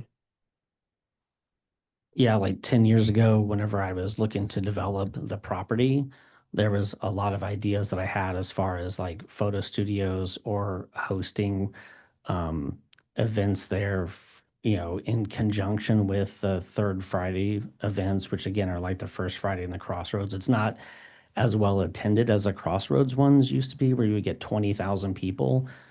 In my neighborhood, maybe it's a few, like on the best weather day, you might get a few hundred people, and that's probably being very generous with the crowds. But there are like, sidewalk vendors that set up tables and sell trinkets on the sidewalks and all that. The reason why I decided not to do that was I didn't want to have my building be open to the public where potentially 2,000 people that showed up to the third Friday would just come in my door and meander through the building. And because I'm not an art gallery, I don't have like art displayed. But I did talk about having like neighborhood parties and stuff like that there within the neighborhood, and I did bring that up in my first public engagement meeting. Since then, I really just when I opened up my business, the photography studio, I really just focused on the photography part and not having events and stuff there. Then over time, as I got settled and we had more customers coming in for photo shoots, they were like, "Wow, this is a great space. Could we host my daughter's senior graduation party here?" Or with the Chiefs, it was like, "Oh, could we do a Super Bowl party here with my family? Like your place is way bigger than my house, and we could have my whole family of 35 people show up rather than it be like 200 people." So it was just basically, I found that there was a need in the community for a small event space where right now, if you want to do that, you have to rent potentially a space that's 5,000 square feet, which I am not. So I cater to the community with a smaller group of people there, and that is what I want to maintain as far as my business goes, is just hosting small family get-togethers and celebrations of life and whatnot. I'm not looking to host, rock concerts and music festivals, which I tell them if they want to do that, there are places in the Crossroads that you could go and have, a stage with lights and speakers and all that. I don't want to do that, nor do I anticipate doing that or want to do that. So he even mentioned too that even though it goes up to 149 people, I still am okay with just being in that 50 to 100 range or less. It's not that I'm going to be like, okay, now I can pack it with 149 people. I don't have that intentions, nor do I want to manage that or anything like that. That's just not my intentions. Can you share the floor plan again? I can't see it from over there. Okay. Yeah. So to kind of level set again real quick, we're looking at an area that's zoned District UR. Applicant's asking for B2-2, which would allow for an event space by right up to 149. There are many other things that dictate the amount of people that can fit in the space. That's not what we're considering, and we probably don't have a great way of understanding what that is based on egress capacity, the size of the space, et cetera. They can bring in alcohol, for private events. You can do that. You can't be selling it.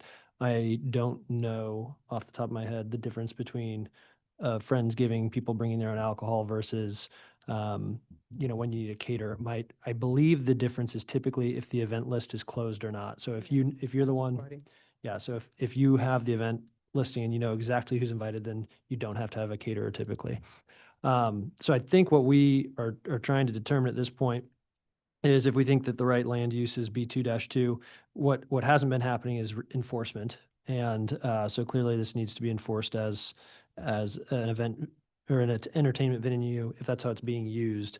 And that would be something that could happen outside of this. Of course, should the commission and city council not approve a rezoning, then the space could not continue to be used as it's being used. Right, when we do have a pending compliance case at this property. Yes. And so if this were approved, it would be but a step in the direction of the applicant using the space the way the applicant wants to use the space. And there's still many other things that would need to happen. And there would be enforcement, there are sound ordinances. You can't host events at certain times of the day if it's going to be loud, et cetera. Correct?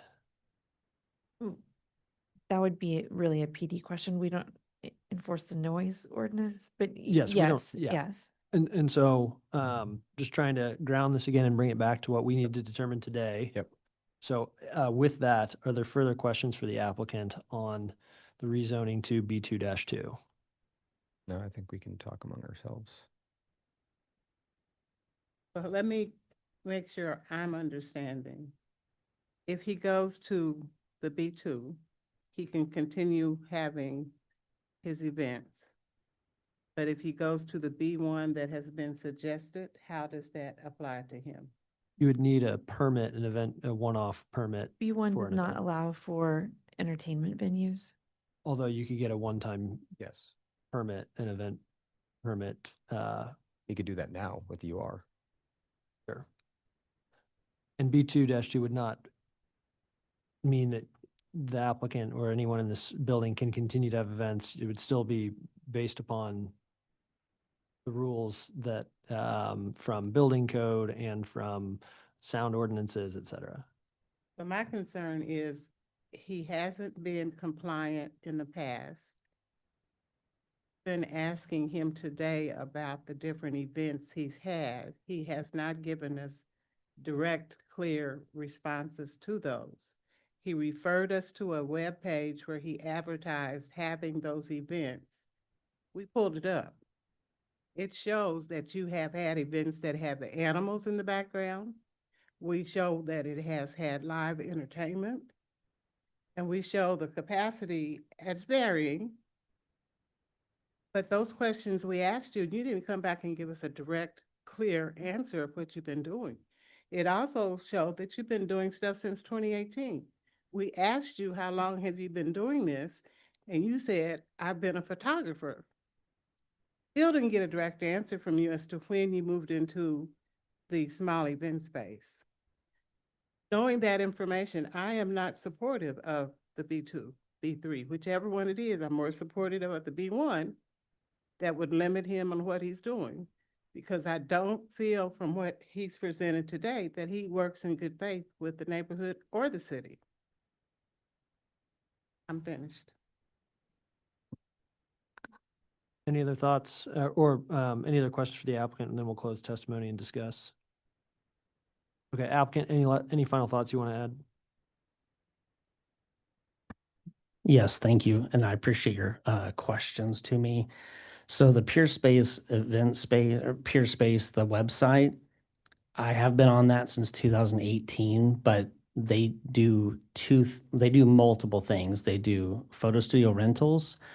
They offer events through that website, and they also do production meetings, which would be like a staff meeting or something like that. So I've been on Peerspace since the very beginning that it came to Kansas City and was made available, but those were strictly for photo shoots. They were not for events. And then only in the last couple years have I been considering or hosting events. So I'm not being untruthful to you. That is just my record goes back to 2018 when I joined Peerspace, but that does not mean I've been doing events there since 2018. So wanted to clarify that.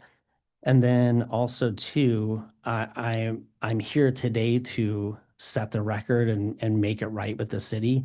Justin contacted me in the summer of this summer and had told me about the he actually originally contacted me, and he can clarify if I misspeak or something, but he originally contacted me because my UR was expiring this next year, and he had told me that I could work with him and his team to switch my UR to a B2 prior to it expiring because it would be easier to do it now with the city helping me rather than waiting until my UR expired next year. I believe it's in February.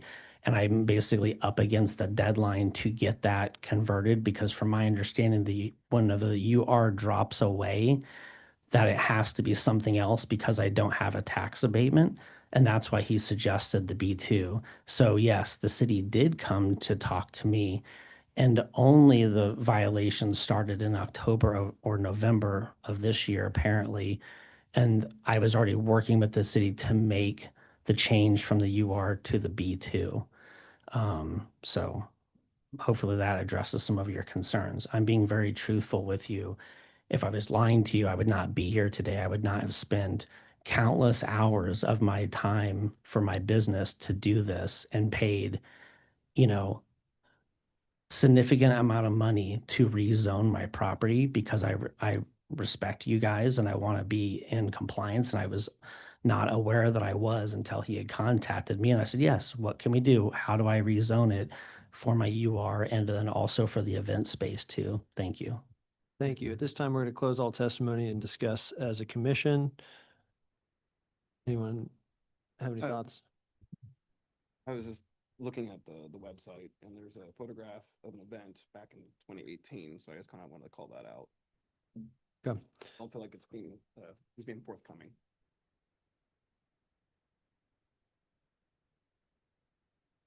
I think there's two parts of it. I mean, separate of the request, I don't think that zoning is proper for that location as well.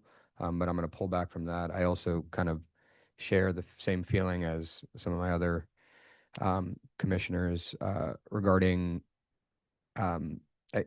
Justin might have come to you and requested that. I guess the question is you've been in the neighborhood for 10 years. Are you, I mean, you don't, these are rhetorical, but are you, it doesn't sound like you're an active member in the neighborhood association and those type of things. And typically when a business comes into a neighborhood, in every neighborhood I've been in, that's something that a business wants to do, is engage with the neighborhood and have those conversations prior to the requirements that the city puts on it, right? So those are some of the things that are concerning to me.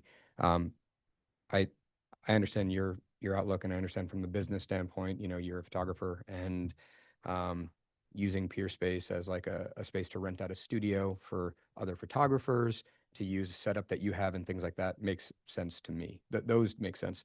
Using it as an event and as an event space is a little bit shaky from my end. And I know of other neighbors actually that have similar types of spaces in the area that don't do that for that reason. You know, we're not going to name names here, but I do think that I stand with them on this, and I think that there has to be. I would not be supportive of the rezoning for this. Yeah, and I'll just add, I'm not in support of the B2 zoning. Again, if we are able to do a B1 zoning, then I would be in support of that. But as it stands, I would be recommending denial. Okay, I'll take a motion.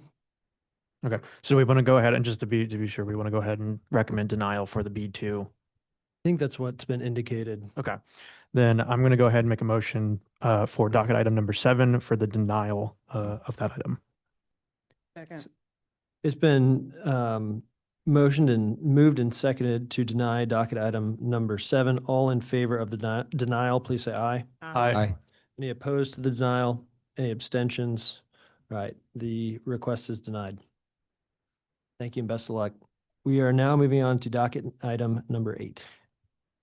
Can I request that we hold until 2:10, just 3 minutes? Yes. Okay, thank you. We'll hear docket item number 8. Do you want a 5-minute break? I don't even need 5 minutes. I just need to use the restroom. We'll hear docket item number 8 at 2:10. Okay. Thank you. That's a break. Huh? That's a break. Hello.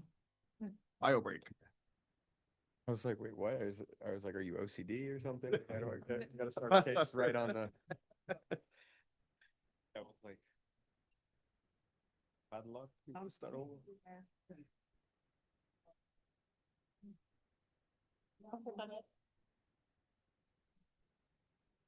Where districts do.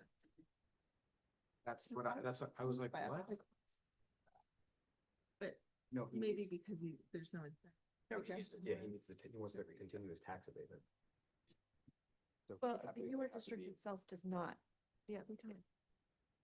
UR district doesn't expire and the UR district does not itself approve a tax abatement. But if you And if you abatement's not. rezone, doesn't it reset your tax? Because there's a 10-year tax abatement.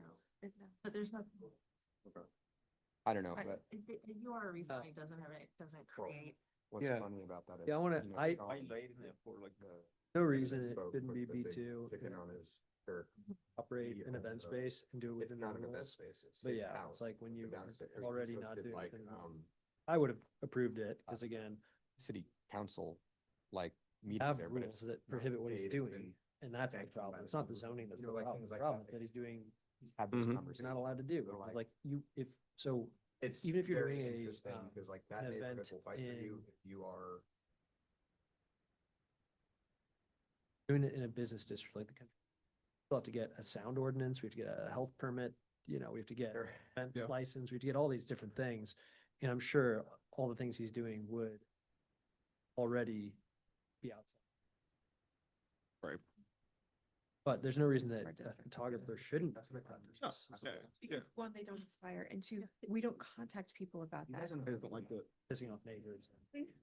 well, and just being that truthful and forthcoming. That was, Probably got That a was a- pre-out after receiving the notice of violation, and that's when Justin told him all of these things. Yeah. Backfired, so. He's been doing these events for years. And Which kind of makes you feel Well, like in a lot maybe of they haven't been that ways. bad. If his It's like, goal is, I want. you have to- one event that's kind of always been for a year and a half quiet, because all your events are very calm and chill. yeah, that's true. But to your old point, it's tough if you show It's way. pictures worse. online, show, look, There's a post lot the more. music thing here, and the amount of times he said, And I was music. just like looking at it. I was Yeah. like, I can't. It's the outside area, and I'm like, well, that's animals. What kind of animals? Birthday was it? party with animals. Like deep and, Oh. yeah. It was like they brought a petting zoo for a Sounds pretty party or fun. something. All right, Yeah. we can. Like, I was like, okay, I can do that. If we can begin the recording again and pull everyone off of mute, we'll go ahead and get ready. All right, we're ready for docket item number 8. Docket item number 8 is case CD CPC 2025-165, a request to approve a rezoning from R 7.5 to R 1.5 to abate issues related to work done without building plans and permits on about 0.4 acres generally located at 3319 Redbud Drive.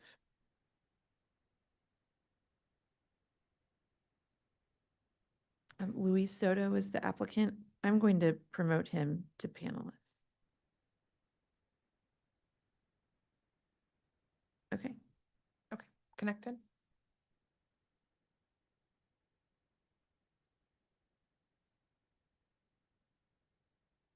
Okay, thank you.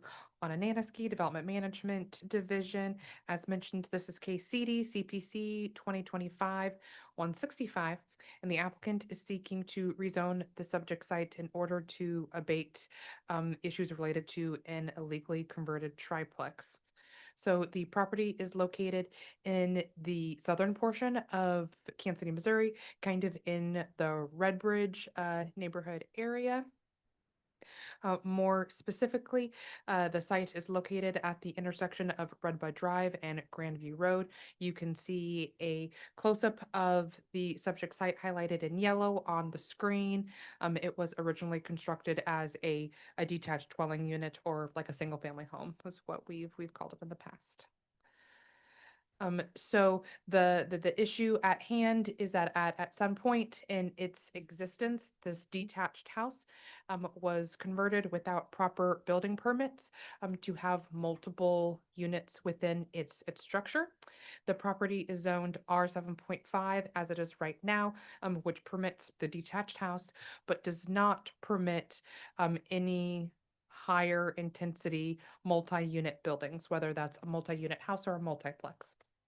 So the current property owner is seeking to rezone the subject site to allow for that many units to be on the subject site, in order for them to sell the property, and bring it up to, legal standing. So I'm going to go over the review criteria associated with the rezoning case.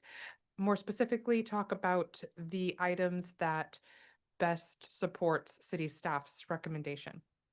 So review criteria A talks about conformance with adopted plans and planning policies. We take this opportunity to talk about the area plan and the comprehensive plan. This has received a low alignment from the community planning division. More specifically, identifying this situation, it would be considered spot zoning. So you have an island of one zoning designation amongst a sea of a different type of zoning districts. This is often considered to be a negative thing in the planning world because transitional zoning districts are better, where you've got commercial zoning districts then buffered with other types of residential and other intensities. So you don't have a single family home next to a warehouse or, some more intensive use. They've also quoted that this rezoning does not respect the appropriate land uses or density or building types recommended for the land use designation within the area plan, due to the fact that this is designated as a residential low density neighborhood, and everything around it is a residential low density designation. Review reviews criteria C is the physical character of the area in which the subject property is located. So as I just mentioned, that this subject site is located within a established residential neighborhood, comprised of mostly these detached dwelling units. There is an urban farm and a golf course in close proximity to the site. This is a visual representation of what I'm discussing. The yellow parcel being the subject site, the MPD zoning highlighted in the solid orange line being an urban farm, and then the dashed property with the orange line is the golf course that I'm referring to. So there are some non-residential uses that are common in residential zoning districts, schools, churches, urban agriculture, and other park amenities like golf courses are also considered acceptable. So that's the current makeup of this community right now. And then I'm going to lump together G and H, which talks about if the rezoning will detrimentally affect nearby properties, and the gain for the public in keeping the zoning designation as it is versus the hardship imposed on the landowner if the rezoning doesn't occur. From a planning perspective, rezoning a subject site simply to abate an illegally converted structure, we don't believe that is good precedent to set for rezonings. Work done without permits should be handled the proper way, with fixing the property up to proper permit standards, or converting, deconverting an illegally converted property, as this is a self-imposed hardship, whether it was done by this property owner or previous property owner. Work was done without permits at some point, and we don't believe a rezoning just to fix that is appropriate. And there are some R 1.5 impacts on the property, whereas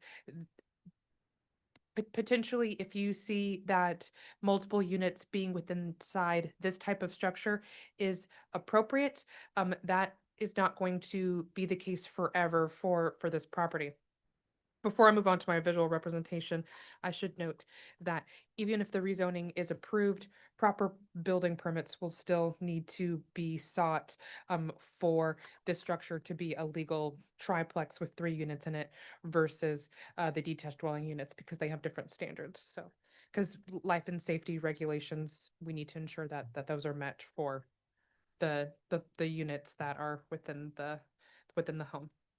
So back to my point about what kind of impacts could the R 1.5 zoning district have on this particular property? Again, 3 units within this style of structure may not be considered impactful to all, but the rezoning is not going to hold the units to be within inside this converted structure. The R 1.5 zoning district can allow a multi-unit house, a colonnade, a multiplex, or a multi-unit building. So if this home were to be demolished, the zoning district says that a more intense style of residential building could be on the property. So I took some examples of what that could mean for this particular property. There's an example off of North Oak, which is a commercial corridor. This type of residential building along that corridor makes lots of sense. But the CPC has to question if that makes sense for this low density rural style suburban neighborhood. And then another one is a multiplex or a multi-unit house that is within a more city center neighborhood. Again, makes sense for a neighborhood that has lots of density and it is around activity centers, but we have to question if that is appropriate for this style of neighborhood, which neighborhood associations have been opposed to in the past. So that's for the negative precedent that work done without building permits, and fixing that with the rezoning. City staff is recommending denial for this rezoning request. That concludes my staff report. I'll be happy to answer any questions. Thank you. Any questions for city staff? Confirm, it has already been. It has taken into the triplex. Correct. Okay. And we will welcome the applicant online. Yes, the applicant's online. Hi, my name's Luis Soto. I appreciate the time to speak to you guys today. So I'm the applicant and the owner of 3319 Redbud Drive in Kansas City. And just to be clear about the reason for requesting the rezoning, I don't want to, it's not about increasing density or building new units or changing the character of the neighborhood. The structure has existed for decades, from my understanding, and already functions as a 3-unit building. My request is simply to correct the historical permitting error and bring the property into full compliance with the city. And so in my eyes, there's a couple of benefits to the city and neighborhood with this rezoning. It allows me to obtain all, like I mentioned before, allows me to obtain all the required building permits, inspections, and life safety approvals that would be required with the rezoning. And the current incorrect zoning, I believe, makes it difficult for the city to enforce these corrections. Approval would ensure that all electrical, plumbing, structural, and fire safety measures are properly permitted and brought up to today's code, something that would protect the residents in neighboring homes. There's better oversight for future use. Once the zoning aligns with the actual use, there will be no ambiguity. Any future owner would be required to maintain the property legally and will no longer be able to hide behind unclear or outdated zoning.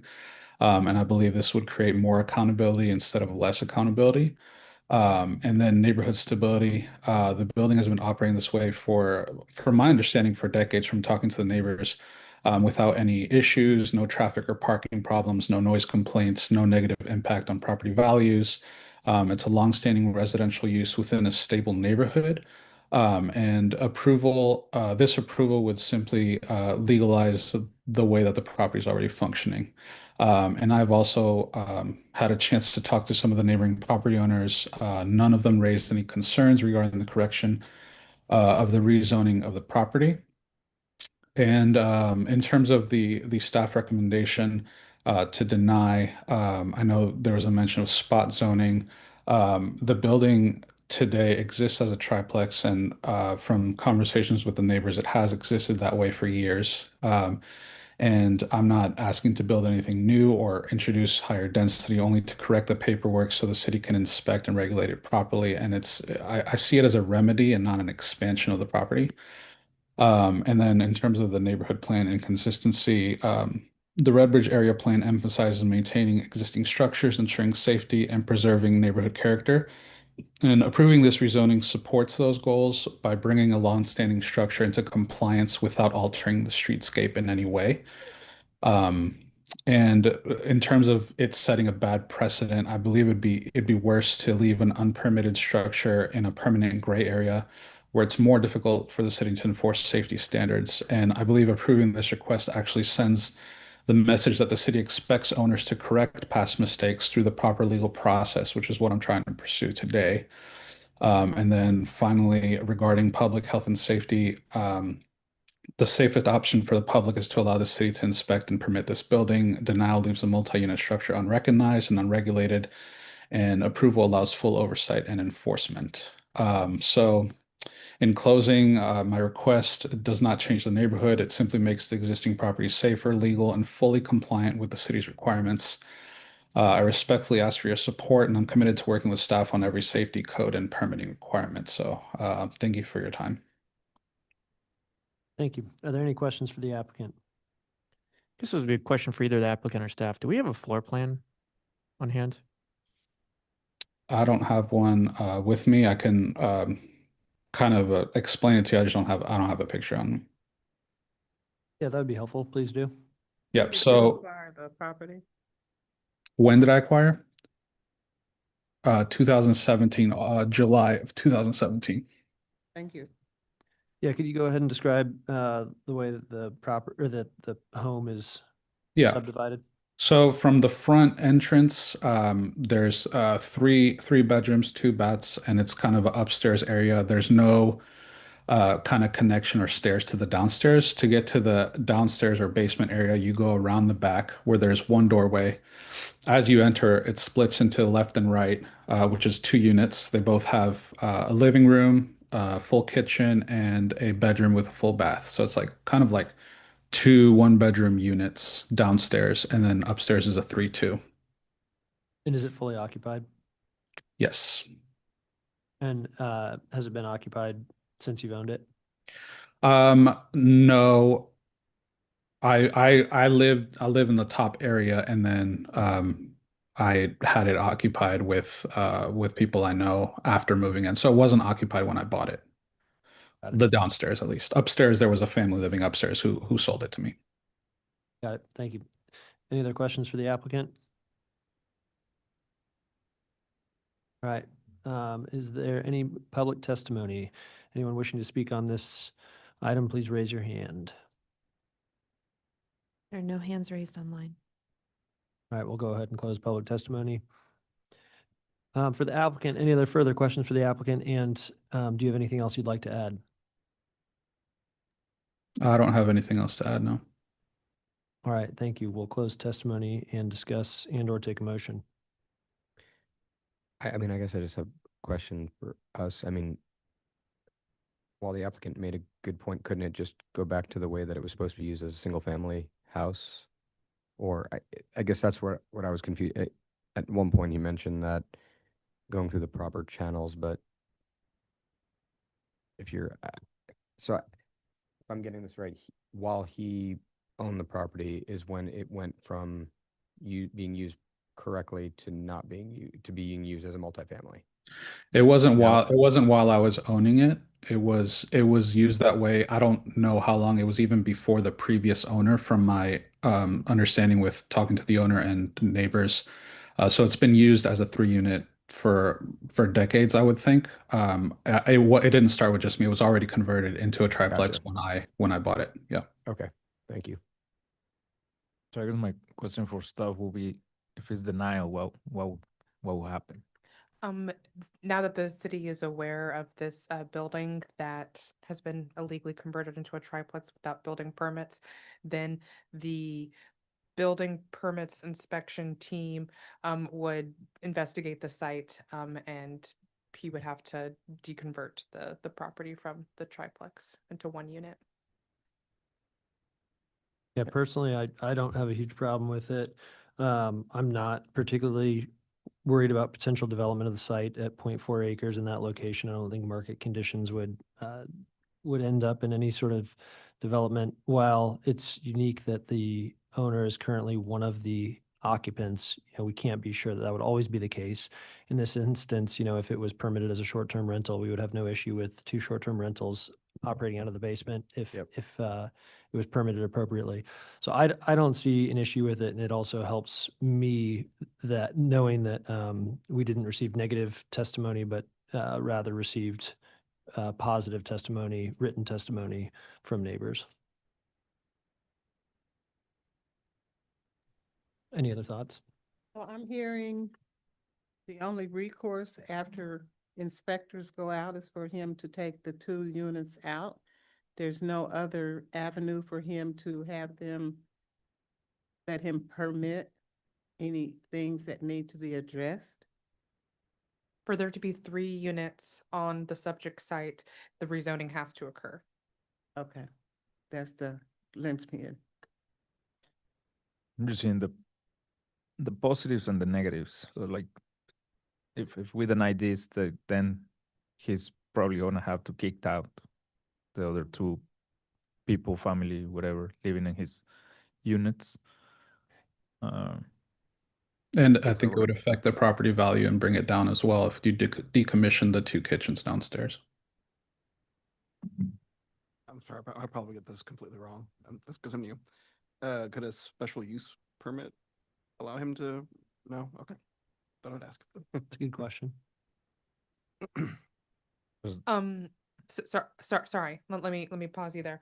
Wait, let me pull up the zoning code, because when we had the pre-application meeting with the applicant, excuse me, the property could be rezoned to R 2.5 and then seek a special use permit for it to be a multi-unit house, which would allow this site to be a to have the 3 units. But the applicant didn't want to do the extra steps of rezoning and special use permits. So I apologize. There is a There's a route there. process. Okay. Good to know. Yes. Okay, so it sounds like he needs to consider this new process. And city staff would be more supportive of that, since the SUP would be tied to the specific site Right. and the 3 units being within the structure, the existing Recommend that. structure. So he's at R 2.5 And is what, then apply for a special use permit, and then applying for a special permit. Okay. which. Yeah, I After think you renew that, Which, yeah. how long could we, is there any limits on the time frame for the special use permit? That is up to the CPC's discretion if they wanted to do it, to be renewed And every 5, 5 years, yeah. and yeah. I like that. I think I'd be more in support of that too, because there's a bad taste that's left in my mouth, of like rezoning with something that has been permitted. We don't know exactly what, Exactly. the makeup of the interior of this house is, but yeah, having like a special use permit, I think helps alleviate some of that. And again, if we kind of have, I don't think that this is a particularly bad case, but I think having that would help kind of set better precedent. So. Would city staff prefer that if that's the wish of the commission, to continue the item, so that way that the applicant's not out of compliance with a denial? I would prefer a continuance off docket with fee, because we would have to re-advertise the case with the correct zoning district, because right now it's being legally. Well, it's- you can approve a lesser district. Oh, And great. yeah, R we could 2.5 is a approve- lesser district than R 1.5. You don't have to continue it in order for us to re-advertise. And But then he would have follow to- back with the new SUP.